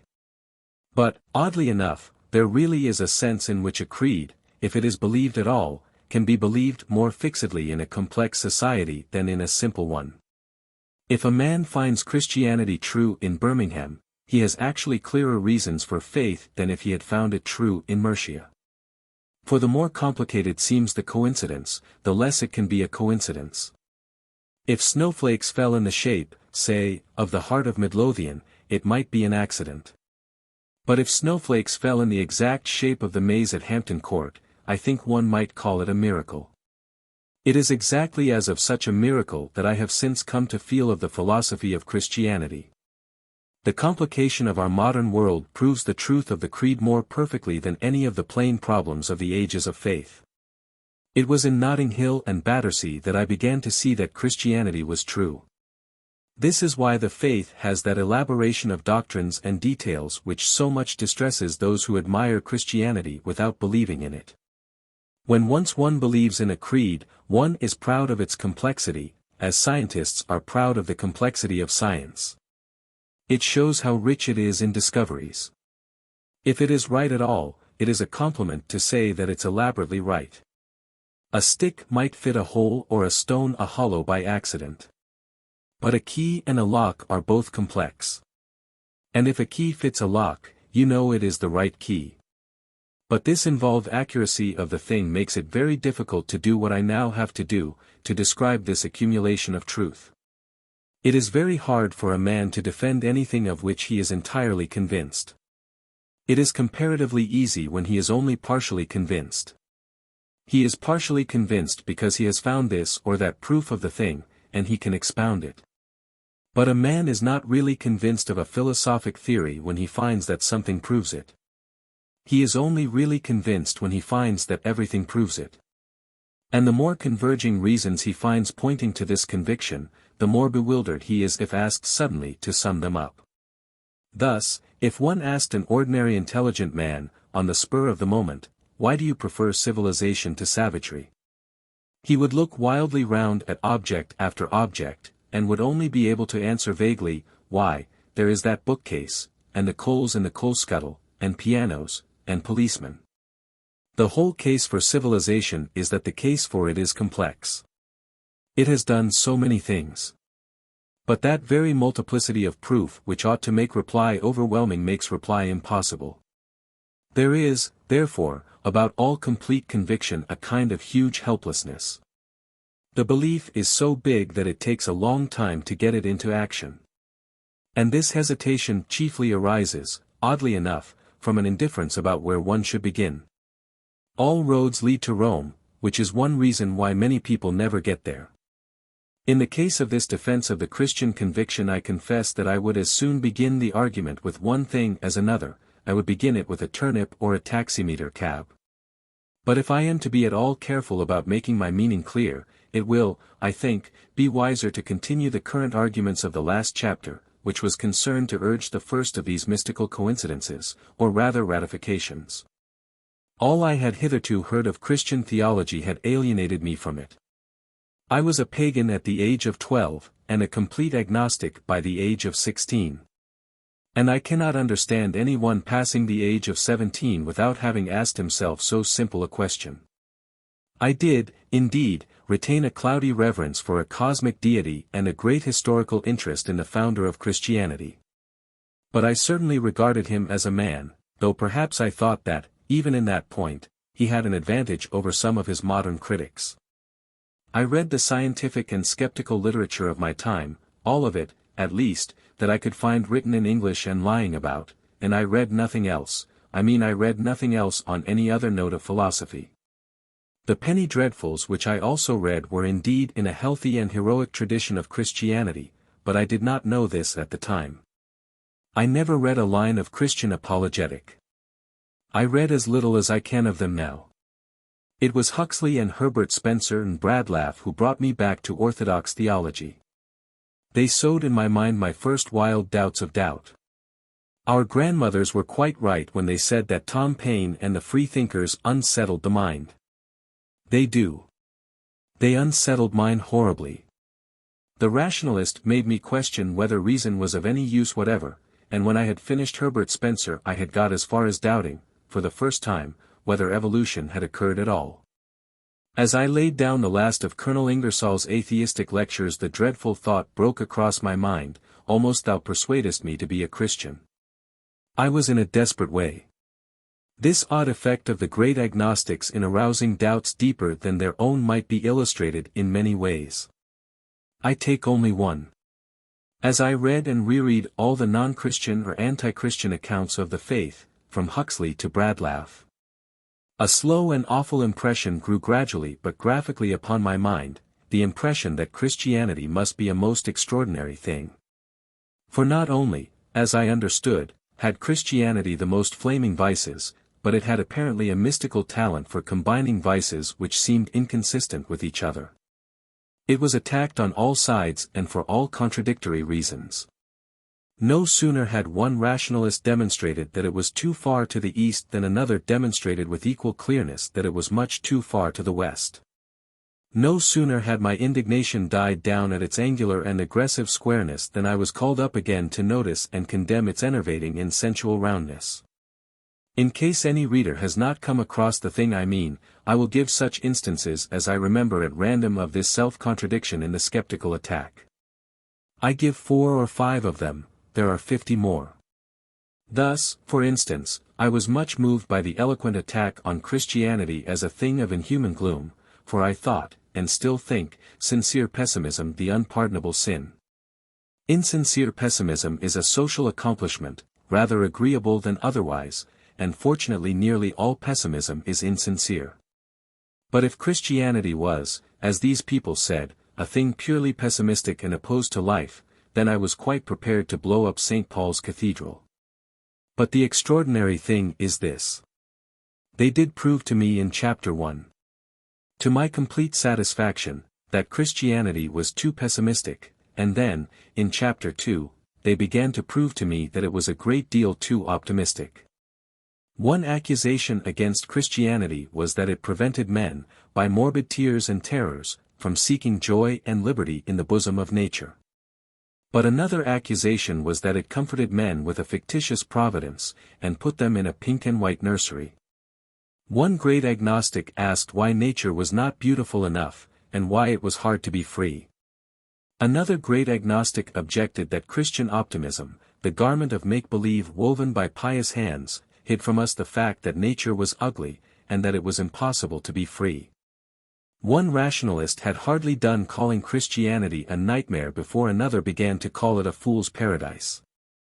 This puzzled me, the charges seemed inconsistent. Christianity could not at once be the black mask on a white world, and also the white mask on a black world.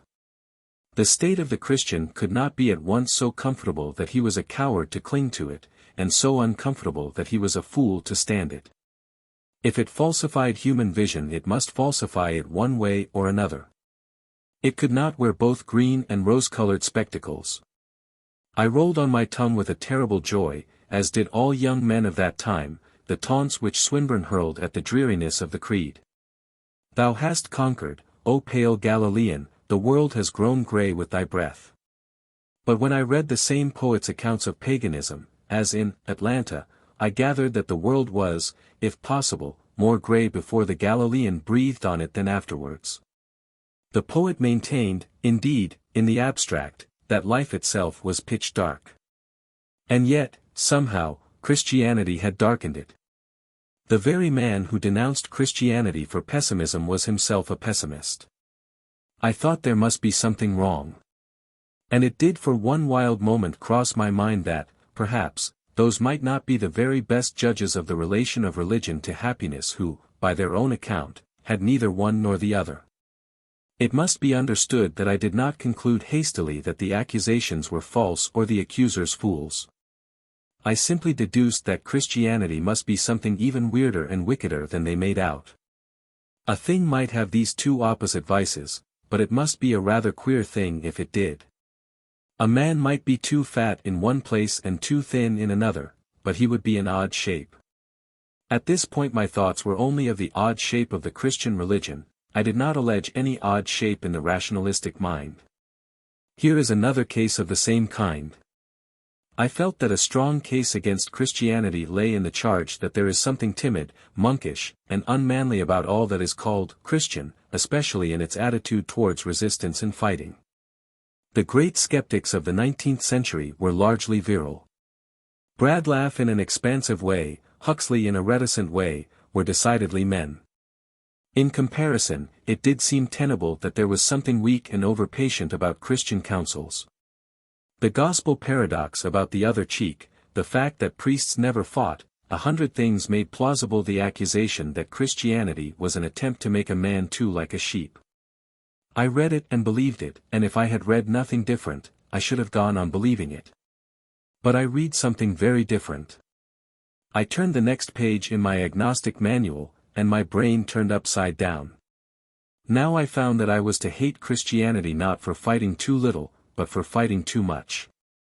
Christianity, it seemed, was the mother of wars.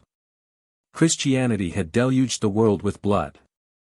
I had got thoroughly angry with the Christian, because he never was angry. And now I was told to be angry with him because his anger had been the most huge and horrible thing in human history. Because his anger had soaked the earth and smoked to the sun. The very people who reproached Christianity with the meekness and non-resistance of the monasteries were the very people who reproached it also with the violence and valor of the Crusades. It was the fault of poor old Christianity, somehow or other, both that Edward the Confessor did not fight and that Richard Coeur de Lion did. The Quakers, we were told, were the only characteristic Christians. And yet the massacres of Cromwell and Alva were characteristic Christian crimes. What could it all mean? What was this Christianity which always forbade war and always produced wars? What could be the nature of the thing which one could abuse first because it would not fight, and second because it was always fighting? In what world of riddles was born this monstrous murder and this monstrous meekness? The shape of Christianity grew a queerer shape every instant. I take a third case, the strangest of all, because it involves the one real objection to the faith. The one real objection to the Christian religion is simply that it is one religion. The world is a big place, full of very different kinds of people. Christianity, it may reasonably be said, is one thing confined to one kind of people. It began in Palestine, it has practically stopped with Europe. I was duly impressed with this argument in my youth. And I was much drawn towards the doctrine often preached in ethical societies, I mean the doctrine that there is one great unconscious church of all humanity founded on the omnipresence of the human conscience. Creeds, it was said, divided men, but at least morals united them. The soul might seek the strangest and most remote lands and ages and still find essential ethical common sense. It might find Confucius under eastern trees, and he would be writing, "Thou shalt not steal." It might decipher the darkest hieroglyphic on the most primeval desert, and the meaning when deciphered would be, "Little boys should tell the truth." I believe this doctrine of the brotherhood of all men in the possession of a moral sense, and I believe it still, with other things. And I was thoroughly annoyed with Christianity for suggesting, as I supposed, that whole ages and empires of men had utterly escaped this light of justice and reason. But then I found an astonishing thing. I found that the very people who said that mankind was one church from Plato to Emerson were the very people who said that morality had changed altogether, and that what was right in one age was wrong in another. If I asked, say, for an altar, I was told that we needed none, for men our brothers gave us clear oracles and one creed in their universal customs and ideals. But if I mildly pointed out that one of men's universal customs was to have an altar, then my agnostic teachers turned clean round and told me that men had always been in darkness and the superstitions of savages. I found it was their daily taunt against Christianity that it was the light of one people and had left all others to die in the dark. But I also found that it was their special boast for themselves that science and progress were the discovery of one people, and that all other peoples had died in the dark.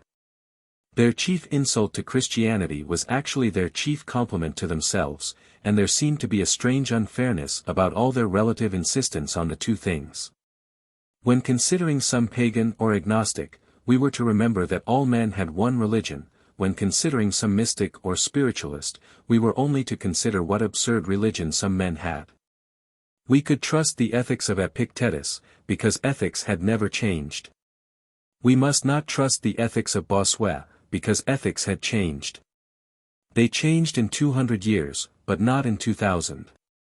This began to be alarming.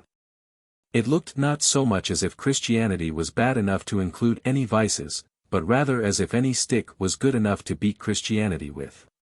What again could this astonishing thing be like which people were so anxious to contradict, that in doing so they did not mind contradicting themselves? I saw the same thing on every side. I can give no further space to this discussion of it in detail, but lest any one supposes that I have unfairly selected 3 accidental cases, I will run briefly through a few others. Thus, certain skeptics wrote that the great crime of Christianity had been its attack on the family. It had dragged women to the loneliness and contemplation of the cloister, away from their homes and their children. But, then, other skeptics, slightly more advanced, said that the great crime of Christianity was forcing the family and marriage upon us. That it doomed women to the drudgery of their homes and children, and forbade them loneliness and contemplation. The charge was actually reversed. Or, again, certain phrases in the epistles or the marriage service, were said by the anti-Christians to show contempt for woman's intellect. But I found that the anti-Christians themselves had a contempt for woman's intellect. For it was their great sneer at the church on the continent that only women went to it. Or again, Christianity was reproached with its naked and hungry habits, with its sackcloth and dried peas. But the next minute Christianity was being reproached with its pomp and its ritualism, its shrines of porphyry and its robes of gold. It was abused for being too plain and for being too colored. Again, Christianity had always been accused of restraining sexuality too much, when Bradlaugh the Malthusian discovered that it restrained it too little. It is often accused in the same breath of prim respectability and of religious extravagance. Between the covers of the same atheistic pamphlet I have found the faith rebuked for its disunion. One thinks one thing, and one another, and rebuked also for its union. It is difference of opinion that prevents the world from going to the dogs. In the same conversation a free thinker, a friend of mine, blamed Christianity for despising Jews, and then despised it himself for being Jewish. I wished to be quite fair then, and I wish to be quite fair now. And I did not conclude that the attack on Christianity was all wrong. I only concluded that if Christianity was wrong, it was very wrong indeed. Such hostile horrors might be combined in one thing, but that thing must be very strange and solitary. There are men who are misers, and also spendthrifts, but they are rare. There are men sensual and also ascetic, but they are rare. But if this mass of mad contradictions really existed, Quakerish and bloodthirsty, too gorgeous and too threadbare, austere, yet pandering preposterously to the lust of the eye, the enemy of women and their foolish refuge.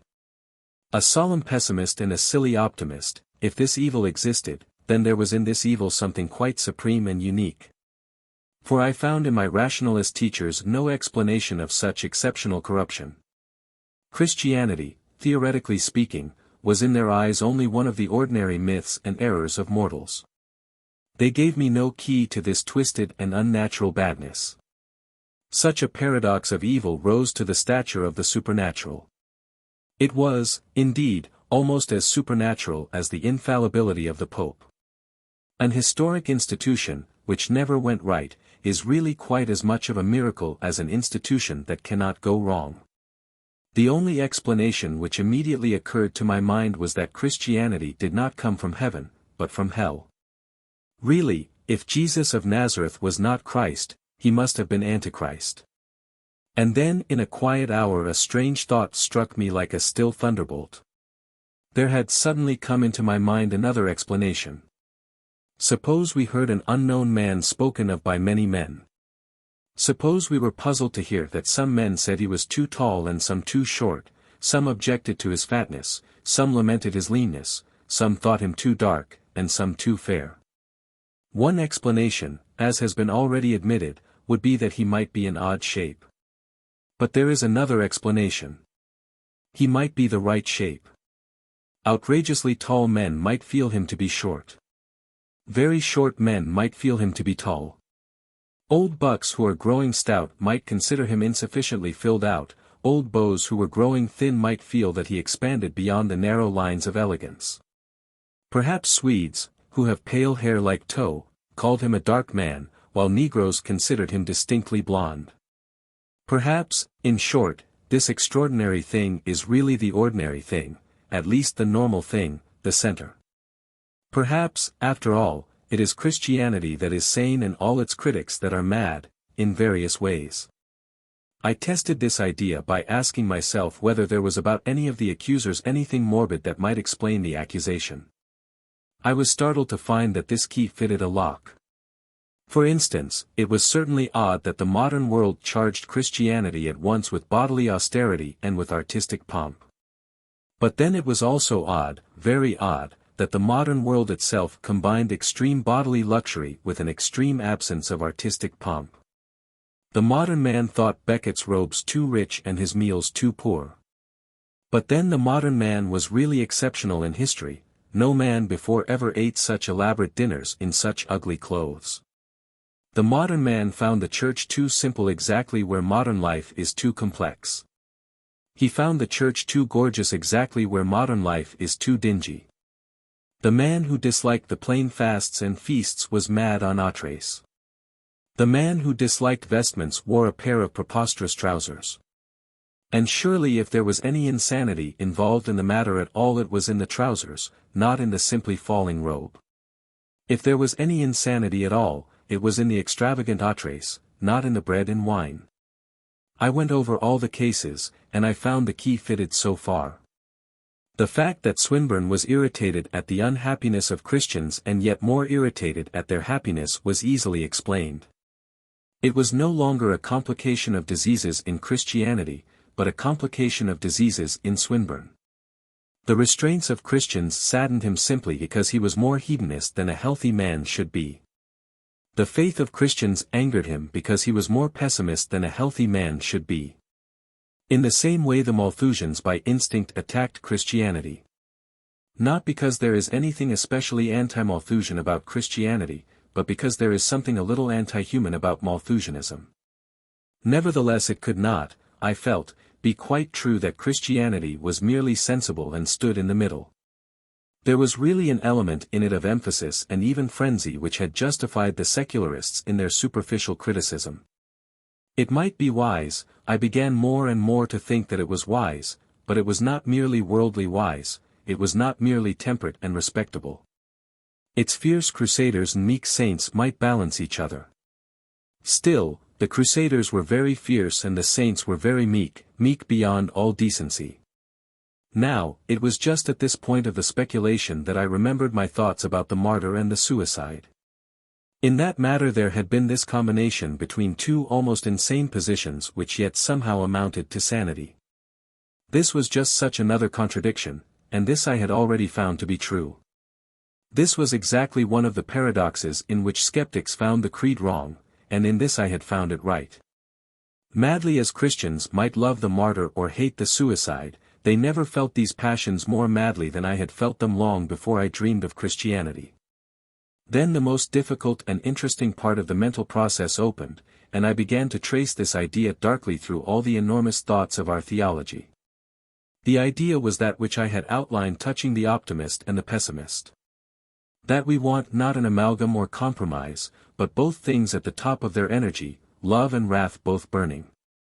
Here I shall only trace it in relation to ethics. But I need not remind the reader that the idea of this combination is indeed central in Orthodox theology.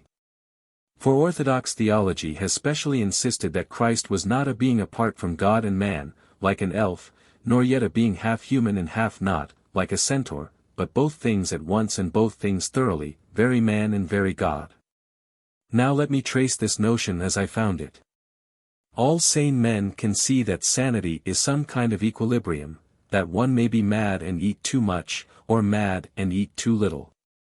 Some moderns have indeed appeared with vague versions of progress and evolution which seeks to destroy the mu epsilon sigma omicron nu or balance of Aristotle.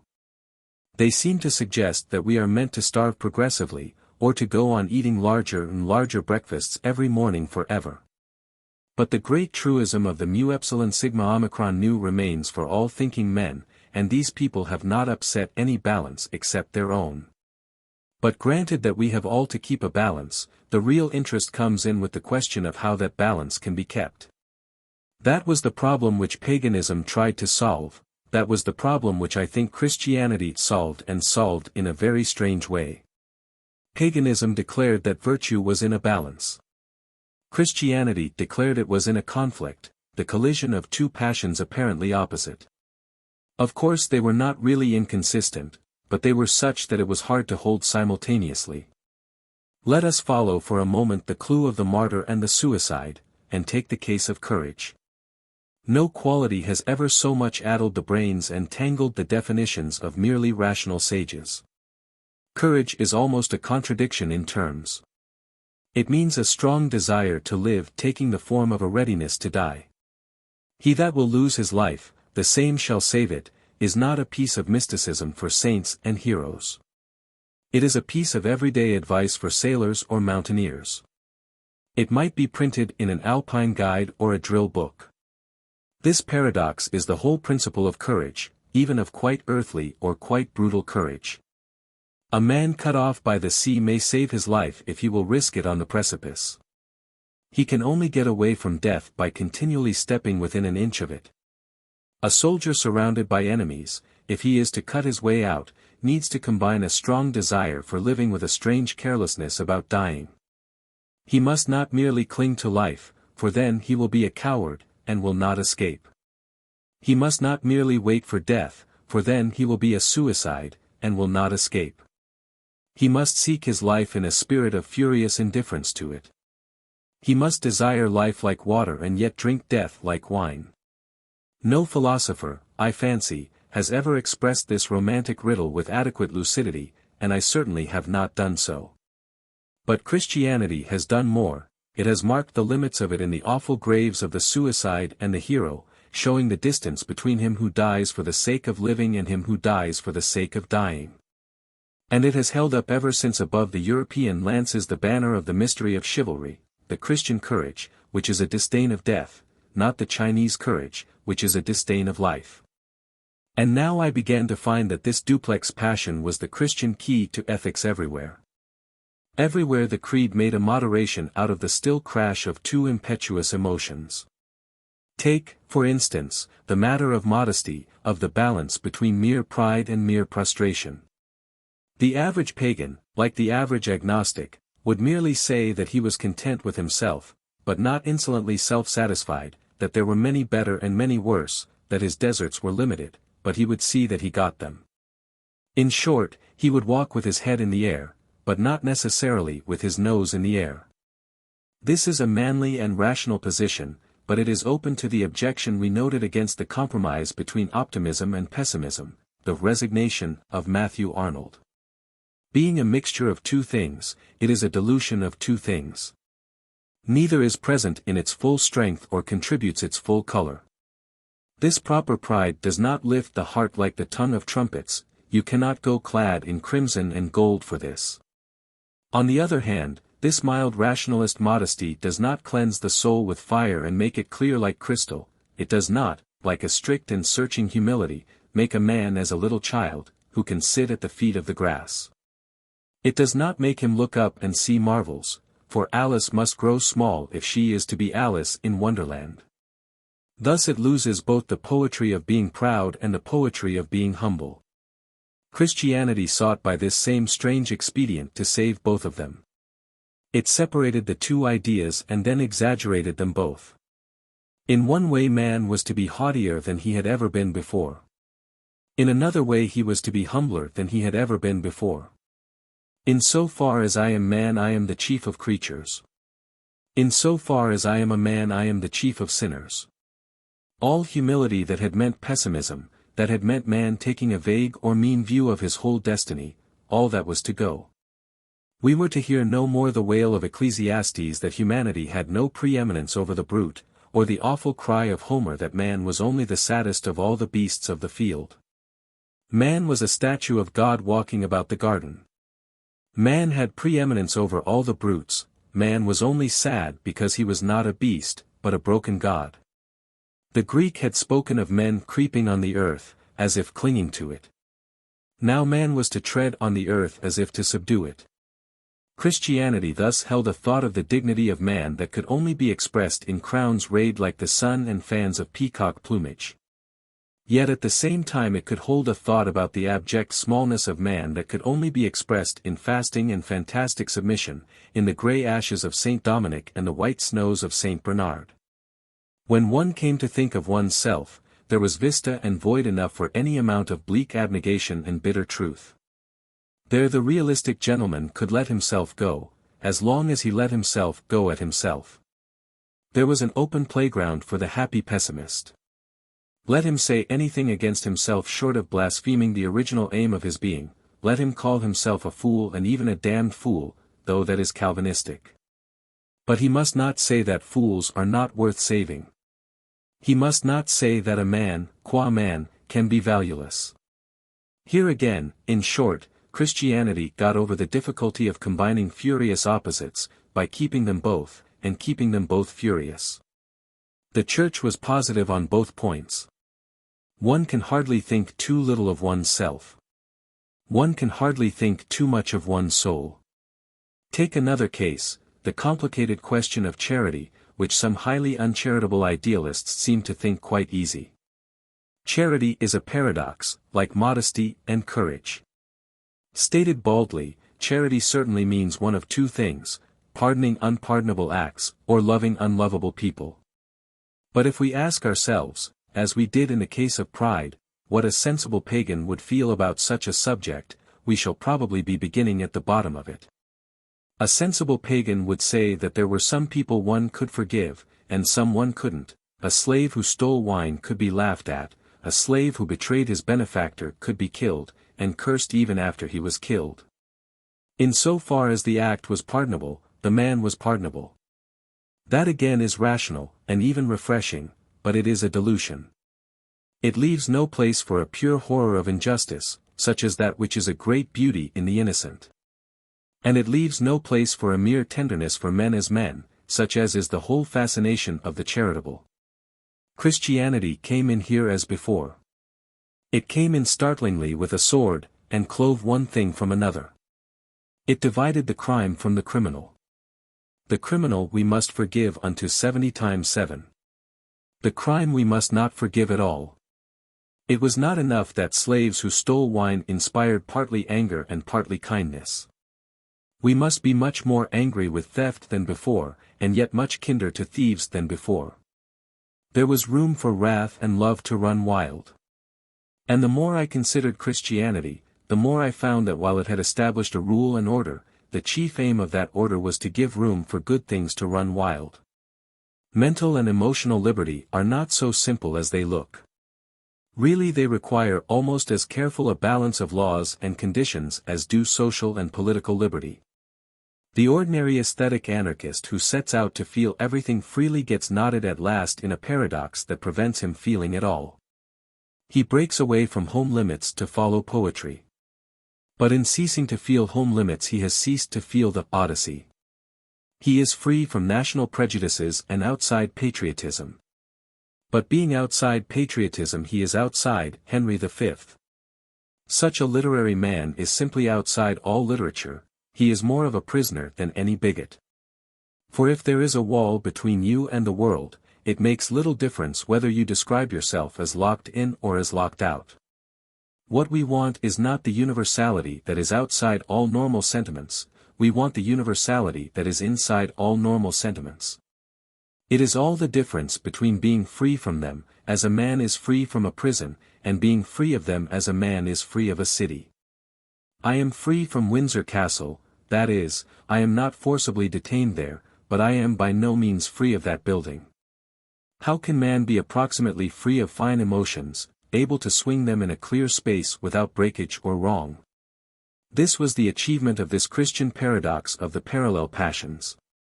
Granted the primary dogma of the war between divine and diabolic, the revolt and ruin of the world, their optimism and pessimism, as pure poetry, could be loosened like cataracts. St.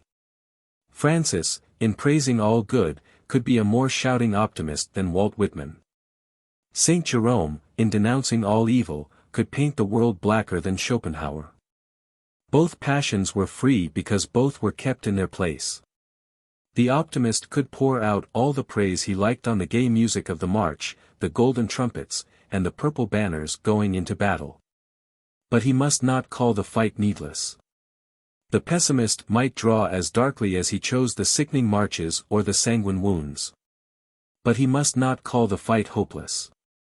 So it was with all the other moral problems, with pride, with protest, and with compassion. By defining its main doctrine, the Church not only kept seemingly inconsistent things side by side, but, what was more, allowed them to break out in a sort of artistic violence otherwise possible only to anarchists. Meekness grew more dramatic than madness. Historic Christianity rose into a high and strange coup d'etat of morality, things that are to virtue what the crimes of Nero are to vice. The spirits of indignation and of charity took terrible and attractive forms, ranging from that monkish fierceness that scourged like a dog the first and greatest of the Plantagenets, to the sublime pity of St. Catherine, who, in the official shambles, kissed the bloody head of the criminal. Poetry could be acted as well as composed.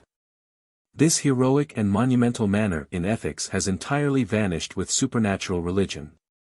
They, being humble, could parade themselves, but we are too proud to be prominent. Our ethical teachers write reasonably for prison reform, but we are not likely to see Mr. Cadbury, or any eminent philanthropist, go into Reading jail and embrace the strangled corpse before it is cast into the quicklime.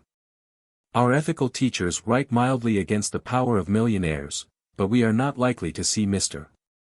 Rockefeller, or any modern tyrant, publicly whipped in Westminster Abbey. Thus, the double charges of the secularists, though throwing nothing but darkness and confusion on themselves, throw a real light on the faith. It is true that the historic Church has at once emphasized celibacy and emphasized the family, has at once, if one may put it so, been fiercely for having children and fiercely for not having children. It has kept them side by side like two strong colors, red and white, like the red and white upon the shield of St. George. It has always had a healthy hatred of pink. It hates that combination of two colors which is the feeble expedient of the philosophers. It hates that evolution of black into white which is tantamount to a dirty gray. In fact, the whole theory of the Church on virginity might be symbolized in the statement that white is a color, not merely the absence of a color. All that I am urging here can be expressed by saying that Christianity sought in most of these cases to keep two colors coexistent but pure. It is not a mixture like russet or purple. It is rather like a shot silk, for a shot silk is always at right angles, and is in the pattern of the cross. So it is also, of course, with the contradictory charges of the anti-Christians about submission and slaughter. It is true that the Church told some men to fight and others not to fight, and it is true that those who fought were like thunderbolts and those who did not fight were like statues. All this simply means that the Church preferred to use its supermen and to use its Tolstoyans. There must be some good in the life of battle, for so many good men have enjoyed being soldiers. There must be some good in the idea of non-resistance, for so many good men seem to enjoy being Quakers. All that the Church did, so far as that goes, was to prevent either of these good things from ousting the other. They existed side by side. The Tolstoyans, having all the scruples of monks, simply became monks. The Quakers became a club instead of becoming a sect. Monks said all that Tolstoy says, they poured out lucid lamentations about the cruelty of battles and the vanity of revenge. But the Tolstoyans are not quite right enough to run the whole world, and in the ages of faith they were not allowed to run it. The world did not lose the last charge of Sir James Douglas or the banner of Joan the Maid. And sometimes this pure gentleness and this pure fierceness met and justified their juncture. The paradox of all the prophets was fulfilled, and, in the soul of St. Louis, the lion lay down with the lamb. But remember that this text is too lightly interpreted. It is constantly assured, especially in our Tolstoyan tendencies, that when the lion lies down with the lion becomes lamb-like. But that is brutal annexation and imperialism on the part of the lamb. That is simply the lamb absorbing the lion instead of the lion eating the lamb. The real problem is, can the lion lie down with the lamb and still retain his royal ferocity?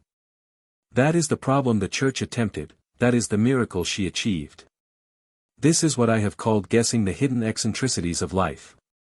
This is knowing that a man's heart is to the left and not in the middle. This is knowing not only that the earth is round, but knowing exactly where it is flat. Christian doctrine detected the oddities of life. It not only discovered the law, but it foresaw the exceptions. Those underrate Christianity who say that it discovered mercy. Anyone might discover mercy. In fact, everyone did. But to discover a plan for being merciful and also severe, that was to anticipate a strange need of human nature. For no one wants to be forgiven for a big sin as if it were a little one. Anyone might say that we should be neither quite miserable nor quite happy. But to find out how far one may be quite miserable without making it impossible to be quite happy, that was a discovery in psychology. Anyone might say, neither swagger nor grovel, and it would have been a limit. But to say, here you can swagger and there you can grovel, that was an emancipation. This was the big fact about Christian ethics, the discovery of the new balance. Paganism had been like a pillar of marble, upright because proportioned with symmetry. Christianity was like a huge and ragged and romantic rock, which, though it sways on its pedestal at a touch, yet, because its exaggerated excrescences exactly balance each other, is enthroned there for 1,000 years. In a Gothic cathedral the columns were all different, but they were all necessary. Every support seemed an accidental and fantastic support, every buttress was a flying buttress. So in Christendom apparent accidents balanced. Becket wore a hair shirt under his gold and crimson, and there is much to be said for the combination, for Becket got the benefit of the hair shirt while the people in the street got the benefit of the crimson and gold. It is at least better than the manner of the modern millionaire, who has the black and the drab outwardly for others, and the gold next his heart. But the balance was not always in one man's body as in Becket's. The balance was often distributed over the whole body of Christendom. Because a man prayed and fasted on the northern snows, flowers could be flung at his festival in the southern cities. And because fanatics drank water on the sands of Syria, men could still drink cider in the orchards of England. This is what makes Christendom at once so much more perplexing and so much more interesting than the pagan empire. Just as Amiens Cathedral is not better but more interesting than the Parthenon. If anyone wants a modern proof of all this, let him consider the curious fact that, under Christianity, Europe, while remaining a unity, has broken up into individual nations. Patriotism is a perfect example of this deliberate balancing of one emphasis against another emphasis. The instinct of the pagan empire would have said, you shall all be Roman citizens, and grow alike, let the German grow less slow and reverent. The Frenchman less experimental and swift. But the instinct of Christian Europe says, let the German remain slow and reverent, that the Frenchman may the more safely be swift and experimental. We will make an equipoise out of these excesses. The absurdity called Germany shall correct the insanity called France. Last and most important, it is exactly this which explains what is so inexplicable to all the modern critics of the history of Christianity. I mean the monstrous wars about small points of theology, the earthquakes of emotion about a gesture or a word. It was only a matter of an inch, but an inch is everything when you are balancing. The Church could not afford to swerve a hair's breadth on some things if she was to continue her great and daring experiment of the irregular equilibrium. Once let one idea become less powerful and some other idea would become too powerful. It was no flock of sheep the Christian shepherd was leading, but a herd of bulls and tigers, of terrible ideals and devouring doctrines, each one of them strong enough to turn to a false religion and lay waste the world. Remember that the Church went in specifically for dangerous ideas, she was a lion tamer. The idea of birth through a Holy Spirit, of the death of a divine being, of the forgiveness of sins, or the fulfillment of prophecies, are ideas which, anyone can see, need but a touch to turn them into something blasphemous or ferocious. The smallest link was let drop by the artificers of the Mediterranean, and the lion of ancestral pessimism burst his chain in the forgotten forests of the north. Of these theological equalizations I have to speak afterwards. Here it is enough to notice that if some small mistake were made in doctrine, huge blunders might be made in human happiness. A sentence phrased wrong about the nature of symbolism would have broken all the best statues in Europe. A slip in the definitions might stop all the dances, might wither all the Christmas trees or break all the Easter eggs.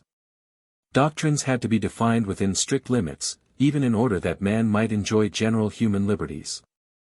The Church had to be careful, if only that the world might be careless. This is the thrilling romance of orthodoxy. People have fallen into a foolish habit of speaking of orthodoxy as something heavy, humdrum, and safe. There never was anything so perilous or so exciting as orthodoxy. It was sanity, and to be sane is more dramatic than to be mad. It was the equilibrium of a man behind madly rushing horses, seeming to stoop this way and to sway that, yet in every attitude having the grace of statuary and the accuracy of arithmetic. The Church in its early days went fierce and fast with any warhorse, yet it is utterly unhistoric to say that she merely went mad along one idea, like a vulgar fanaticism.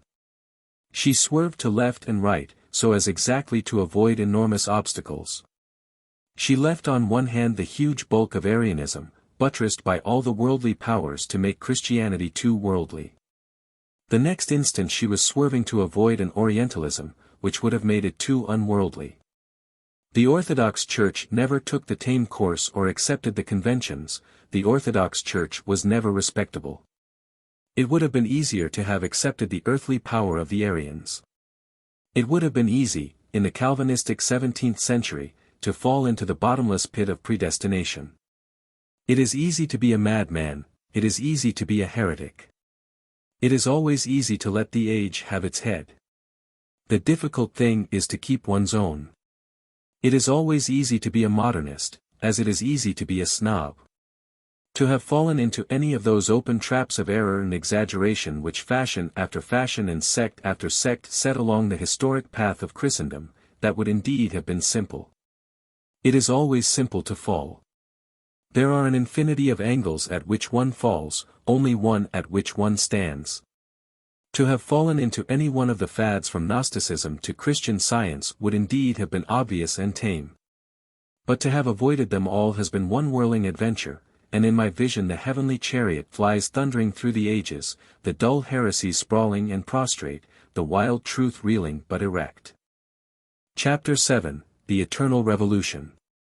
The following propositions have been urged: first, that some faith in our life is required even to improve it; second, that some dissatisfaction with things as they are is necessary even in order to be satisfied; third, that to have this necessary content and necessary discontent it is not sufficient to have the obvious equilibrium of the Stoic. For mere resignation has neither the gigantic levity of pleasure nor the superb intolerance of pain. There is a vital objection to the advice merely to grin and bear it. The objection is that if you merely bear it, you do not grin. Greek heroes do not grin, but gargoyles do, because they are Christian. And when a Christian is pleased, he is, in the most exact sense, frightfully pleased, his pleasure is frightful.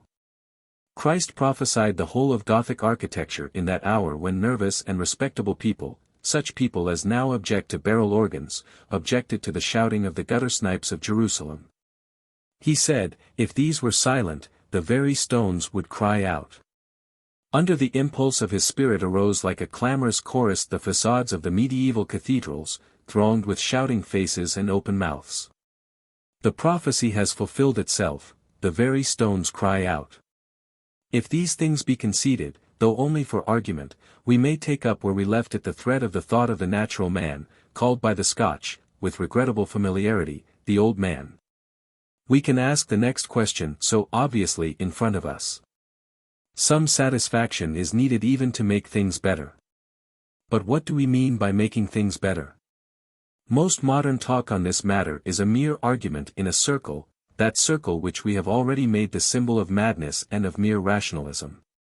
Evolution is only good if it produces good, good is only good if it helps evolution. The elephant stands on the tortoise, and the tortoise on the elephant. Obviously, it will not do to take our ideal from the principle in nature, for the simple reason that, except for some human or divine theory, there is no principle in nature. For instance, the cheap anti-democrat of today will tell you solemnly that there is no equality in nature. He is right, but he does not see the logical addendum. There is no equality in nature, also there is no inequality in nature. Inequality, as much as equality, implies a standard of value. To read aristocracy into the anarchy of animals is just as sentimental as to read democracy into it. Both aristocracy and democracy are human ideals, the one saying that all men are valuable, the other that some men are more valuable. But nature does not say that cats are more valuable than mice, nature makes no remark on the subject. She does not even say that the cat is enviable or the mouse pitiable. We think the cat superior because we have, or most of us have, a particular philosophy to the effect that life is better than death. But if the mouse were a German pessimist mouse, he might not think that the cat had beaten him at all. He might think he had beaten the cat by getting to the grave first. Or he might feel that he had actually inflicted frightful punishment on the cat by keeping him alive. Just as a microbe might feel proud of spreading a pestilence, so the pessimistic mouse might exult to think that he was renewing in the cat the torture of conscious existence. It all depends on the philosophy of the mouse. You cannot even say that there is victory or superiority in nature unless you have some doctrine about what things are superior. You cannot even say that the cat scores unless there is a system of scoring. You cannot even say that the cat gets the best of it unless there is some best to be got. We cannot, then, get the ideal itself from nature, and as we follow here the first and natural speculation, we will leave out, for the present, the idea of getting it from God. We must have our own vision. But the attempts of most moderns to express it are highly vague. Some fall back simply on the clock, they talk as if mere passage through time brought some superiority. So that even a man of the first mental caliber carelessly uses the phrase that human morality is never up to date. How can anything be up to date? A date has no character. How can one say that Christmas celebrations are not suitable to the 25th of a month? What the writer meant, of course, was that the majority is behind his favorite minority, or in front of it. Other vague modern people take refuge in material metaphors. In fact, this is the chief mark of vague modern people. Not daring to define their doctrine of what is good, they use physical figures of speech without stint or shame, and, what is worst of all, seem to think these cheap analogies are exquisitely spiritual and superior to the old morality. Thus they think it intellectual to talk about things being high. It is at least the reverse of intellectual, it is a mere phrase from a steeple or a weathercock. Tommy was a good boy is a pure philosophical statement, worthy of Plato or Aquinas. Tommy lived the higher life is a gross metaphor from a 10-foot rule. This, incidentally, is almost the whole weakness of Nietzsche, whom some are representing as a bold and strong thinker. No one will deny that he was a poetical and suggestive thinker, but he was quite the reverse of strong. He was not at all bold. He never put his own meaning before himself in bald abstract words, as did Aristotle and Calvin, and even Karl Marx, the hard, fearless men of thought. Nietzsche always escaped a question by a physical metaphor, like a cheery minor poet. He said, beyond good and evil, because he had not the courage to say, more good than good and evil, or, more evil than good and evil. Had he faced his thought without metaphors, he would have seen that it was nonsense. So, when he describes his hero, he does not dare to say, the purer man, or the happier man, or the sadder man, for all these are ideas, and ideas are alarming. He says, the upper man, or overman, a physical metaphor from acrobats or alpine climbers. Nietzsche is truly a very timid thinker. He does not really know in the least what sort of man he wants evolution to produce. And if he does not know, certainly the ordinary evolutionists, who talk about things being higher, do not know either. Then again, some people fall back on sheer submission and sitting still. Nature is going to do something someday. Nobody knows what, and nobody knows when. We have no reason for acting, and no reason for not acting. If anything happens it is right, if anything is prevented it was wrong. Again, some people try to anticipate nature by doing something, by doing anything. Because we may possibly grow wings they cut off their legs. Yet nature may be trying to make them centipedes for all they know. Lastly, there is a fourth class of people who take whatever it is that they happen to want, and say that that is the ultimate aim of evolution. And these are the only sensible people. This is the only really healthy way with the word evolution, to work for what you want, and to call that evolution. The only intelligible sense that progress or advance can have among men, is that we have a definite vision, and that we wish to make the whole world like that vision. If you like to put it so, the essence of the doctrine is that what we have around us is the mere method and preparation for something that we have to create. This is not a world, but rather the materials for a world. God has given us not so much the colors of a picture as the colors of a palette. But he has also given us a subject, a model, a fixed vision. We must be clear about what we want to paint. This adds a further principle to our previous list of principles. We have said we must be fond of this world, even in order to change it. We now add that we must be fond of another world, real or imaginary, in order to have something to change it to. We need not debate about the mere words evolution or progress. Personally I prefer to call it reform. For reform implies form. It implies that we are trying to shape the world in a particular image, to make it something that we see already in our minds. Evolution is a metaphor from mere automatic unrolling. Progress is a metaphor from merely walking along a road, very likely the wrong road. But reform is a metaphor for reasonable and determined men. It means that we see a certain thing out of shape and we mean to put it into shape. And we know what shape. Now here comes in the whole collapse and huge blunder of our age. We have mixed up two different things, two opposite things. Progress should mean that we are always changing the world to suit the vision. Progress does mean, just now, that we are always changing the vision.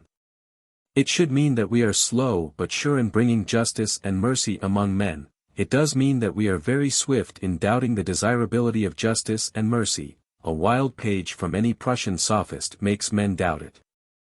Progress should mean that we are always walking towards the New Jerusalem. It does mean that the New Jerusalem is always walking away from us. We are not altering the real to suit the ideal. We are altering the ideal, it is easier. Silly examples are always simpler. Let us suppose a man wanted a particular kind of world, say, a blue world. He would have no cause to complain of the slightness or swiftness of his task. He might toil for a long time at the transformation. He could work away, in every sense, until all was blue. He could have heroic adventures, the putting of the last touches to a blue tiger. He could have fairy dreams, the dawn of a blue moon. But if he worked hard, that high-minded reformer would certainly, from his own point of view, leave the world better and bluer than he found it. If he altered a blade of grass to his favorite color every day, he would get on slowly. But if he altered his favorite color every day, he would not get on at all. If, after reading a fresh philosopher, he started to paint everything red or yellow, his work would be thrown away, there would be nothing to show except a few blue tigers walking about, specimens of his early bad manner. This is exactly the position of the average modern thinker. It will be said that this is avowedly a preposterous example. But it is literally the fact of recent history. The great and grave changes in our political civilization all belonged to the early 19th century, not to the later. They belonged to the black and white epoch when men believed fixedly in Toryism, in Protestantism, in Calvinism, in Reform, and not unfrequently in Revolution. And whatever each man believed in he hammered at steadily, without skepticism, and there was a time when the established church might have fallen, and the House of Lords nearly fell. It was because radicals were wise enough to be constant and consistent, it was because radicals were wise enough to be conservative. But in the existing atmosphere there is not enough time and tradition in radicalism to pull anything down. There is a great deal of truth in Lord Hugh Cecil's suggestion, made in a fine speech, that the era of change is over, and that ours is an era of conservation and repose.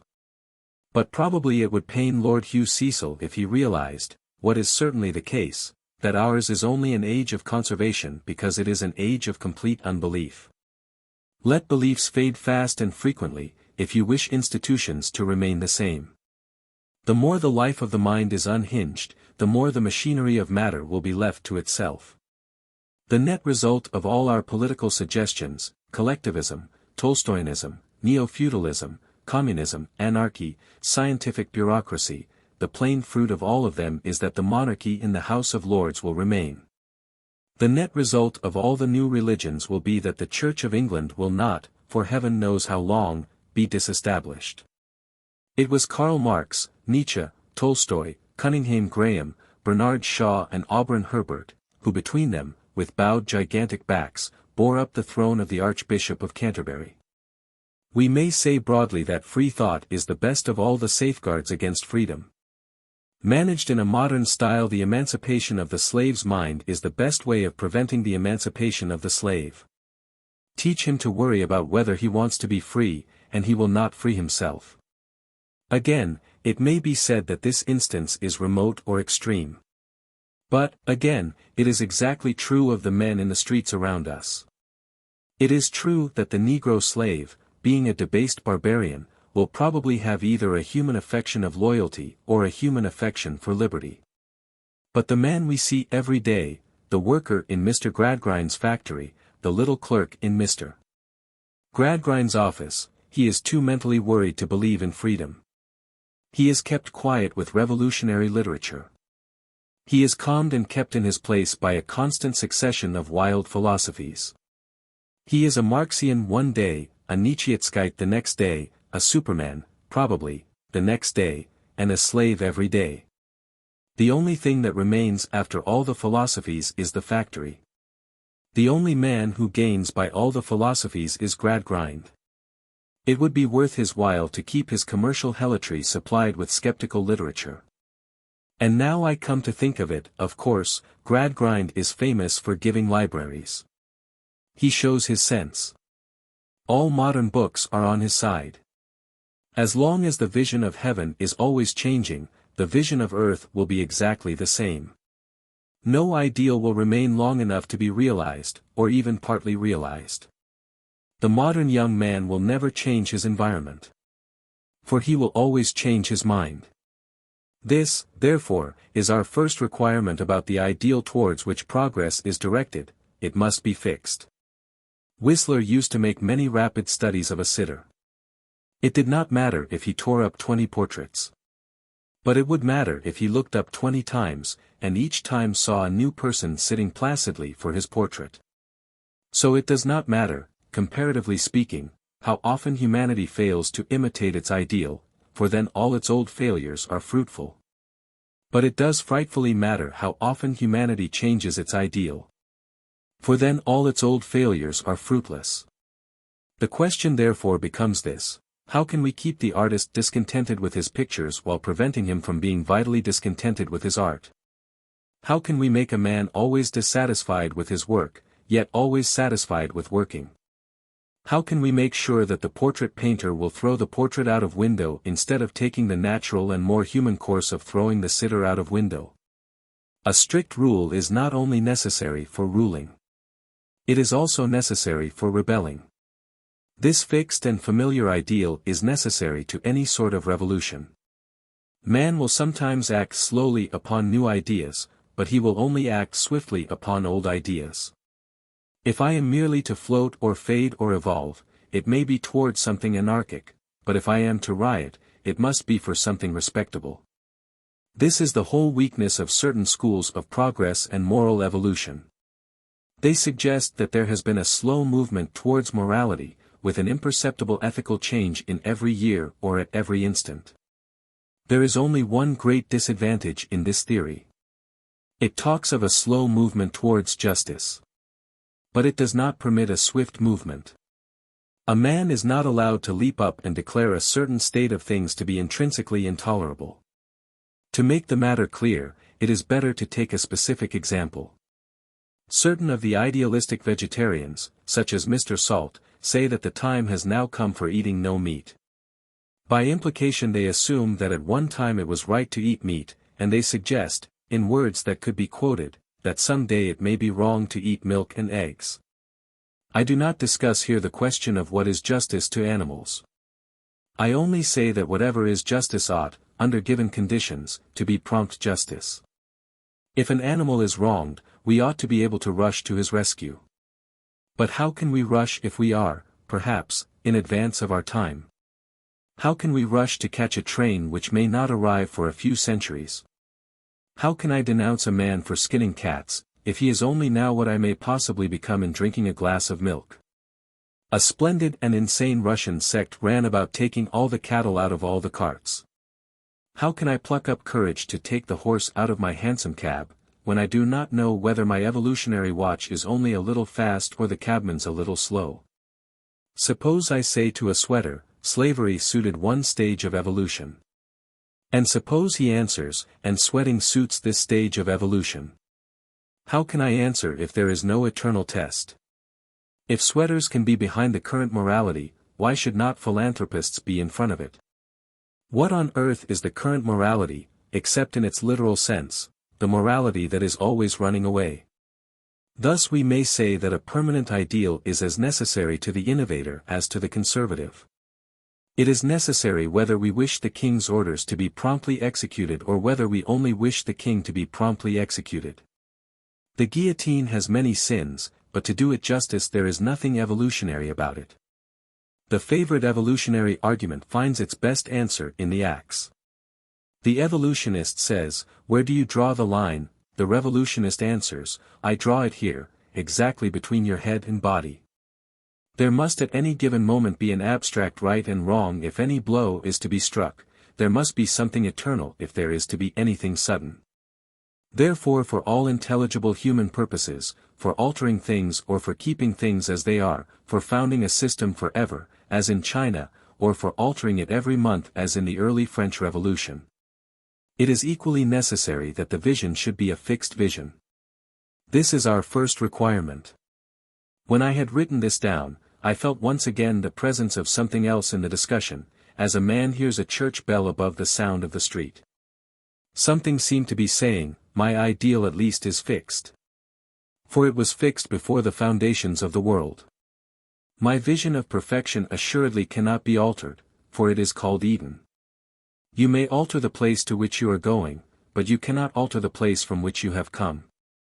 To the Orthodox there must always be a case for revolution, for in the hearts of men God has been put under the feet of Satan. In the upper world hell once rebelled against heaven.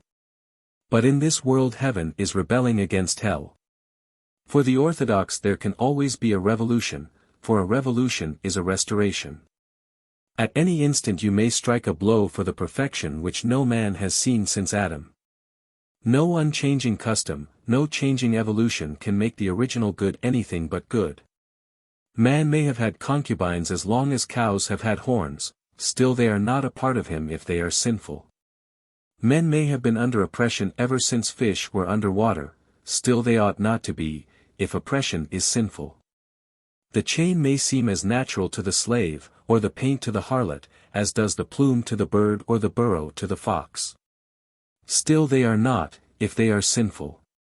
I lift my prehistoric legend to defy all your history. Your vision is not merely a fixture, it is a fact. I paused to note the new coincidence of Christianity, but I passed on. I passed on to the next necessity of any ideal of progress. Some people, as we have said, seem to believe in an automatic and impersonal progress in the nature of things. But it is clear that no political activity can be encouraged by saying that progress is natural and inevitable. That is not a reason for being active, but rather a reason for being lazy. If we are bound to improve, we need not trouble to improve. The pure doctrine of progress is the best of all reasons for not being a progressive. But it is to none of these obvious comments that I wish primarily to call attention. The only arresting point is this, that if we suppose improvement to be natural, it must be fairly simple. The world might conceivably be working towards one consummation, but hardly towards any particular arrangement of many qualities. To take our original simile, nature by herself may be growing more blue, that is, a process so simple that it might be impersonal. But nature cannot be making a careful picture made of many picked colors, unless nature is personal. If the end of the world were mere darkness or mere light, it might come as slowly and inevitably as dusk or dawn. But if the end of the world is to be a piece of elaborate and artistic chiaroscuro, then there must be design in it, either human or divine. The world, through mere time, might grow black like an old picture, or white like an old coat. But if it is turned into a particular piece of black and white art, then there is an artist. If the distinction be not evident, I give an ordinary instance. We constantly hear a particularly cosmic creed from the modern humanitarians. I use the word humanitarian in the ordinary sense, as meaning one who upholds the claims of all creatures against those of humanity. They suggest that through the ages we have been growing more and more humane, that is to say, that one after another, groups or sections of beings, slaves, children, women, cows, or what not, have been gradually admitted to mercy or to justice. They say that we once thought it right to eat men, we didn't, but I am not here concerned with their history, which is highly unhistorical. As a fact, anthropophagy is certainly a decadent thing, not a primitive one. It is much more likely that modern men will eat human flesh out of affectation than that primitive man ever ate it out of ignorance. I am here only following the outlines of their argument, which consists in maintaining that man has been progressively more lenient, first to citizens, then to slaves, then to animals, and then, presumably, to plants. I think it wrong to sit on a man. Soon, I shall think it wrong to sit on a horse. Eventually, I suppose, I shall think it wrong to sit on a chair. That is the drive of the argument. And for this argument it can be said that it is possible to talk of it in terms of evolution or inevitable progress. A perpetual tendency to touch fewer and fewer things might, one feels, be a mere brute unconscious tendency, like that of a species to produce fewer and fewer children. This drift may be really evolutionary, because it is stupid.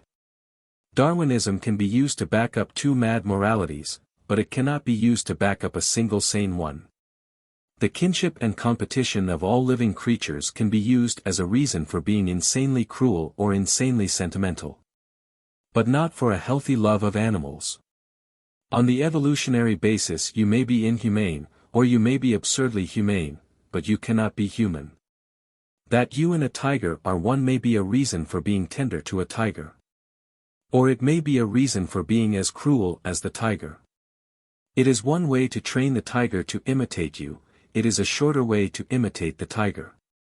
But in neither case does evolution tell you how to treat a tiger reasonably, that is, to admire his stripes while avoiding his claws. If you want to treat a tiger reasonably, you must go back to the Garden of Eden. For the obstinate reminder continued to recur, only the supernatural has taken a sane view of nature. The essence of all pantheism, evolutionism, and modern cosmic religion is really in this proposition, that nature is our mother. Unfortunately, if you regard nature as a mother, you discover that she is a stepmother.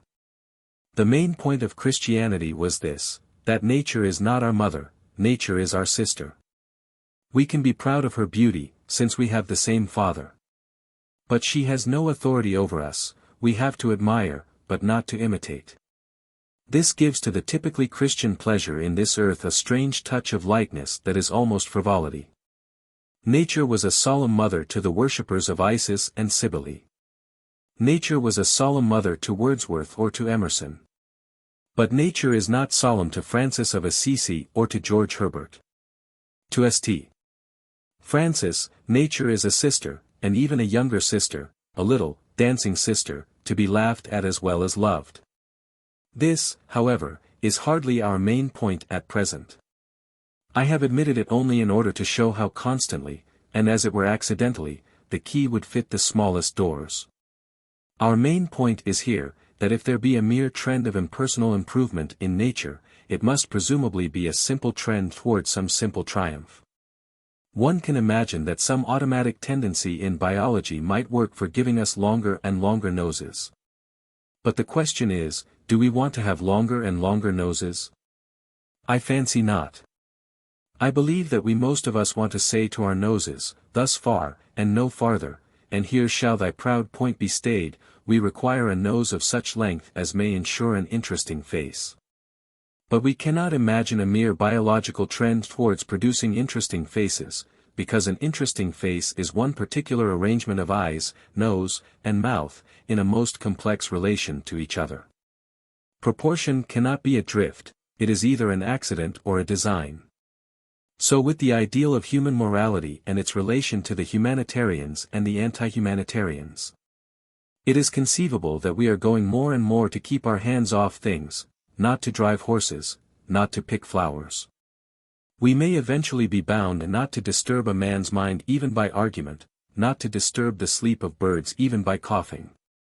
The ultimate apotheosis would appear to be that of a man sitting quite still, not daring to stir for fear of disturbing a fly, nor to eat for fear of incommoding a microbe. To so crude a consummation as that we might perhaps unconsciously drift. But do we want so crude a consummation? Similarly, we might unconsciously evolve along the opposite or Nietzschean line of development, Superman crushing Superman in one tower of tyrants until the universe is smashed up for fun. But do we want the universe smashed up for fun?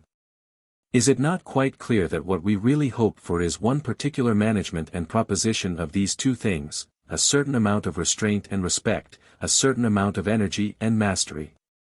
If our life is ever really as beautiful as a fairy tale, we shall have to remember that all the beauty of a fairy tale lies in this, that the prince has a wonder which just stops short of being fear.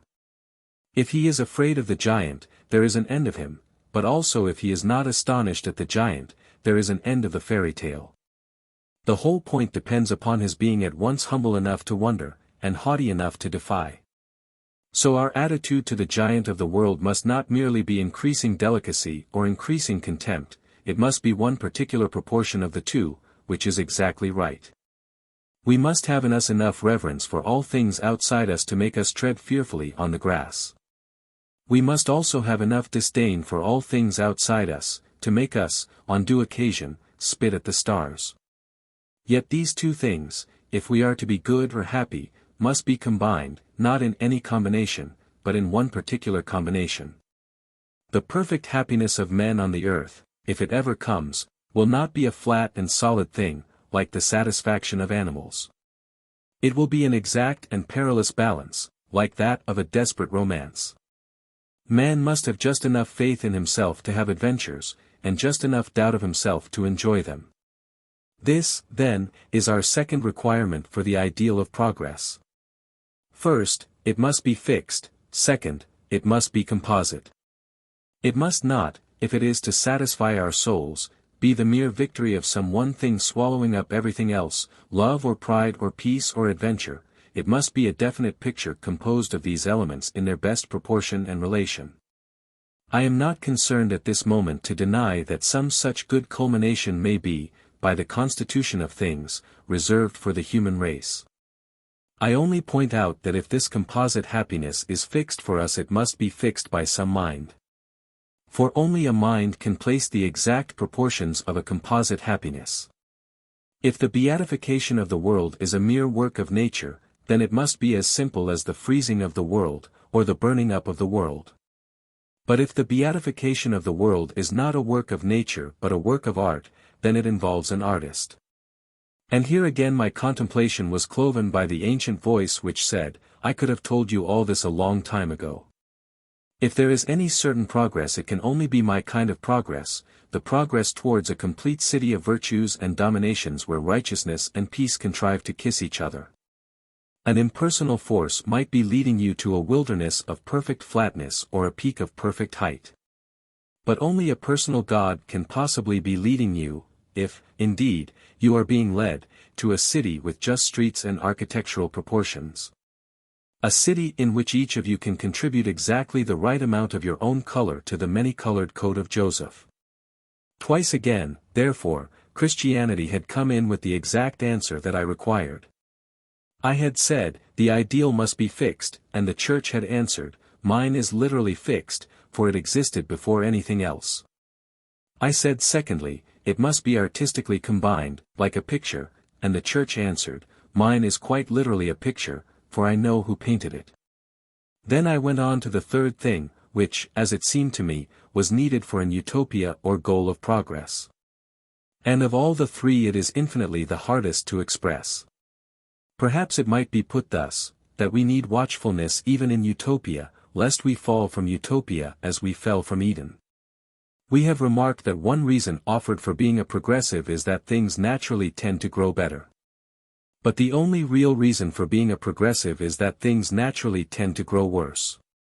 The corruption in things is not only the best argument for being progressive, it is also the only argument against being conservative. The conservative theory would really be quite sweeping and unanswerable if it were not for this one fact. But all conservatism is based upon the idea that if you leave things alone, you leave them as they are. But you do not. If you leave a thing alone, you leave it to a torrent of change. If you leave a white post alone, it will soon be a black post. If you particularly want it to be white, you must be always painting it again. That is, you must be always having a revolution. Briefly, if you want the old white post, you must have a new white post. But this which is true even of inanimate things is in a quite special and terrible sense true of all human things. An almost unnatural vigilance is really required of the citizen because of the horrible rapidity with which human institutions grow old. It is the custom in passing romance and journalism to talk of men suffering under old tyrannies. But, as a fact, men have almost always suffered under new tyrannies, under tyrannies that had been public liberties hardly 20 years before. Thus England went mad with joy over the patriotic monarchy of Elizabeth. And then, almost immediately afterwards, went mad with rage in the trap of the tyranny of Charles I. So, again, in France the monarchy became intolerable, not just after it had been tolerated, but just after it had been adored. The son of Louis the Well-Beloved was Louis the Guillotined.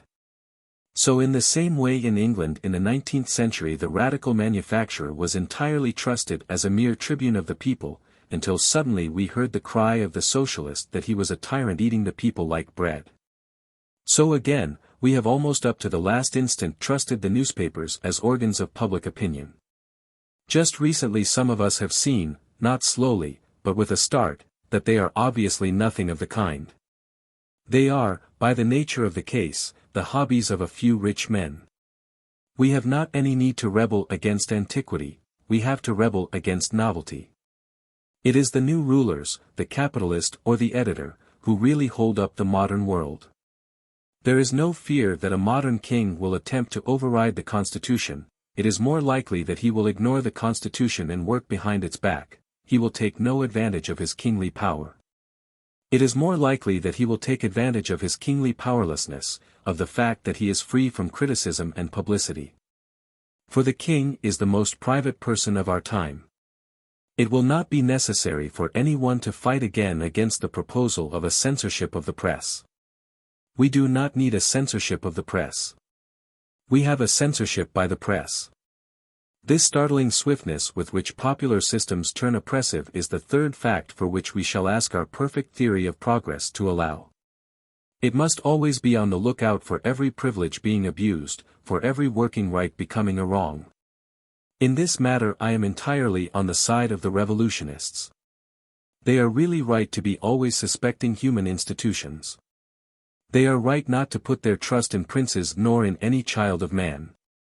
The chieftain chosen to be the friend of the people becomes the enemy of the people. The newspaper started to tell the truth now exists to prevent the truth being told. Here, I say, I felt that I was really at last on the side of the revolutionary. And then I caught my breath again, for I remembered that I was once again on the side of the orthodox. Christianity spoke again and said, I have always maintained that men were naturally backsliders, that human virtue tended of its own nature to rust or to rot. I have always said that human beings as such go wrong, especially happy human beings, especially proud and prosperous human beings.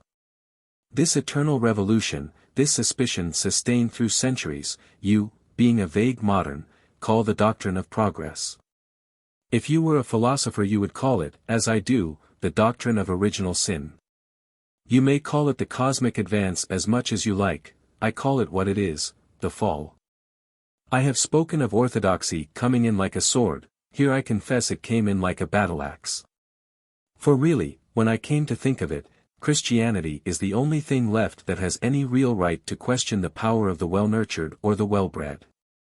I have listened often enough to socialists, or even to Democrats, saying that the physical conditions of the poor must of necessity make them mentally and morally degraded. I have listened to scientific men, and there are still scientific men not opposed to democracy, saying that if we give the poor healthier conditions vice and wrong will disappear. I have listened to them with a horrible attention, with a hideous fascination. For it was like watching a man energetically sawing from the tree the branch he is sitting on. If these happy Democrats could prove their case, they would strike democracy dead. If the poor are thus utterly demoralized, it may or may not be practical to raise them. But it is certainly quite practical to disfranchise them. If the man with a bad bedroom cannot give a good vote, then the first and swiftest deduction is that he shall give no vote. The governing class may not unreasonably say, it may take us some time to reform his bedroom. But if he is the brute you say, it will take him very little time to ruin our country. Therefore we will take your hint and not give him the chance. It fills me with horrible amusement to observe the way in which the earnest socialist industriously lays the foundation of all aristocracy, expatiating blandly upon the evident unfitness of the poor to rule. It is like listening to somebody at an evening party apologizing for entering without evening dress, and explaining that he had recently been intoxicated, had a personal habit of taking off his clothes in the street, and had, moreover, only just changed from prison uniform. At any moment, one feels, the host might say that really, if it was as bad as that, he need not come in at all. So it is when the ordinary socialist, with a beaming face, proves that the poor, after their smashing experiences, cannot be really trustworthy. At any moment the rich may say, very well, then, we won't trust them, and bang the door in his face. On the basis of Mr. Blatchford's view of heredity and environment, the case for the aristocracy is quite overwhelming. If clean homes and clean air make clean souls, why not give the power, for the present at any rate, to those who undoubtedly have the clean air? If better conditions will make the poor more fit to govern themselves, why should not better conditions already make the rich more fit to govern them? On the ordinary environment argument the matter is fairly manifest. The comfortable class must be merely our vanguard in utopia. Is there any answer to the proposition that those who have had the best opportunities will probably be our best guides? Is there any answer to the argument that those who have breathed clean air had better decide for those who have breathed foul? As far as I know, there is only one answer, and that answer is Christianity. Only the Christian Church can offer any rational objection to a complete confidence in the rich. For she has maintained from the beginning that the danger was not in man's environment, but in man. Further, she has maintained that if we come to talk of a dangerous environment, the most dangerous environment of all is the commodious environment. I know that the most modern manufacture has been really occupied in trying to produce an abnormally large needle. I know that the most recent biologists have been chiefly anxious to discover a very small camel. But if we diminish the camel to his smallest, or open the eye of the needle to its largest, if, in short, we assume the words of Christ to have meant the very least that they could mean, his words must at the very least mean this, that rich men are not very likely to be morally trustworthy. Christianity, even when watered down, is hot enough to boil all modern society to rags. The mere minimum of the Church would be a deadly ultimatum to the world. For the whole modern world is absolutely based on the assumption, not that the rich are necessary, which is tenable, but that the rich are trustworthy, which, for a Christian, is not tenable. You will hear everlastingly, in all discussions about newspapers, companies, aristocracies, or party politics, this argument that the rich man cannot be bribed. The fact is, of course, that the rich man is bribed, he has been bribed already. That is why he is a rich man. The whole case for Christianity is that a man who is dependent upon the luxuries of this life is a corrupt man, spiritually corrupt, politically corrupt, financially corrupt. There is one thing that Christ and all the Christian saints have said with a sort of savage monotony. They have said simply that to be rich is to be in peculiar danger of moral wreck. It is not demonstrably unchristian to kill the rich as violators of definable justice. It is not demonstrably unchristian to crown the rich as convenient rulers of society. It is not certainly unchristian to rebel against the rich or to submit to the rich. But it is quite certainly unchristian to trust the rich, to regard the rich as more morally safe than the poor. A Christian may consistently say, I respect that man's rank, although he takes bribes. But a Christian cannot say, as all modern men are saying at lunch and breakfast, a man of that rank would not take bribes. For it is a part of Christian dogma that any man in any rank may take bribes. It is a part of Christian dogma. It also happens by a curious coincidence that it is a part of obvious human history. When people say that a man, in that position, would be incorruptible, there is no need to bring Christianity into the discussion. Was Lord Bacon a bootblack? Was the Duke of Marlborough a crossing sweeper? In the best utopia, I must be prepared for the moral fall of any man in any position at any moment, especially for my fall from my position at this moment. Much vague and sentimental journalism has been poured out to the effect that Christianity is akin to democracy, and most of it is scarcely strong or clear enough to refute the fact that the two things have often quarreled. The real ground upon which Christianity and democracy are one is very much deeper. The one specially and peculiarly unchristian idea is the idea of Carlyle, the idea that the man should rule who feels that he can rule. Whatever else is Christian, this is heathen. If our faith comments on government at all, its comment must be this, that the man should rule who does not think that he can rule. Carlyle's hero may say, I will be king. But the Christian saint must say, Nolo Episcopari. If the great paradox of Christianity means anything, it means this, that we must take the crown in our hands, and go hunting in dry places and dark corners of the earth until we find the one man who feels himself unfit to wear it. Carlyle was quite wrong, we have not got to crown the exceptional man who knows he can rule. Rather we must crown the much more exceptional man who knows he can't. Now, this is one of the 2 or 3 vital defenses of working democracy. The mere machinery of voting is not democracy, though at present it is not easy to effect any simpler democratic method. But even the machinery of voting is profoundly Christian in this practical sense, that it is an attempt to get at the opinion of those who would be too modest to offer it. It is a mystical adventure. It is specially trusting those who do not trust themselves. That enigma is strictly peculiar to Christendom. There is nothing really humble about the abnegation of the Buddhist. The mild Hindu is mild, but he is not meek. But there is something psychologically Christian about the idea of seeking for the opinion of the obscure rather than taking the obvious course of accepting the opinion of the prominent. To say that voting is particularly Christian may seem somewhat curious. To say that canvassing is Christian may seem quite crazy. But canvassing is very Christian in its primary idea. It is encouraging the humble. It is saying to the modest man, "Friend, go up higher." Or if there is some slight defect in canvassing, that is in its perfect and rounded piety, it is only because it may possibly neglect to encourage the modesty of the canvasser. Aristocracy is not an institution, aristocracy is a sin, generally a very venial one. It is merely the drift or slide of men into a sort of natural pomposity and praise of the powerful, which is the most easy and obvious affair in the world. It is one of the 100 answers to the fugitive perversion of modern force that the promptest and boldest agencies are also the most fragile or full of sensibility. The swiftest things are the softest things. A bird is active, because a bird is soft. A stone is helpless, because a stone is hard. The stone must by its own nature go downwards, because hardness is weakness. The bird can of its nature go upwards, because fragility is force.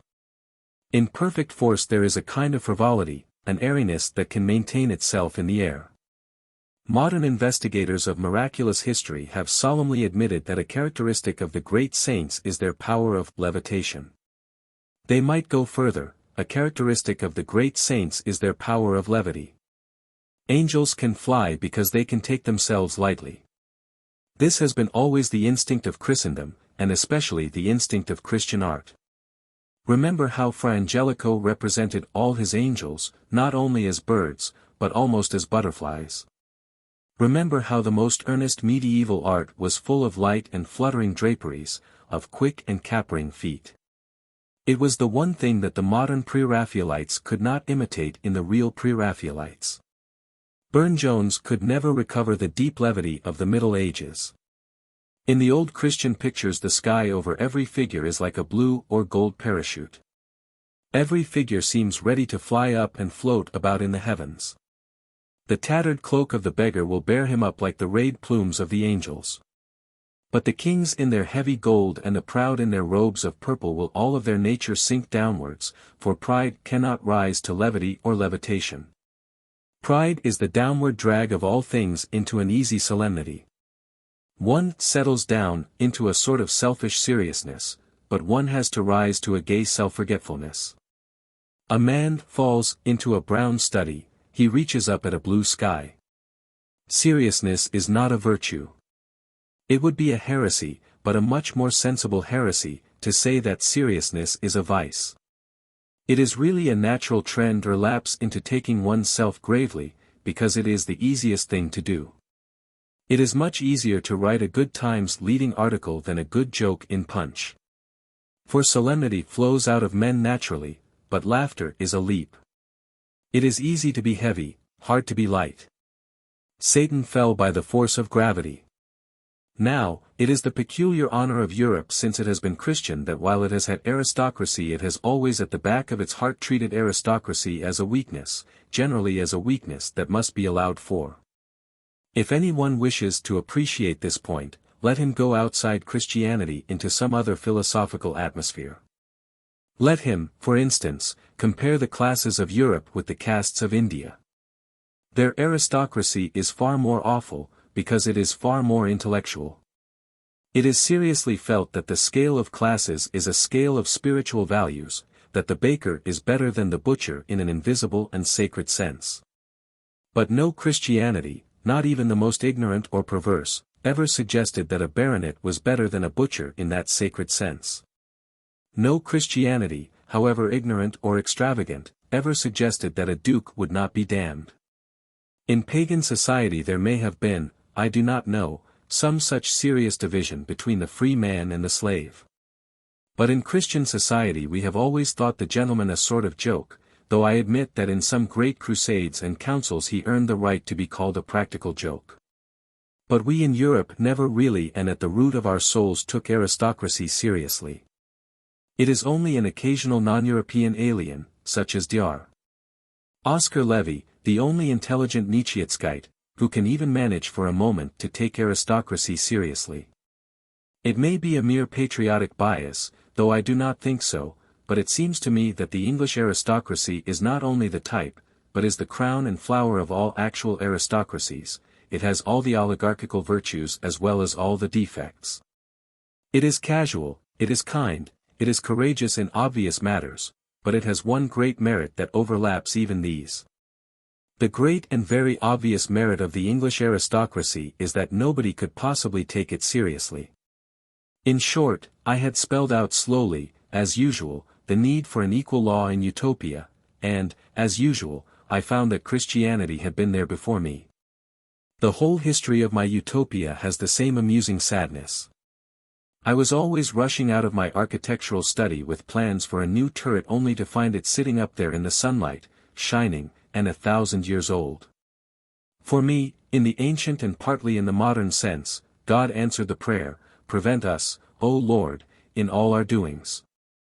Without vanity, I really think there was a moment when I could have invented the marriage vow, as an institution, out of my own head, but I discovered, with a sigh, that it had been invented already. But, since it would be too long a business to show how, fact by fact and inch by inch, my own conception of Utopia was only answered in the New Jerusalem, I will take this one case of the matter of marriage as indicating the converging drift. I may say the converging crash of all the rest. When the ordinary opponents of socialism talk about impossibilities and alterations in human nature, they always miss an important distinction. In modern ideal conceptions of society there are some desires that are possibly not attainable, but there are some desires that are not desirable. That all men should live in equally beautiful houses is a dream that may or may not be attained.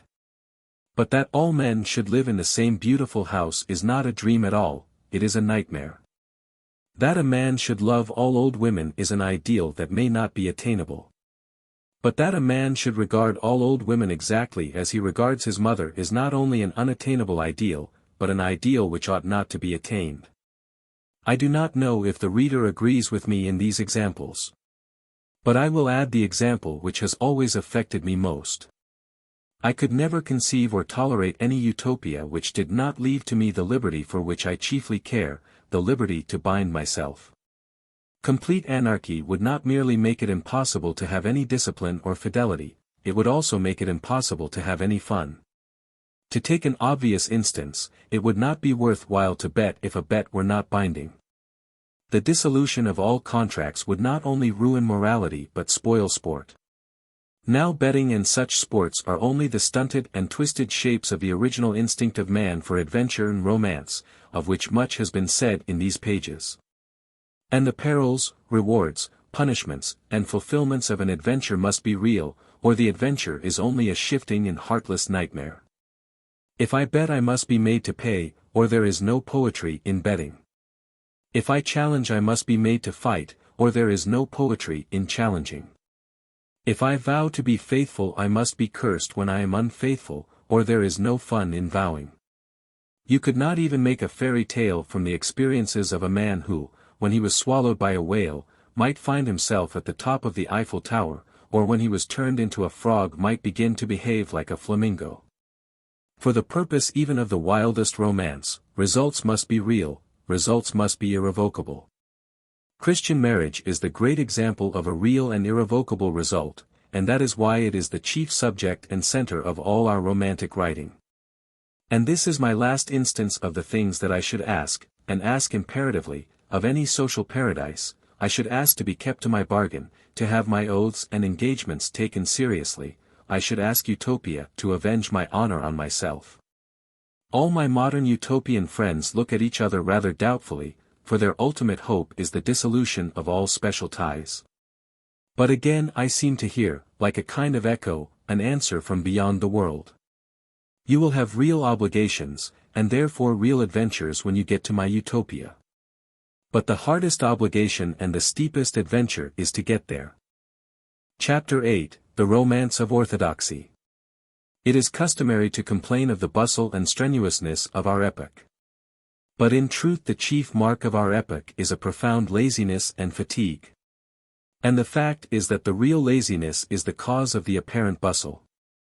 Take one quite external case: the streets are noisy with taxicabs and motor cars, but this is not due to human activity but to human repose. There would be less bustle if there were more activity, if people were simply walking about. Our world would be more silent if it were more strenuous. And this which is true of the apparent physical bustle is true also of the apparent bustle of the intellect.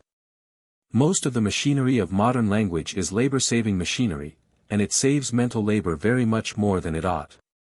Scientific phrases are used like scientific wheels and piston rods to make swifter and smoother yet the path of the comfortable. Long words go rattling by us like long railway trains.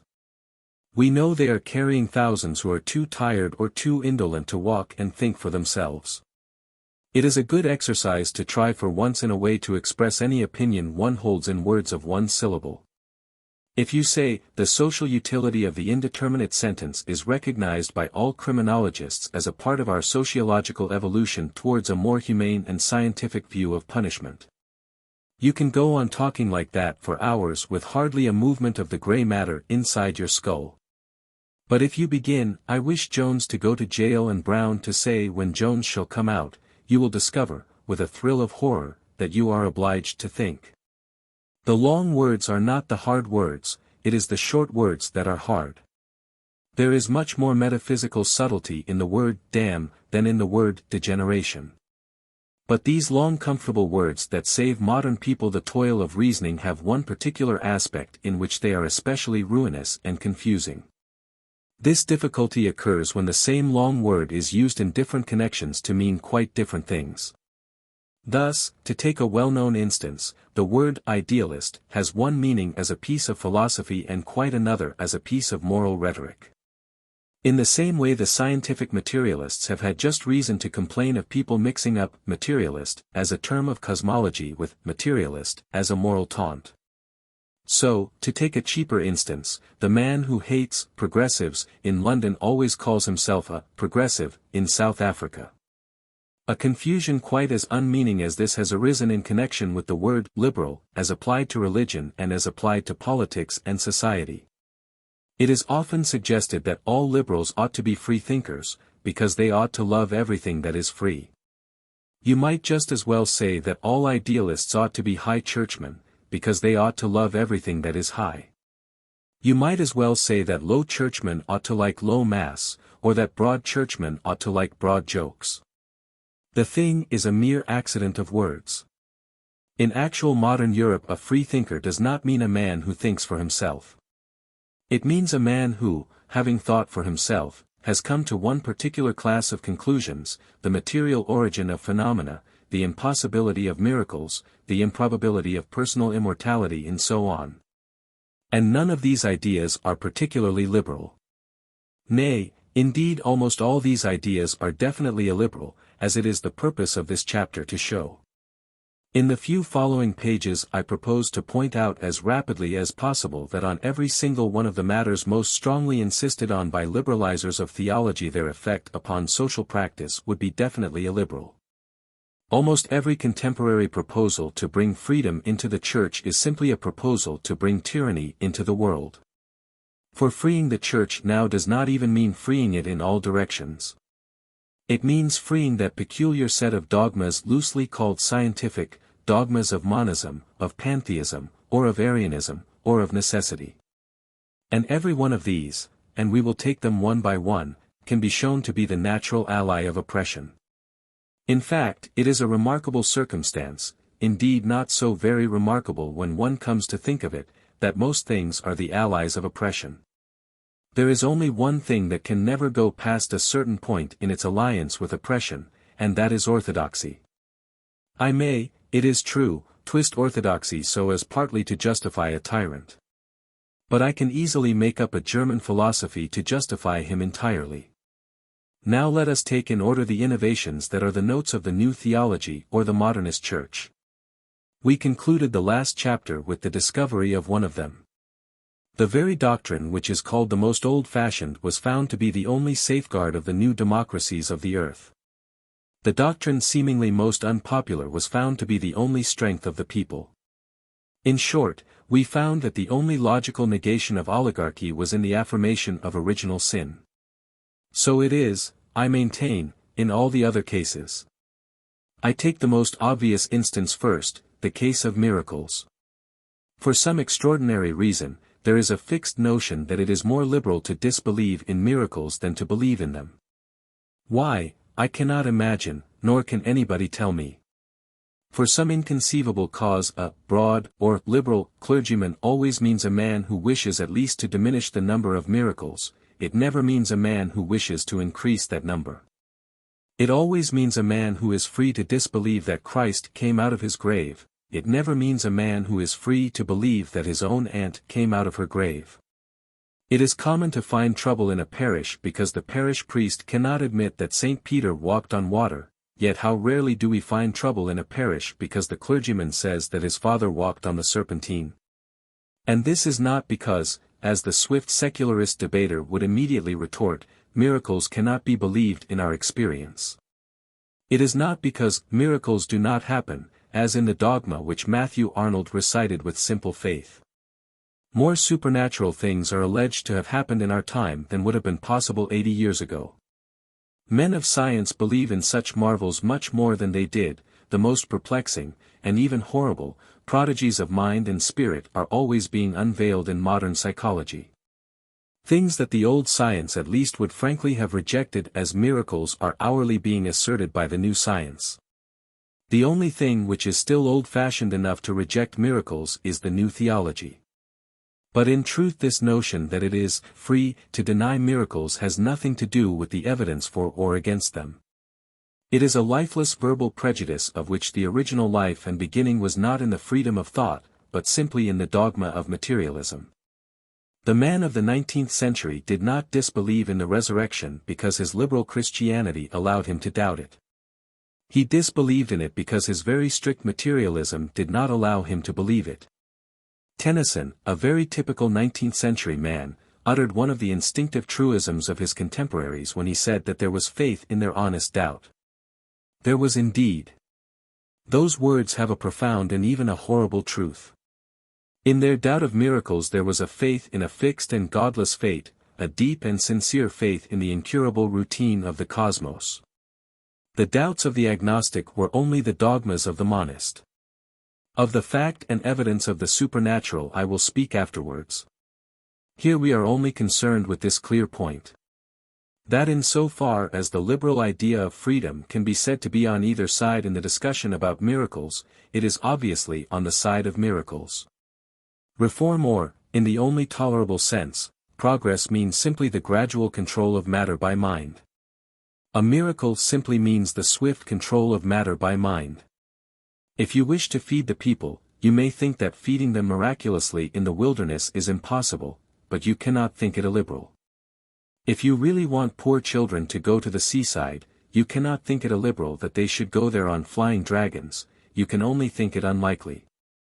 A holiday, like liberalism, only means the liberty of man. A miracle only means the liberty of God. You may conscientiously deny either of them, but you cannot call your denial a triumph of the liberal idea.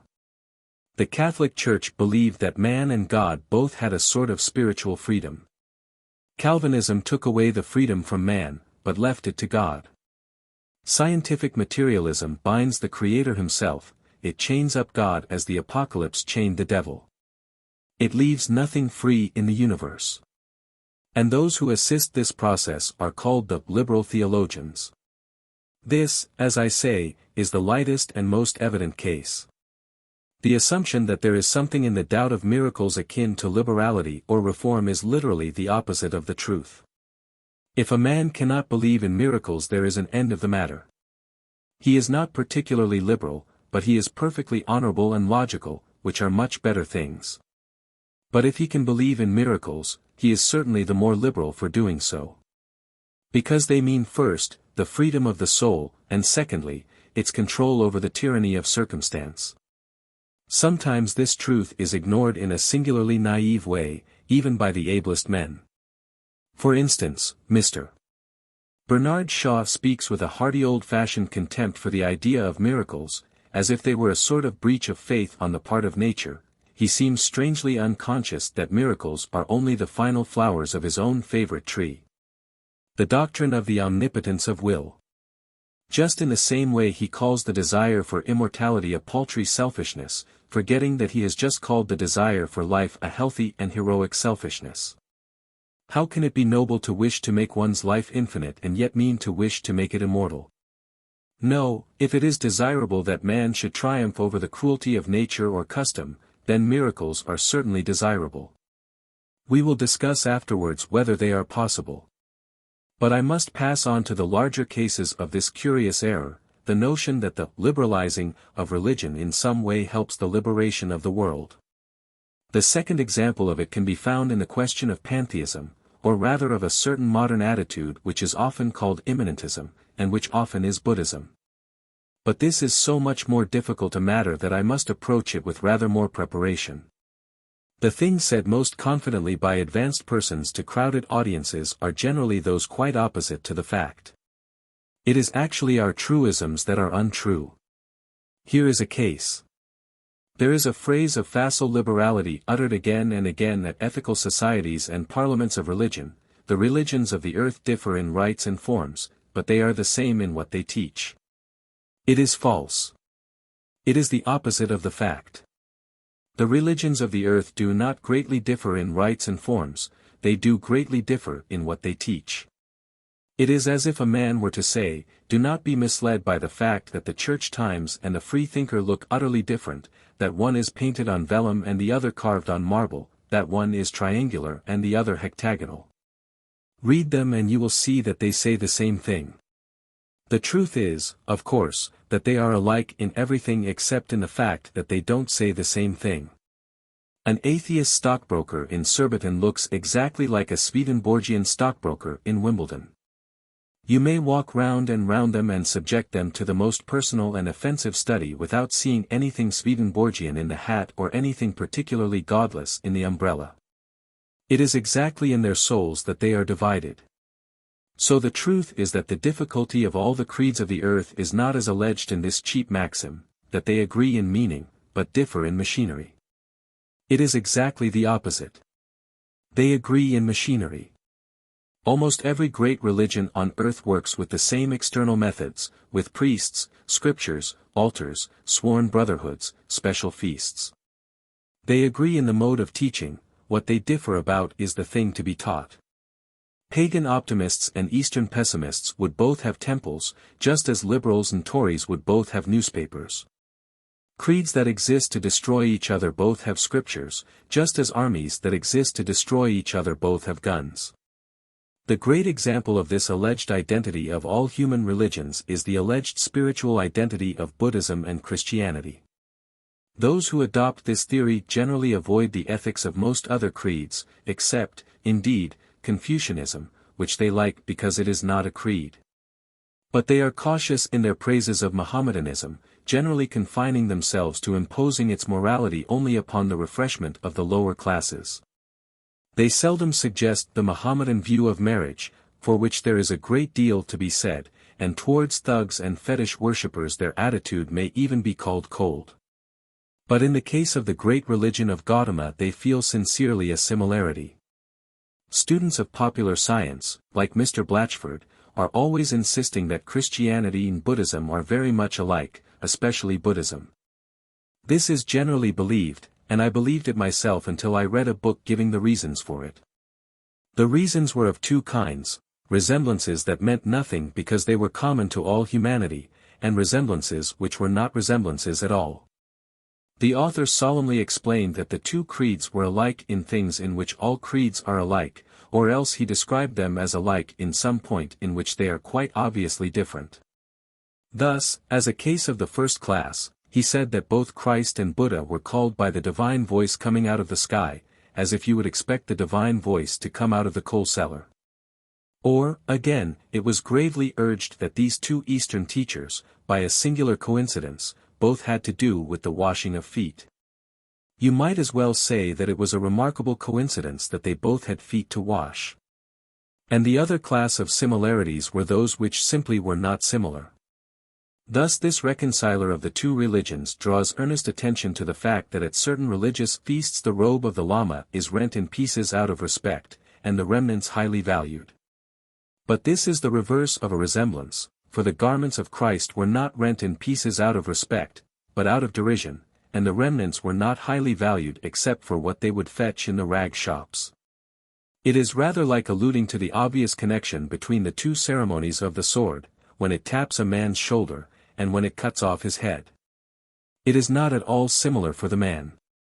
These scraps of puerile pedantry would indeed matter little if it were not also true that the alleged philosophical resemblances are also of these two kinds, either proving too much or not proving anything. That Buddhism approves of mercy or of self-restraint is not to say that it is specially like Christianity, it is only to say that it is not utterly unlike all human existence. Buddhists disapprove in theory of cruelty or excess because all sane human beings disapprove in theory of cruelty or excess. But to say that Buddhism and Christianity give the same philosophy of these things is simply false. All humanity does agree that we are in a net of sin. Most of humanity agrees that there is some way out. But as to what is the way out, I do not think that there are two institutions in the universe which contradict each other so flatly as Buddhism and Christianity.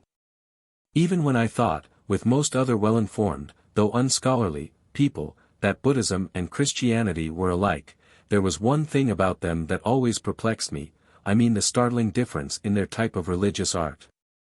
I do not mean in its technical style of representation, but in the things that it was manifestly meant to represent. No two ideals could be more opposite than a Christian saint in a Gothic cathedral and a Buddhist saint in a Chinese temple. The opposition exists at every point, but perhaps the shortest statement of it is that the Buddhist saint always has his eyes shut, while the Christian saint always has them very wide open.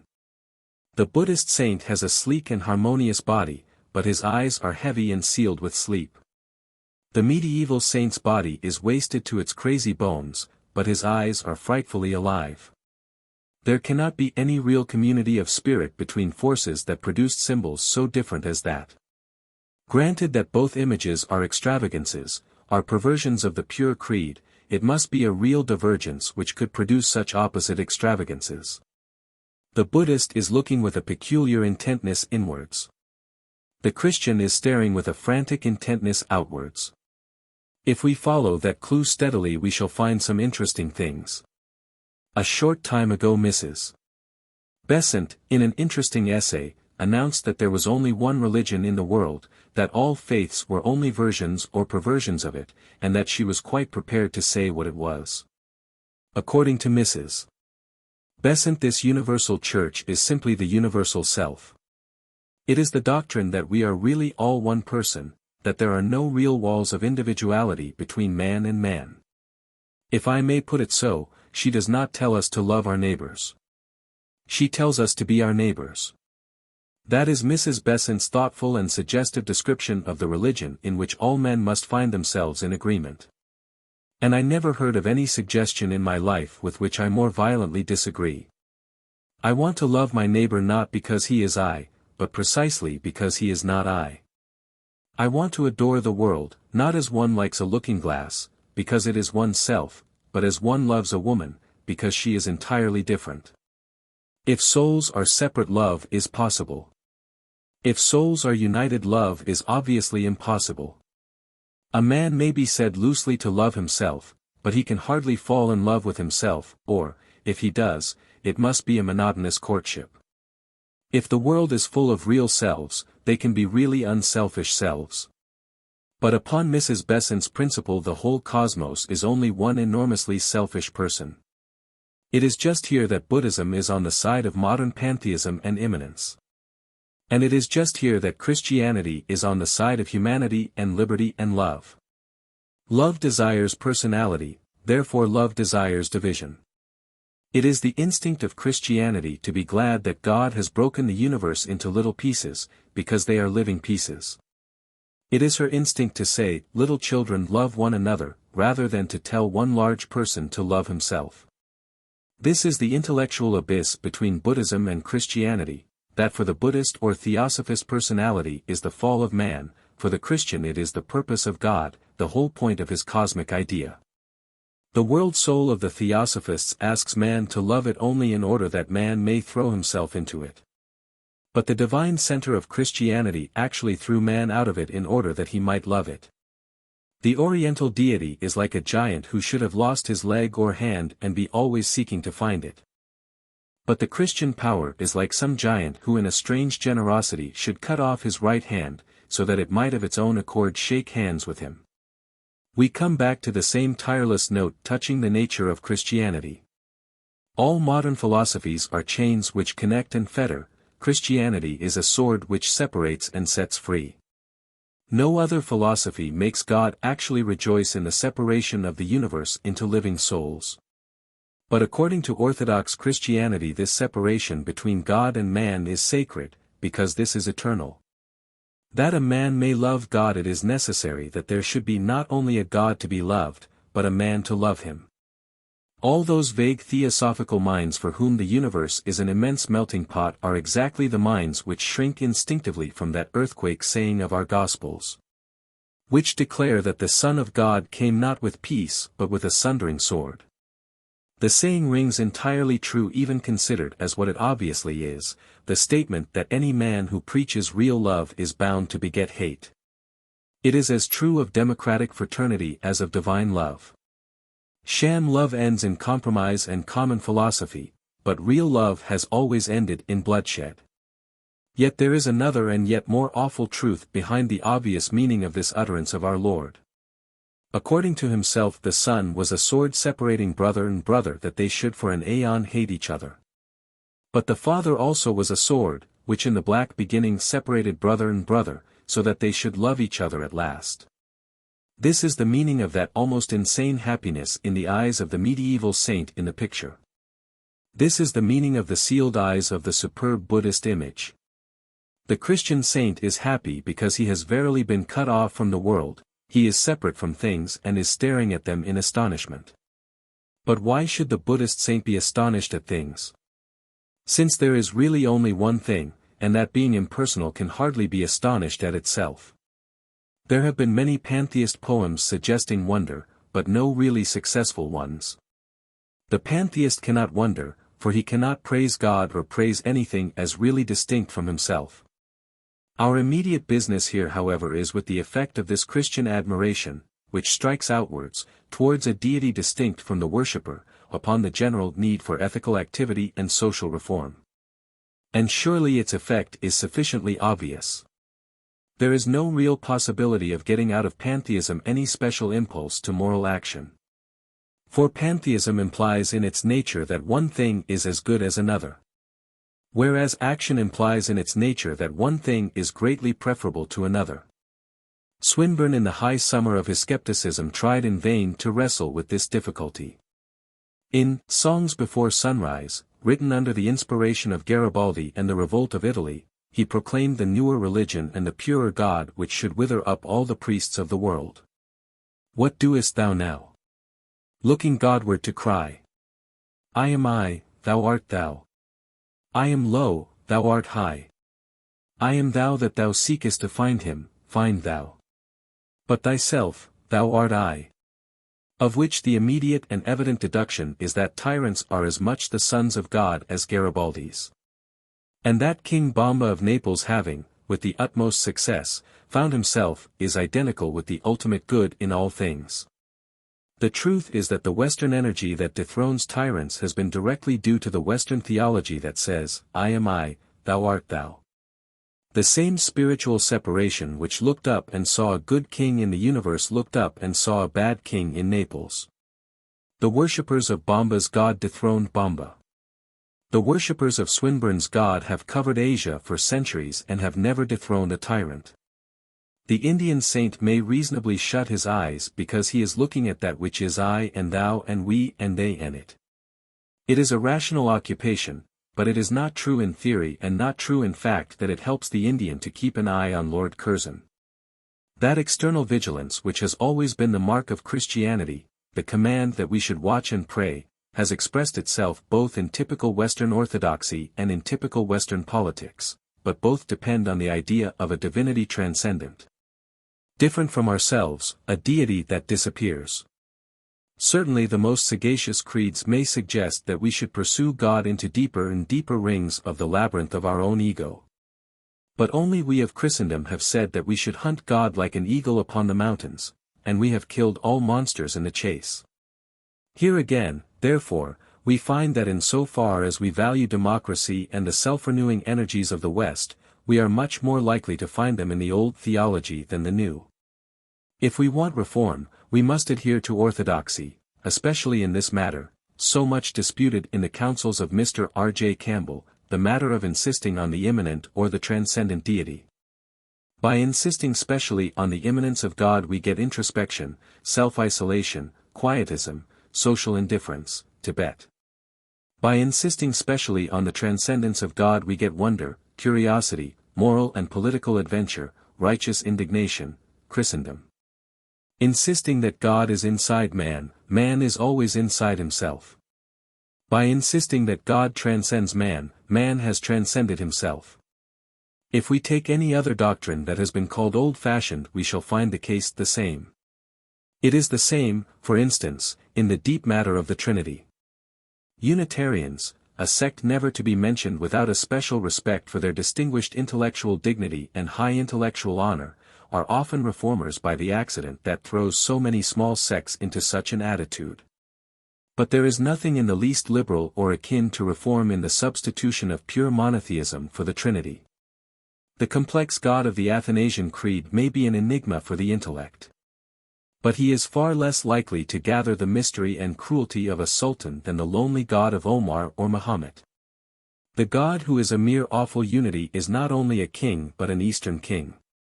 The heart of humanity, especially of European humanity, is certainly much more satisfied by the strange hints and symbols that gather round the Trinitarian idea, the image of a council at which mercy pleads as well as justice. The conception of a sort of liberty and variety existing even in the inmost chamber of the world.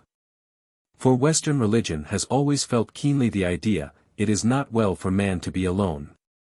The social instinct asserted itself everywhere as when the Eastern idea of hermits was practically expelled by the Western idea of monks. So even asceticism became brotherly, and the Trappists were sociable even when they were silent.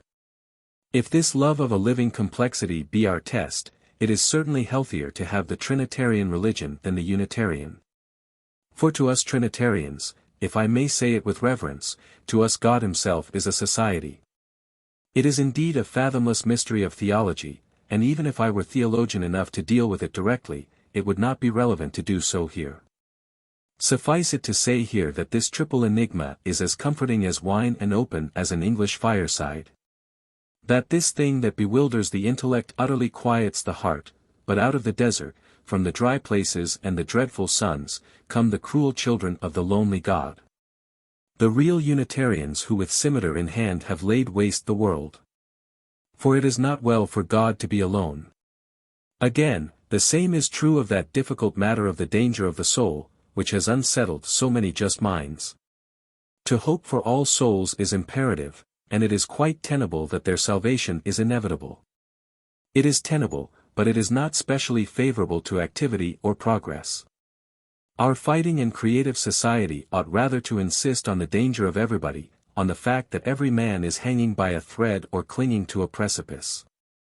To say that all will be well anyhow is a comprehensible remark, but it cannot be called the blast of a trumpet. Europe ought rather to emphasize possible perdition, and Europe always has emphasized it. Here its highest religion is at one with all its cheapest romances. To the Buddhist or the Eastern fatalist existence is a science or a plan, which must end up in a certain way. But to a Christian existence is a story, which may end up in any way. In a thrilling novel, that purely Christian product, the hero is not eaten by cannibals, but it is essential to the existence of the thrill that he might be eaten by cannibals. The hero must, so to speak, be an eatable hero. So Christian morals have always said to the man, not that he would lose his soul, but that he must take care that he didn't. In Christian morals, in short, it is wicked to call a man damned, but it is strictly religious and philosophic to call him damnable. All Christianity concentrates on the man at the crossroads. The vast and shallow philosophies, the huge syntheses of humbug, all talk about ages and evolution and ultimate developments. The true philosophy is concerned with the instant. Will a man take this road or that? That is the only thing to think about, if you enjoy thinking.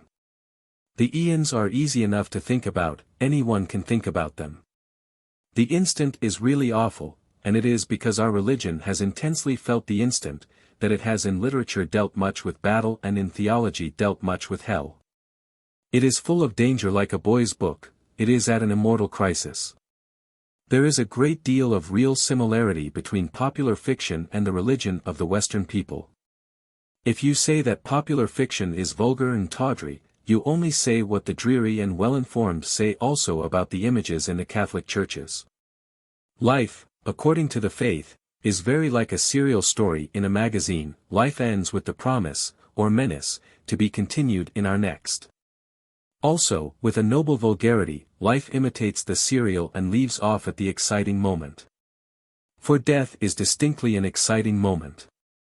But the point is that a story is exciting because it has in it so strong an element of will, of what theology calls free will. You cannot finish a sum how you like. But you can finish a story how you like. When somebody discovered the differential calculus, there was only one differential calculus he could discover. But when Shakespeare killed Romeo, he might have married him to Juliet's old nurse if he had felt inclined. And Christendom has excelled in the narrative romance exactly because it has insisted on the theological free will.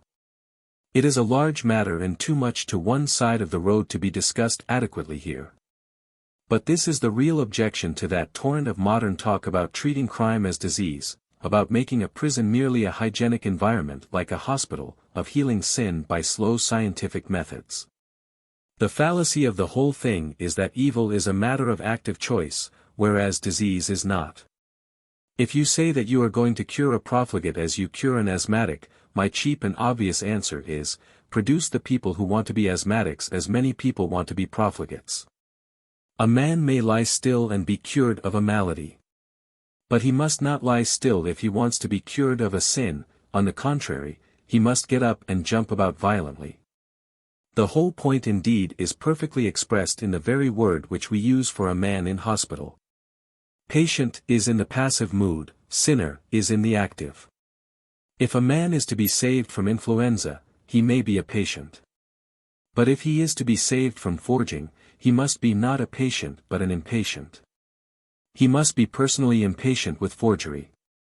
All moral reform must start in the active, not the passive will. Here again we reach the same substantial conclusion. In so far as we desire the definite reconstructions and the dangerous revolutions which have distinguished European civilization, we shall not discourage the thought of possible ruin, we shall rather encourage it. If we want, like the Eastern saints, merely to contemplate how right things are, of course we shall only say that they must go right. But if we particularly want to make them go right, we must insist that they may go wrong. Lastly, this truth is yet again true in the case of the common modern attempts to diminish or to explain away the divinity of Christ. The thing may be true or not, that I shall deal with before I end. But if the divinity is true, it is certainly terribly revolutionary. That a good man may have his back to the wall is no more than we knew already, but that God could have his back to the wall is a boast for all insurgents forever. Christianity is the only religion on earth that has felt that omnipotence made God incomplete. Christianity alone has felt that God, to be holy God, must have been a rebel as well as a king. Alone of all creeds, Christianity has added courage to the virtues of the Creator. For the only courage worth calling courage must necessarily mean that the soul passes a breaking point, and does not break. In this indeed I approach a matter more dark and awful than it is easy to discuss, and I apologize in advance if any of my phrases fall wrong or seem irreverent touching a matter which the greatest saints and thinkers have justly feared to approach. But in that terrific tale of the Passion there is a distinct emotional suggestion that the author of all things, in some unthinkable way, went not only through agony, but through doubt. It is written, "Thou shalt not tempt the Lord thy God." No. But the Lord thy God may tempt himself, and it seems as if this was what happened in Gethsemane. In a garden Satan tempted man, and in a garden God tempted God. He passed in some superhuman manner through our human horror of pessimism. When the world shook and the sun was wiped out of heaven, it was not at the crucifixion, but at the cry from the cross, the cry which confessed that God was forsaken of God. And now let the revolutionists choose a creed from all the creeds and a God from all the gods of the world, carefully weighing all the gods of inevitable recurrence and of unalterable power. They will not find another God who has himself been in revolt. Nay, the matter grows too difficult for human speech, but let the atheists themselves choose a God. They will find only one divinity who ever uttered their isolation. Only one religion in which God seemed for an instant to be an atheist. These can be called the essentials of the old orthodoxy, of which the chief merit is that it is the natural fountain of revolution and reform. And of which the chief defect is that it is obviously only an abstract assertion. Its main advantage is that it is the most adventurous and manly of all theologies. Its chief disadvantage is simply that it is a theology. It can always be urged against it that it is in its nature arbitrary and in the air. But it is not so high in the air but that great archers spend their whole lives in shooting arrows at it, yes, and their last arrows. There are men who will ruin themselves and ruin their civilization if they may ruin also this old fantastic tale. This is the last and most astounding fact about this faith. That its enemies will use any weapon against it, the swords that cut their own fingers, and the firebrands that burn their own homes. Men who begin to fight the church for the sake of freedom and humanity end by flinging away freedom and humanity if only they may fight the church. This is no exaggeration, I could fill a book with the instances of it. Mr. Blatchford set out, as an ordinary Bible smasher, to prove that Adam was guiltless of sin against God. In maneuvering so as to maintain this he admitted, as a mere side issue, that all the tyrants, from Nero to King Leopold, were guiltless of any sin against humanity. I know a man who has such a passion for proving that he will have no personal existence after death that he falls back on the position that he has no personal existence now. He invokes Buddhism and says that all souls fade into each other. In order to prove that he cannot go to heaven he proves that he cannot go to Hartlepool. I have known people who protested against religious education with arguments against any education, saying that the child's mind must grow freely or that the old must not teach the young. I have known people who showed that there could be no divine judgment by showing that there can be no human judgment, even for practical purposes. They burned their own corn to set fire to the church, they smashed their own tools to smash it. Any stick was good enough to beat it with, though it were the last stick of their own dismembered furniture. We do not admire, we hardly excuse, the fanatic who wrecks this world for love of the other. But what are we to say of the fanatic who wrecks this world out of hatred of the other? He sacrifices the very existence of humanity to the non-existence of God. He offers his victims not to the altar, but merely to assert the idleness of the altar and the emptiness of the throne. He is ready to ruin even that primary ethic by which all things live, for his strange and eternal vengeance upon someone who never lived at all. And yet the thing hangs in the heavens unhurt. Its opponents only succeed in destroying all that they themselves justly hold dear. They do not destroy orthodoxy, they only destroy political courage and common sense. They do not prove that Adam was not responsible to God, how could they prove it? They only prove, from their premises, that the Tsar is not responsible to Russia. They do not prove that Adam should not have been punished by God, they only prove that the nearest sweater should not be punished by men. With their oriental doubts about personality they do not make certain that we shall have no personal life hereafter, they only make certain that we shall not have a very jolly or complete one here. With their paralyzing hints of all conclusions coming out wrong they do not tear the book of the recording angel, they only make it a little harder to keep the books of Marshall and Snellgrove. Not only is the faith the mother of all worldly energies, but its foes are the fathers of all worldly confusion. The secularists have not wrecked divine things, but the secularists have wrecked secular things, if that is any comfort to them. The Titans did not scale heaven, but they laid waste the world. Chapter 9, Authority and the Adventurer. The last chapter has been concerned with the contention that orthodoxy is not only, as is often urged, the only safe guardian of morality or order, but is also the only logical guardian of liberty, innovation and advance. If we wish to pull down the prosperous oppressor, we cannot do it with the new doctrine of human perfectibility, we can do it with the old doctrine of original sin. If we want to uproot inherent cruelties or lift up lost populations, we cannot do it with the scientific theory that matter precedes mind, we can do it with the supernatural theory that mind precedes matter. If we wish specially to awaken people to social vigilance and tireless pursuit of practice, we cannot help it much by insisting on the immanent God and the inner light, for these are at best reasons for contentment. We can help it much by insisting on the transcendent God and the flying and escaping gleam, for that means divine discontent. If we wish particularly to assert the idea of a generous balance against that of a dreadful autocracy, we shall instinctively be Trinitarian rather than Unitarian.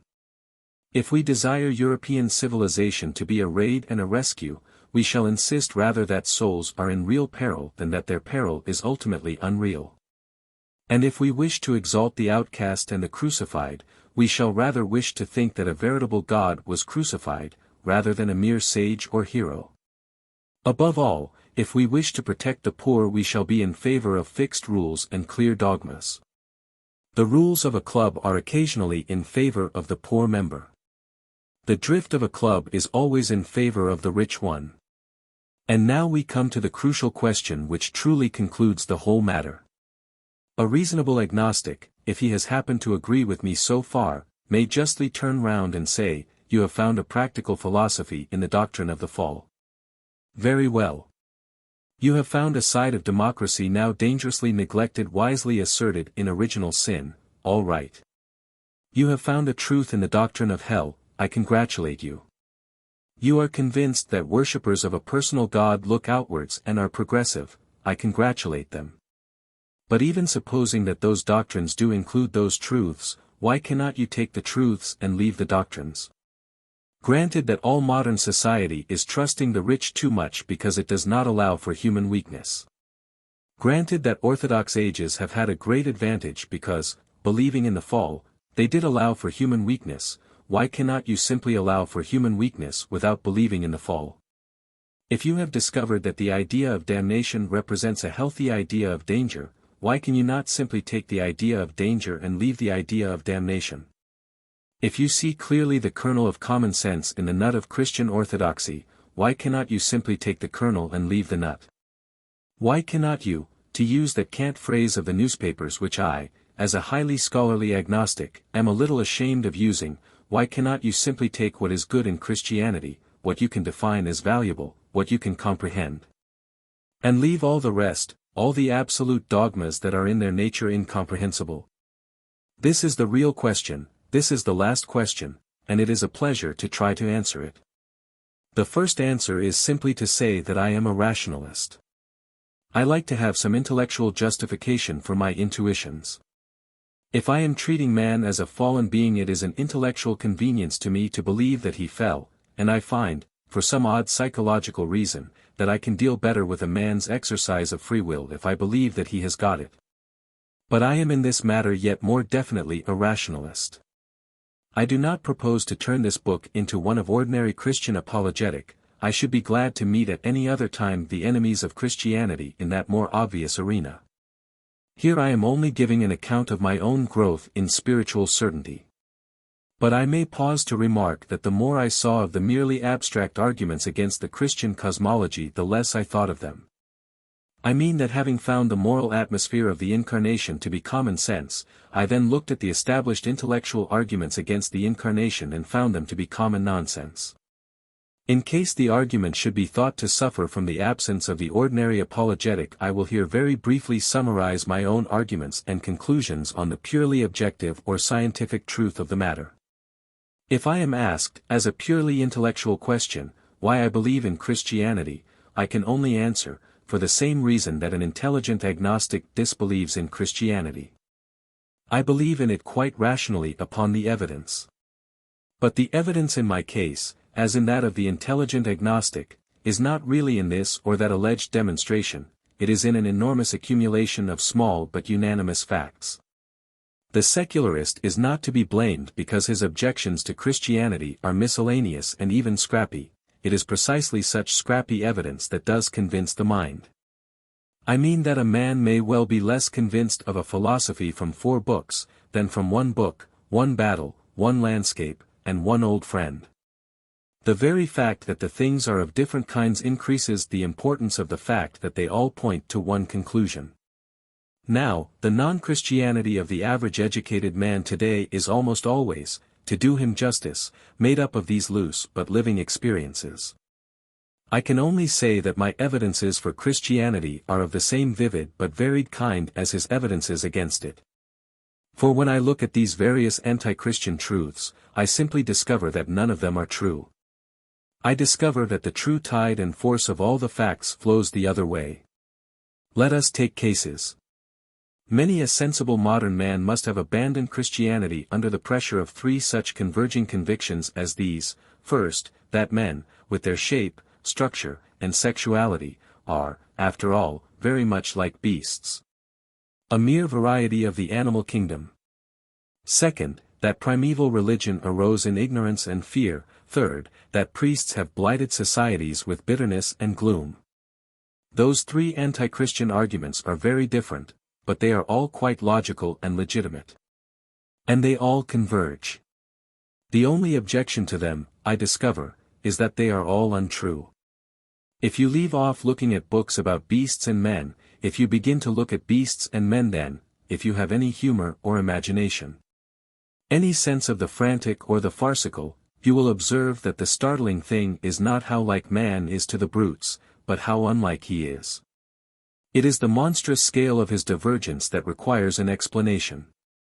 That man and brute are like is, in a sense, a truism, but that being so like they should then be so insanely unlike, that is the shock and the enigma. That an ape has hands is far less interesting to the philosopher than the fact that having hands he does next to nothing with them, does not play knucklebones or the violin, does not carve marble or carve mutton. People talk of barbaric architecture and debased art. But elephants do not build colossal temples of ivory even in a rococo style, camels do not paint even bad pictures, though equipped with the material of many camels' hair brushes. Certain modern dreamers say that ants and bees have a society superior to ours.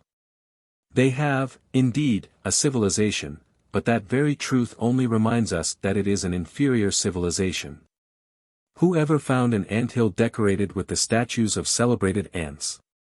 Who has seen a beehive carved with the images of gorgeous queens of old? No, the chasm between man and other creatures may have a natural explanation, but it is a chasm. We talk of wild animals, but man is the only wild animal. It is man that has broken out. All other animals are tame animals, following the rugged respectability of the tribe or type. All other animals are domestic animals. Man alone is ever undomestic either as a profligate or a monk. So that this first superficial reason for materialism is, if anything, a reason for its opposite. It is exactly where biology leaves off that all religion begins. It would be the same if I examined the second of the 3 chance rationalist arguments, the argument that all that we call divine began in some darkness and terror. When I did attempt to examine the foundations of this modern idea I simply found that there were none. Science knows nothing whatever about prehistoric man, for the excellent reason that he is prehistoric. A few professors choose to conjecture that such things as human sacrifice were once innocent and general and that they gradually dwindled, but there is no direct evidence of it, and the small amount of indirect evidence is very much the other way. In the earliest legends we have, such as the tales of Isaac and of Iphigenia, human sacrifice is not introduced as something old, but rather as something new, as a strange and frightful exception darkly demanded by the gods. History says nothing. And legends all say that the earth was kinder in its earliest time. There is no tradition of progress, but the whole human race has a tradition of the fall. Amusingly enough, indeed, the very dissemination of this idea is used against its authenticity. Learned men literally say that this prehistoric calamity cannot be true because every race of mankind remembers it. I cannot keep pace with these paradoxes. And if we took the third chance instance, it would be the same, the view that priests darken and embitter the world. I look at the world and simply discover that they don't.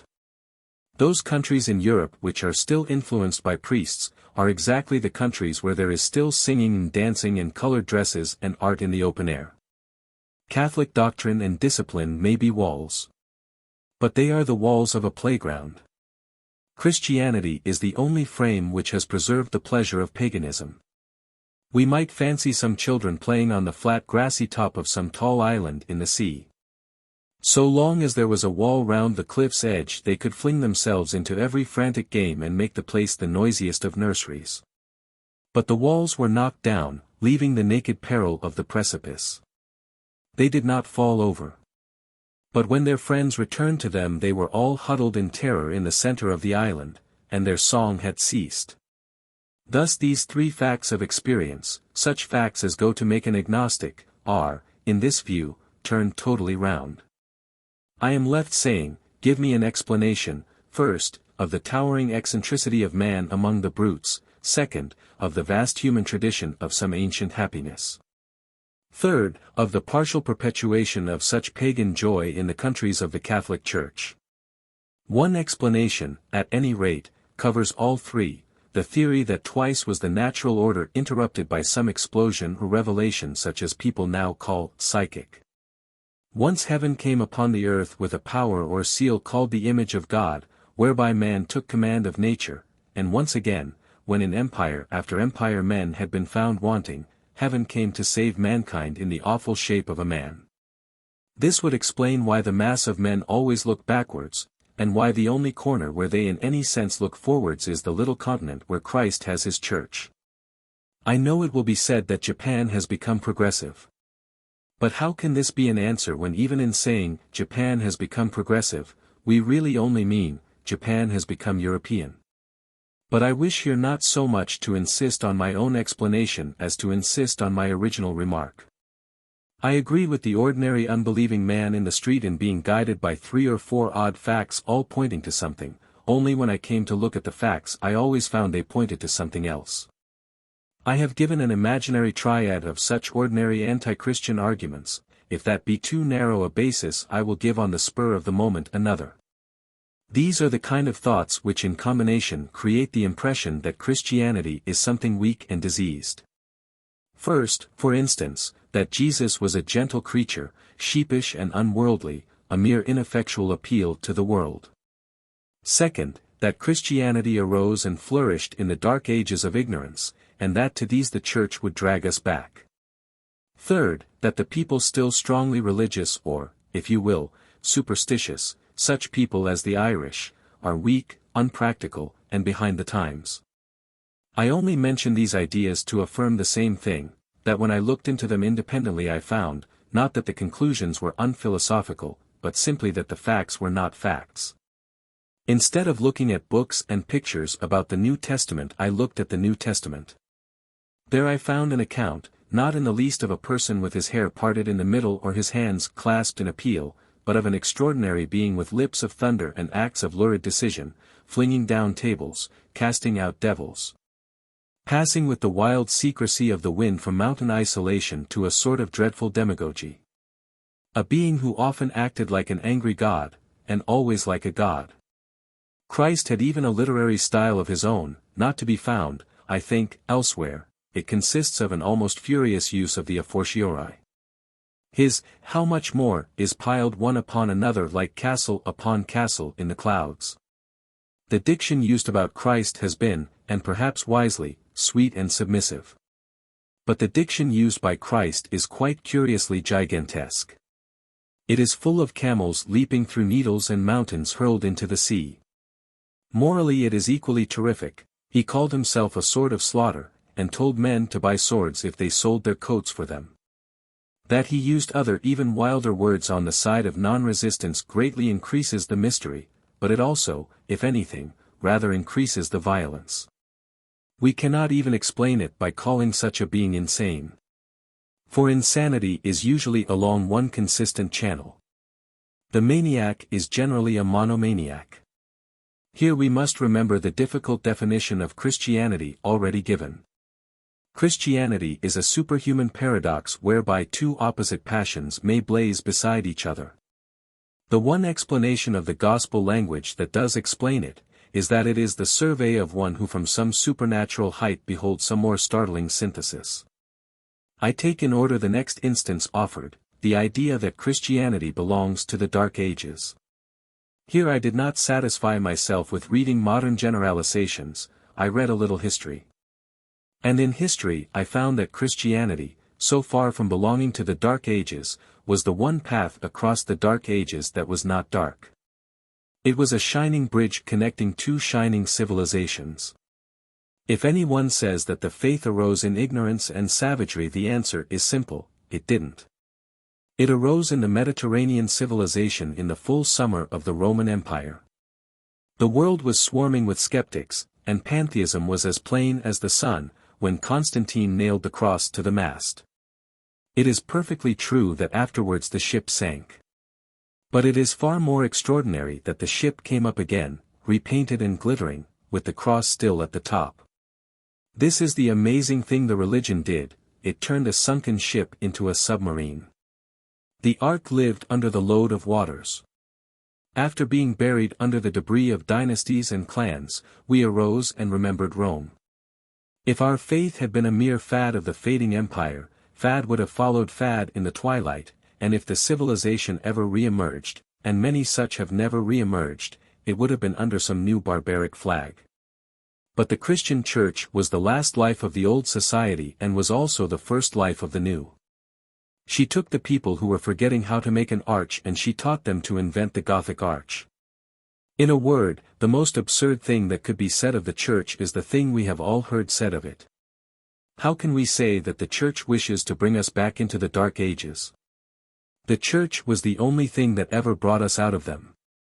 I added in this second trinity of objections an idle instance taken from those who feel such people as the Irish to be weakened or made stagnant by superstition.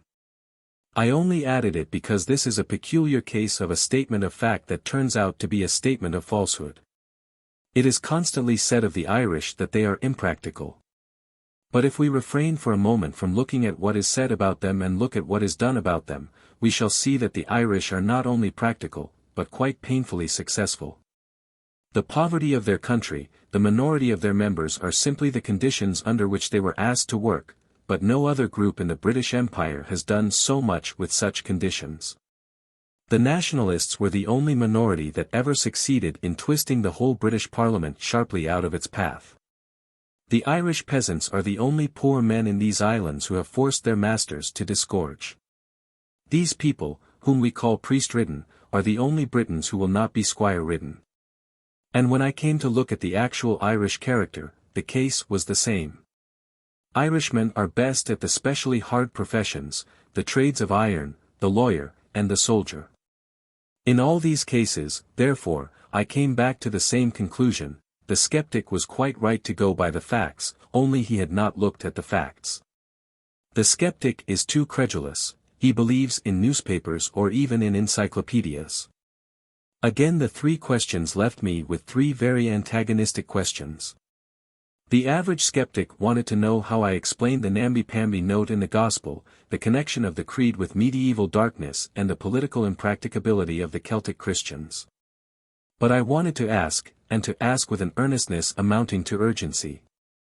What is this incomparable energy which appears first in one walking the earth like a living judgment, and this energy which can die with a dying civilization and yet force it to a resurrection from the dead?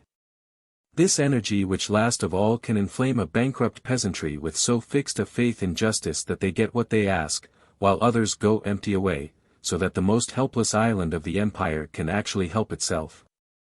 There is an answer. It is an answer to say that the energy is truly from outside the world, that it is psychic, or at least one of the results of a real psychical disturbance. The highest gratitude and respect are due to the great human civilizations such as the old Egyptian or the existing Chinese. Nevertheless, it is no injustice for them to say that only modern Europe has exhibited incessantly a power of self-renewal recurring often at the shortest intervals and descending to the smallest facts of building or costume. All other societies die finally and with dignity. We die daily. We are always being born again with almost indecent obstetrics. It is hardly an exaggeration to say that there is in historic Christendom a sort of unnatural life. It could be explained as a supernatural life. It could be explained as an awful galvanic life working in what would have been a corpse. For our civilization ought to have died, by all parallels, by all sociological probability, in the Ragnarok of the end of Rome.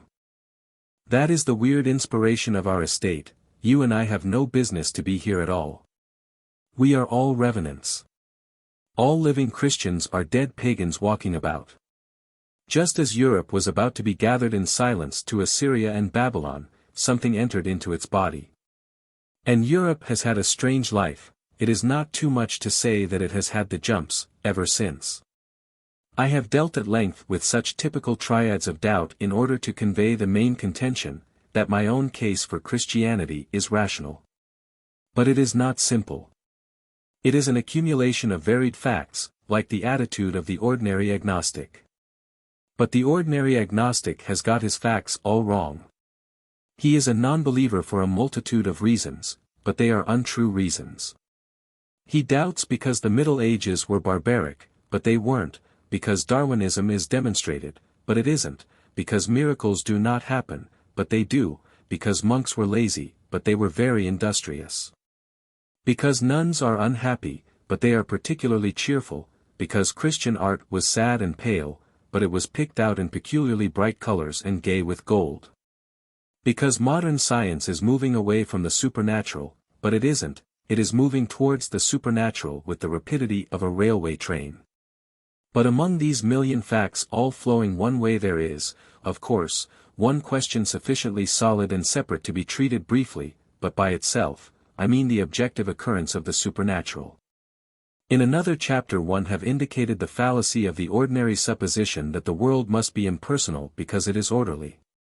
A person is just as likely to desire an orderly thing as a disorderly thing.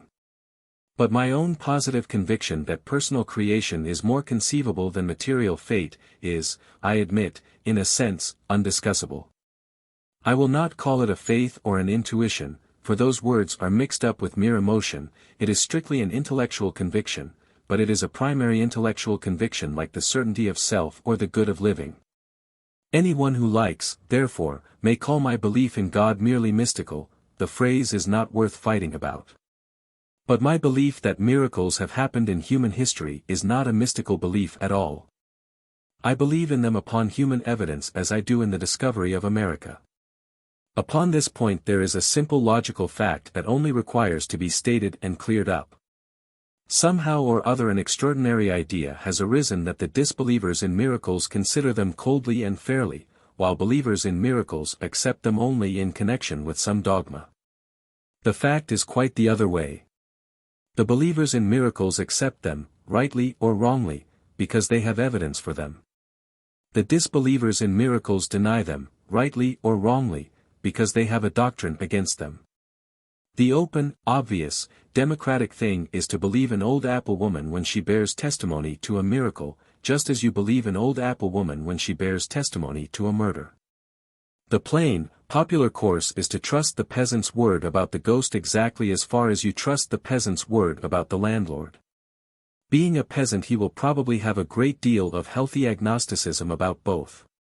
Still you could fill the British Museum with evidence uttered by the peasant, and given in favor of the ghost. If it comes to human testimony there is a choking cataract of human testimony in favor of the supernatural. If you reject it, you can only mean one of two things. You reject the peasant story about the ghost either because the man is a peasant or because the story is a ghost story. That is, you either deny the main principle of democracy, or you affirm the main principle of materialism, the abstract impossibility of miracle. You have a perfect right to do so, but in that case you are the dogmatist. It is we Christians who accept all actual evidence, it is you rationalists who refuse actual evidence, being constrained to do so by your creed. But I am not constrained by any creed in the matter, and looking impartially into certain miracles of medieval and modern times, I have come to the conclusion that they occurred. All argument against these plain facts is always argument in a circle. If I say, medieval documents attest certain miracles as much as they attest certain battles, they answer, but medievals were superstitious. If I want to know in what they were superstitious, the only ultimate answer is that they believed in the miracles. If I say, a peasant saw a ghost, I am told, but peasants are so credulous. If I ask, why credulous? The only answer is, that they see ghosts. Iceland is impossible because only stupid sailors have seen it, and the sailors are only stupid because they say they have seen Iceland. It is only fair to add that there is another argument that the unbeliever may rationally use against miracles, though he himself generally forgets to use it. He may say that there has been in many miraculous stories a notion of spiritual preparation and acceptance, in short, that the miracle could only come to him who believed in it. It may be so, and if it is so, how are we to test it?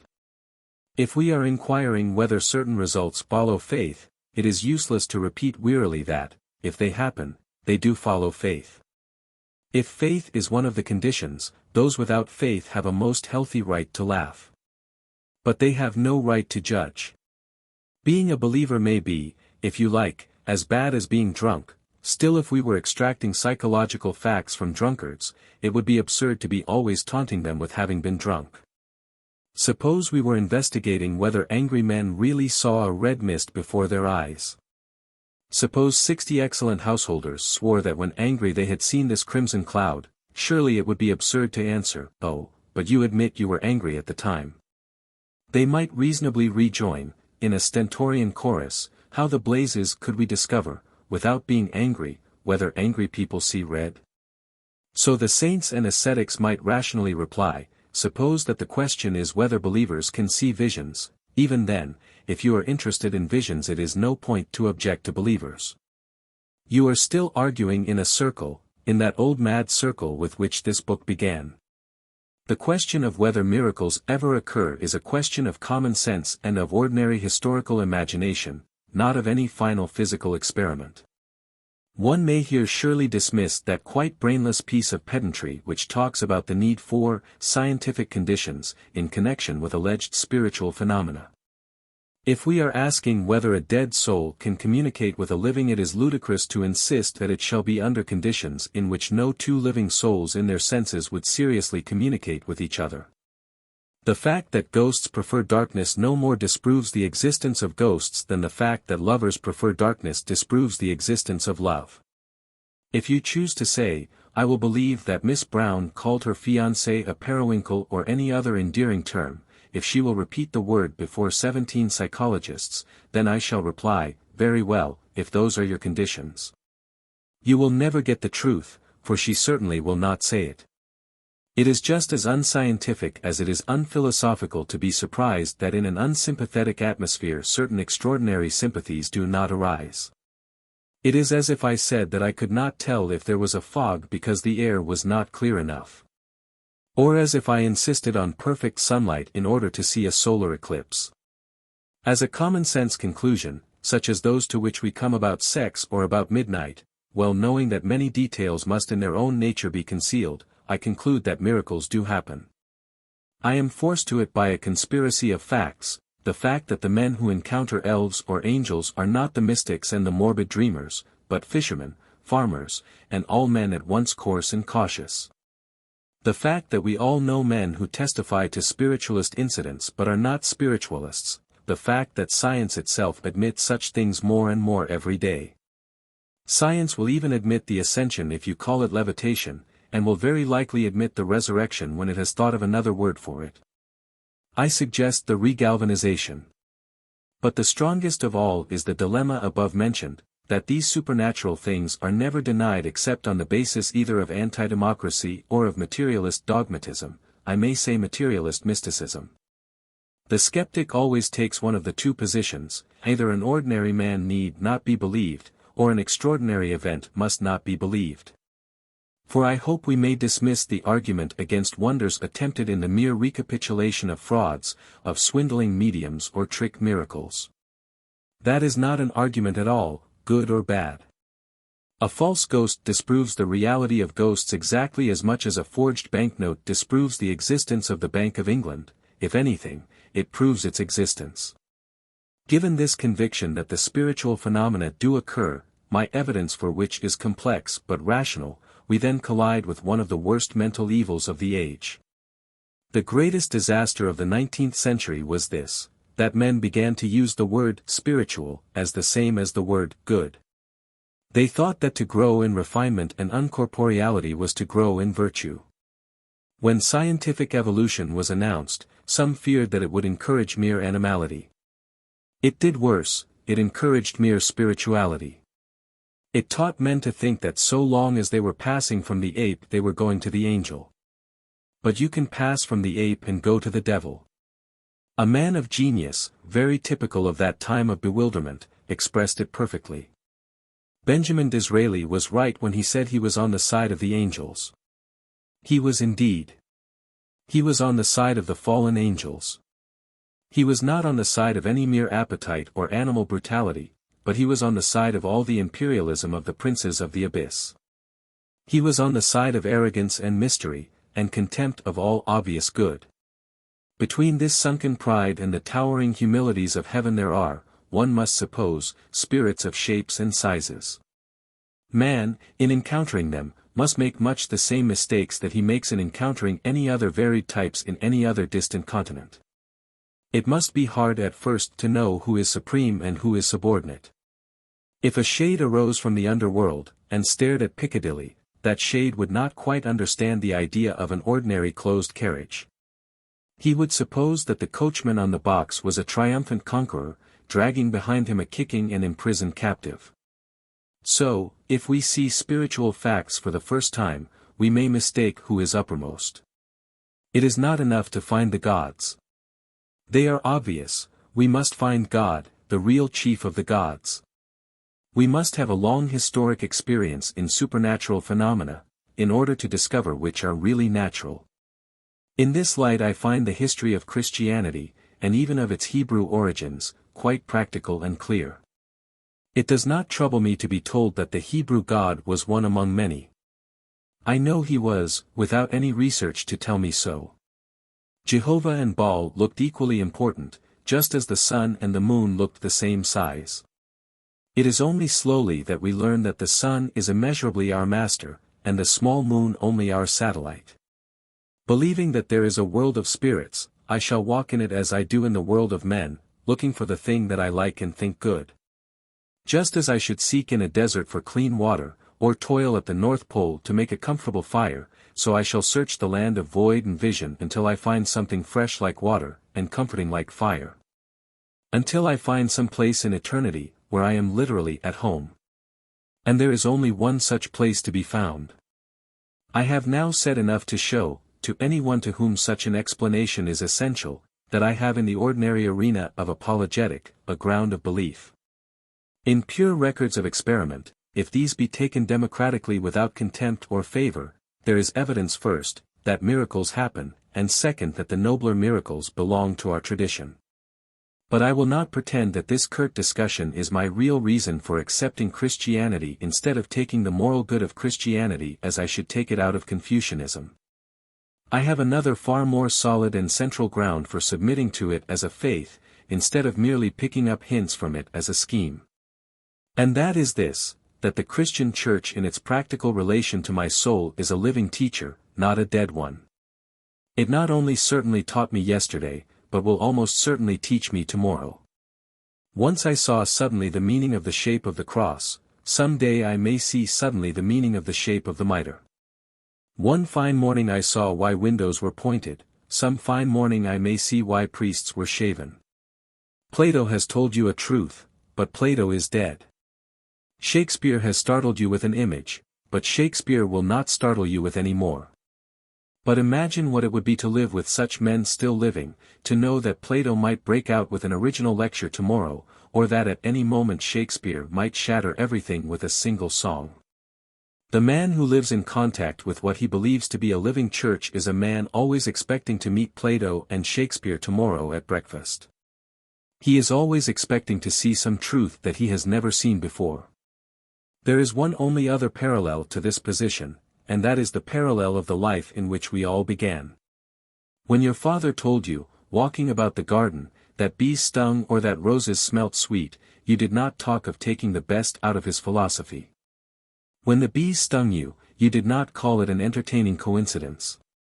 When the rose smelt sweet, you did not say, my father is a rude, barbaric symbol, enshrining, perhaps unconsciously, the deep delicate truths that flowers smell. No, you believed your father, because you had found him to be a living fountain of facts, a thing that really knew more than you, a thing that would tell you truth tomorrow, as well as today. And if this was true of your father, it was even truer of your mother, at least it was true of mine, to whom this book is dedicated. Now, when society is in a rather futile fuss about the subjection of women, will no one say how much every man owes to the tyranny and privilege of women? To the fact that they alone rule education until education becomes futile, for a boy is only sent to be taught at school when it is too late to teach him anything. The real thing has been done already, and thank God it is nearly always done by women. Every man is womanized, merely by being born. They talk of the masculine woman, but every man is a feminized man. And if ever men walk to Westminster to protest against this female privilege, I shall not join their procession. For I remember with certainty this fixed psychological fact. That the very time when I was most under a woman's authority, I was most full of flame and adventure. Exactly because when my mother said that ants bit they did bite, and because snow did come in winter, as she said. Therefore the whole world was to me a fairyland of wonderful fulfillments, and it was like living in some Hebraic age, when prophecy after prophecy came true. I went out as a child into the garden, and it was a terrible place to me, precisely because I had a clue to it. If I had held no clue it would not have been terrible, but tame. A mere unmeaning wilderness is not even impressive. But the garden of childhood was fascinating, exactly because everything had a fixed meaning which could be found out in its turn. Inch by inch I might discover what was the object of the ugly shape called a rake. Or form some shadowy conjecture as to why my parents kept a cat. So, since I have accepted Christendom as a mother and not merely as a chance example, I have found Europe and the world once more like the little garden where I stared at the symbolic shapes of cat and rake. I look at everything with the old elvish ignorance and expectancy. This or that rite or doctrine may look as ugly and extraordinary as a rake, but I have found by experience that such things end somehow in grass and flowers. A clergyman may be apparently as useless as a cat, but he is also as fascinating, for there must be some strange reason for his existence. I give one instance out of 100. I have not myself any instinctive kinship with that enthusiasm for physical virginity, which has certainly been a note of historic Christianity. But when I look not at myself but at the world, I perceive that this enthusiasm is not only a note of Christianity, but a note of paganism, a note of high human nature in many spheres. The Greeks felt virginity when they carved Artemis, the Romans when they robed the Vestals, the worst and wildest of the great Elizabethan playwrights clung to the literal purity of a woman as to the central pillar of the world. Above all, the modern world, even while mocking sexual innocence, has flung itself into a generous idolatry of sexual innocence, the great modern worship of children. For any man who loves children will agree that their peculiar beauty is hurt by a hint of physical sex. With all this human experience, allied with the Christian authority, I simply conclude that I am wrong, and the Church right.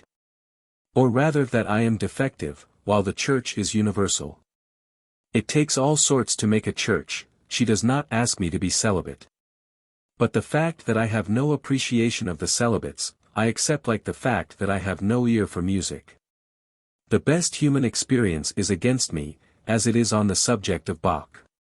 Celibacy is one flower in my father's garden, of which I have not been told the sweet or terrible name. But I may be told it any day.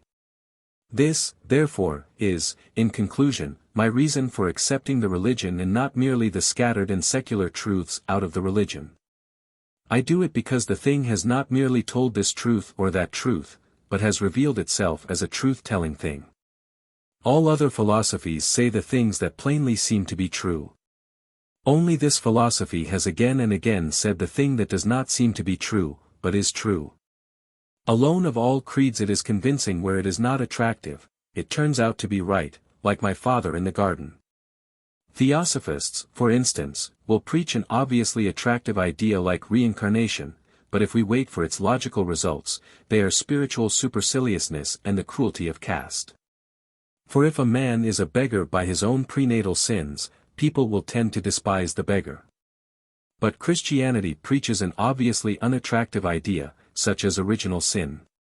But when we wait for its results, they are pathos and brotherhood, and a thunder of laughter and pity, for only with original sin we can at once pity the beggar and distrust the king. Men of science offer us health, an obvious benefit. It is only afterwards that we discover that by health, they mean bodily slavery and spiritual tedium. Orthodoxy makes us jump by the sudden brink of hell. It is only afterwards that we realize that jumping was an athletic exercise highly beneficial to our health. It is only afterwards that we realize that this danger is the root of all drama and romance. The strongest argument for the divine grace is simply its ungraciousness. The unpopular parts of Christianity turn out when examined to be the very props of the people. The outer ring of Christianity is a rigid guard of ethical abnegations and professional priests, but inside that inhuman guard you will find the old human life dancing like children, and drinking wine like men. For Christianity is the only frame for pagan freedom. But in the modern philosophy the case is opposite, it is its outer ring that is obviously artistic and emancipated, its despair is within. And its despair is this, that it does not really believe that there is any meaning in the universe, therefore it cannot hope to find any romance, its romances will have no plots. A man cannot expect any adventures in the land of anarchy. But a man can expect any number of adventures if he goes traveling in the land of authority. One can find no meanings in a jungle of skepticism, but the man will find more and more meanings who walks through a forest of doctrine and design. Here everything has a story tied to its tail, like the tools or pictures in my father's house, for it is my father's house. I end where I began, at the right end. I have entered at least the gate of all good philosophy. I have come into my second childhood. But this larger and more adventurous Christian universe has one final mark difficult to express, yet as a conclusion of the whole matter I will attempt to express it. All the real argument about religion turns on the question of whether a man who was born upside down can tell when he comes right way up. The primary paradox of Christianity is that the ordinary condition of man is not his sane or sensible condition, that the normal itself is an abnormality. That is the inmost philosophy of the fall. In Sir Oliver Lodge's interesting new catechism, the first two questions were, "What are you?" and "What, then, is the meaning of the fall of man?" I remember amusing myself by writing my own answers to the questions. But I soon found that they were very broken and agnostic answers. To the question, "What are you?" I could only answer, "God knows." And to the question, "What is meant by the fall?" I could answer with complete sincerity, that whatever I am not myself. This is the prime paradox of our religion. Something that we have never in any full sense known, is not only better than ourselves, but even more natural to us than ourselves. And there is really no test of this except the merely experimental one with which these pages began, the test of the padded cell and the open door. It is only since I have known orthodoxy that I have known mental emancipation. But, in conclusion, it has one special application to the ultimate idea of joy. It is said that paganism is a religion of joy and Christianity of sorrow. It would be just as easy to prove that paganism is pure sorrow and Christianity pure joy. Such conflicts mean nothing and lead nowhere. Everything human must have in it both joy and sorrow, the only matter of interest is the manner in which the two things are balanced or divided. And the really interesting thing is this, that the pagan was, in the main, happier and happier as he approached the earth, but sadder and sadder as he approached the heavens. The gaiety of the best paganism, as in the playfulness of Catullus or Theocritus, is, indeed, an eternal gaiety never to be forgotten by a grateful humanity. But it is all a gaiety about the facts of life, not about its origin. To the pagan the small things are as sweet as the small brooks breaking out of the mountain, but the broad things are as bitter as the sea. When the pagan looks at the very core of the cosmos he is struck cold.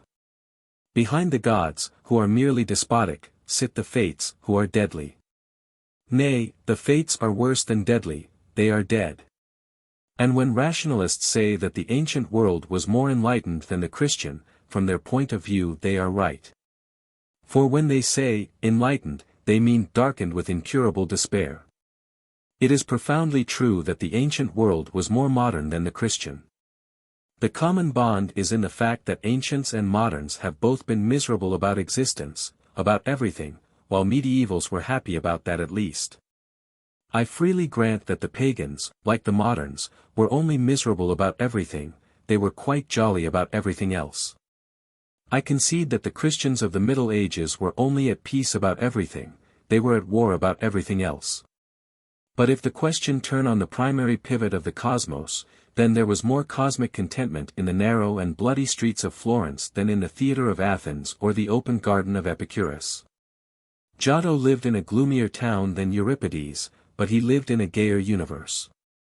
The mass of men have been forced to be gay about the little things, but sad about the big ones. Nevertheless, I offer my last dogma defiantly, it is not native to man to be so. Man is more himself, man is more manlike, when joy is the fundamental thing in him, and grief the superficial. Melancholy should be an innocent interlude, a tender and fugitive frame of mind, praise should be the permanent pulsation of the soul. Pessimism is at best an emotional half-holiday, joy is the uproarious labor by which all things live. Yet, according to the apparent estate of man as seen by the pagan or the agnostic, this primary need of human nature can never be fulfilled. Joy ought to be expansive. But for the agnostic it must be contracted, it must cling to one corner of the world. Grief ought to be a concentration, but for the agnostic its desolation is spread through an unthinkable eternity. This is what I call being born upside down. The skeptic may truly be said to be topsy-turvy, for his feet are dancing upwards in idle ecstasies, while his brain is in the abyss. To the modern man the heavens are actually below the earth. The explanation is simple, he is standing on his head. Which is a very weak pedestal to stand on. But when he has found his feet again he knows it. Christianity satisfies suddenly and perfectly man's ancestral instinct for being the right way up, satisfies it supremely in this. That by its creed joy becomes something gigantic and sadness something special and small. The vault above us is not deaf because the universe is an idiot, the silence is not the heartless silence of an endless and aimless world. Rather the silence around us is a small and pitiful stillness like the prompt stillness in a sick room. We are perhaps permitted tragedy as a sort of merciful comedy, because the frantic energy of divine things would knock us down like a drunken farce. We can take our own tears more lightly than we could take the tremendous levities of the angels. So we sit perhaps in a starry chamber of silence, while the laughter of the heavens is too loud for us to hear. Joy, which was the small publicity of the pagan, is the gigantic secret of the Christian. And as I close this chaotic volume I open again the strange small book from which all Christianity came, and I am again haunted by a kind of confirmation. The tremendous figure which fills the Gospel's towers in this respect, as in every other, above all the thinkers who ever thought themselves tall. His pathos was natural, almost casual. The Stoics, ancient and modern, were proud of concealing their tears. He never concealed his tears, he showed them plainly on his open face at any daily sight, such as the far sight of his native city. Yet he concealed something. Solemn supermen and imperial diplomatists are proud of restraining their anger. He never restrained his anger. He flung furniture down the front steps of the temple, and asked men how they expected to escape the damnation of hell. Yet he restrained something. I say it with reverence, there was in that shattering personality a thread that must be called shyness. There was something that he hid from all men when he went up a mountain to pray. There was something that he covered constantly by abrupt silence or impetuous isolation. There was some one thing that was too great for God to show us when he walked upon our earth, and I have sometimes fancied that it was his mirth.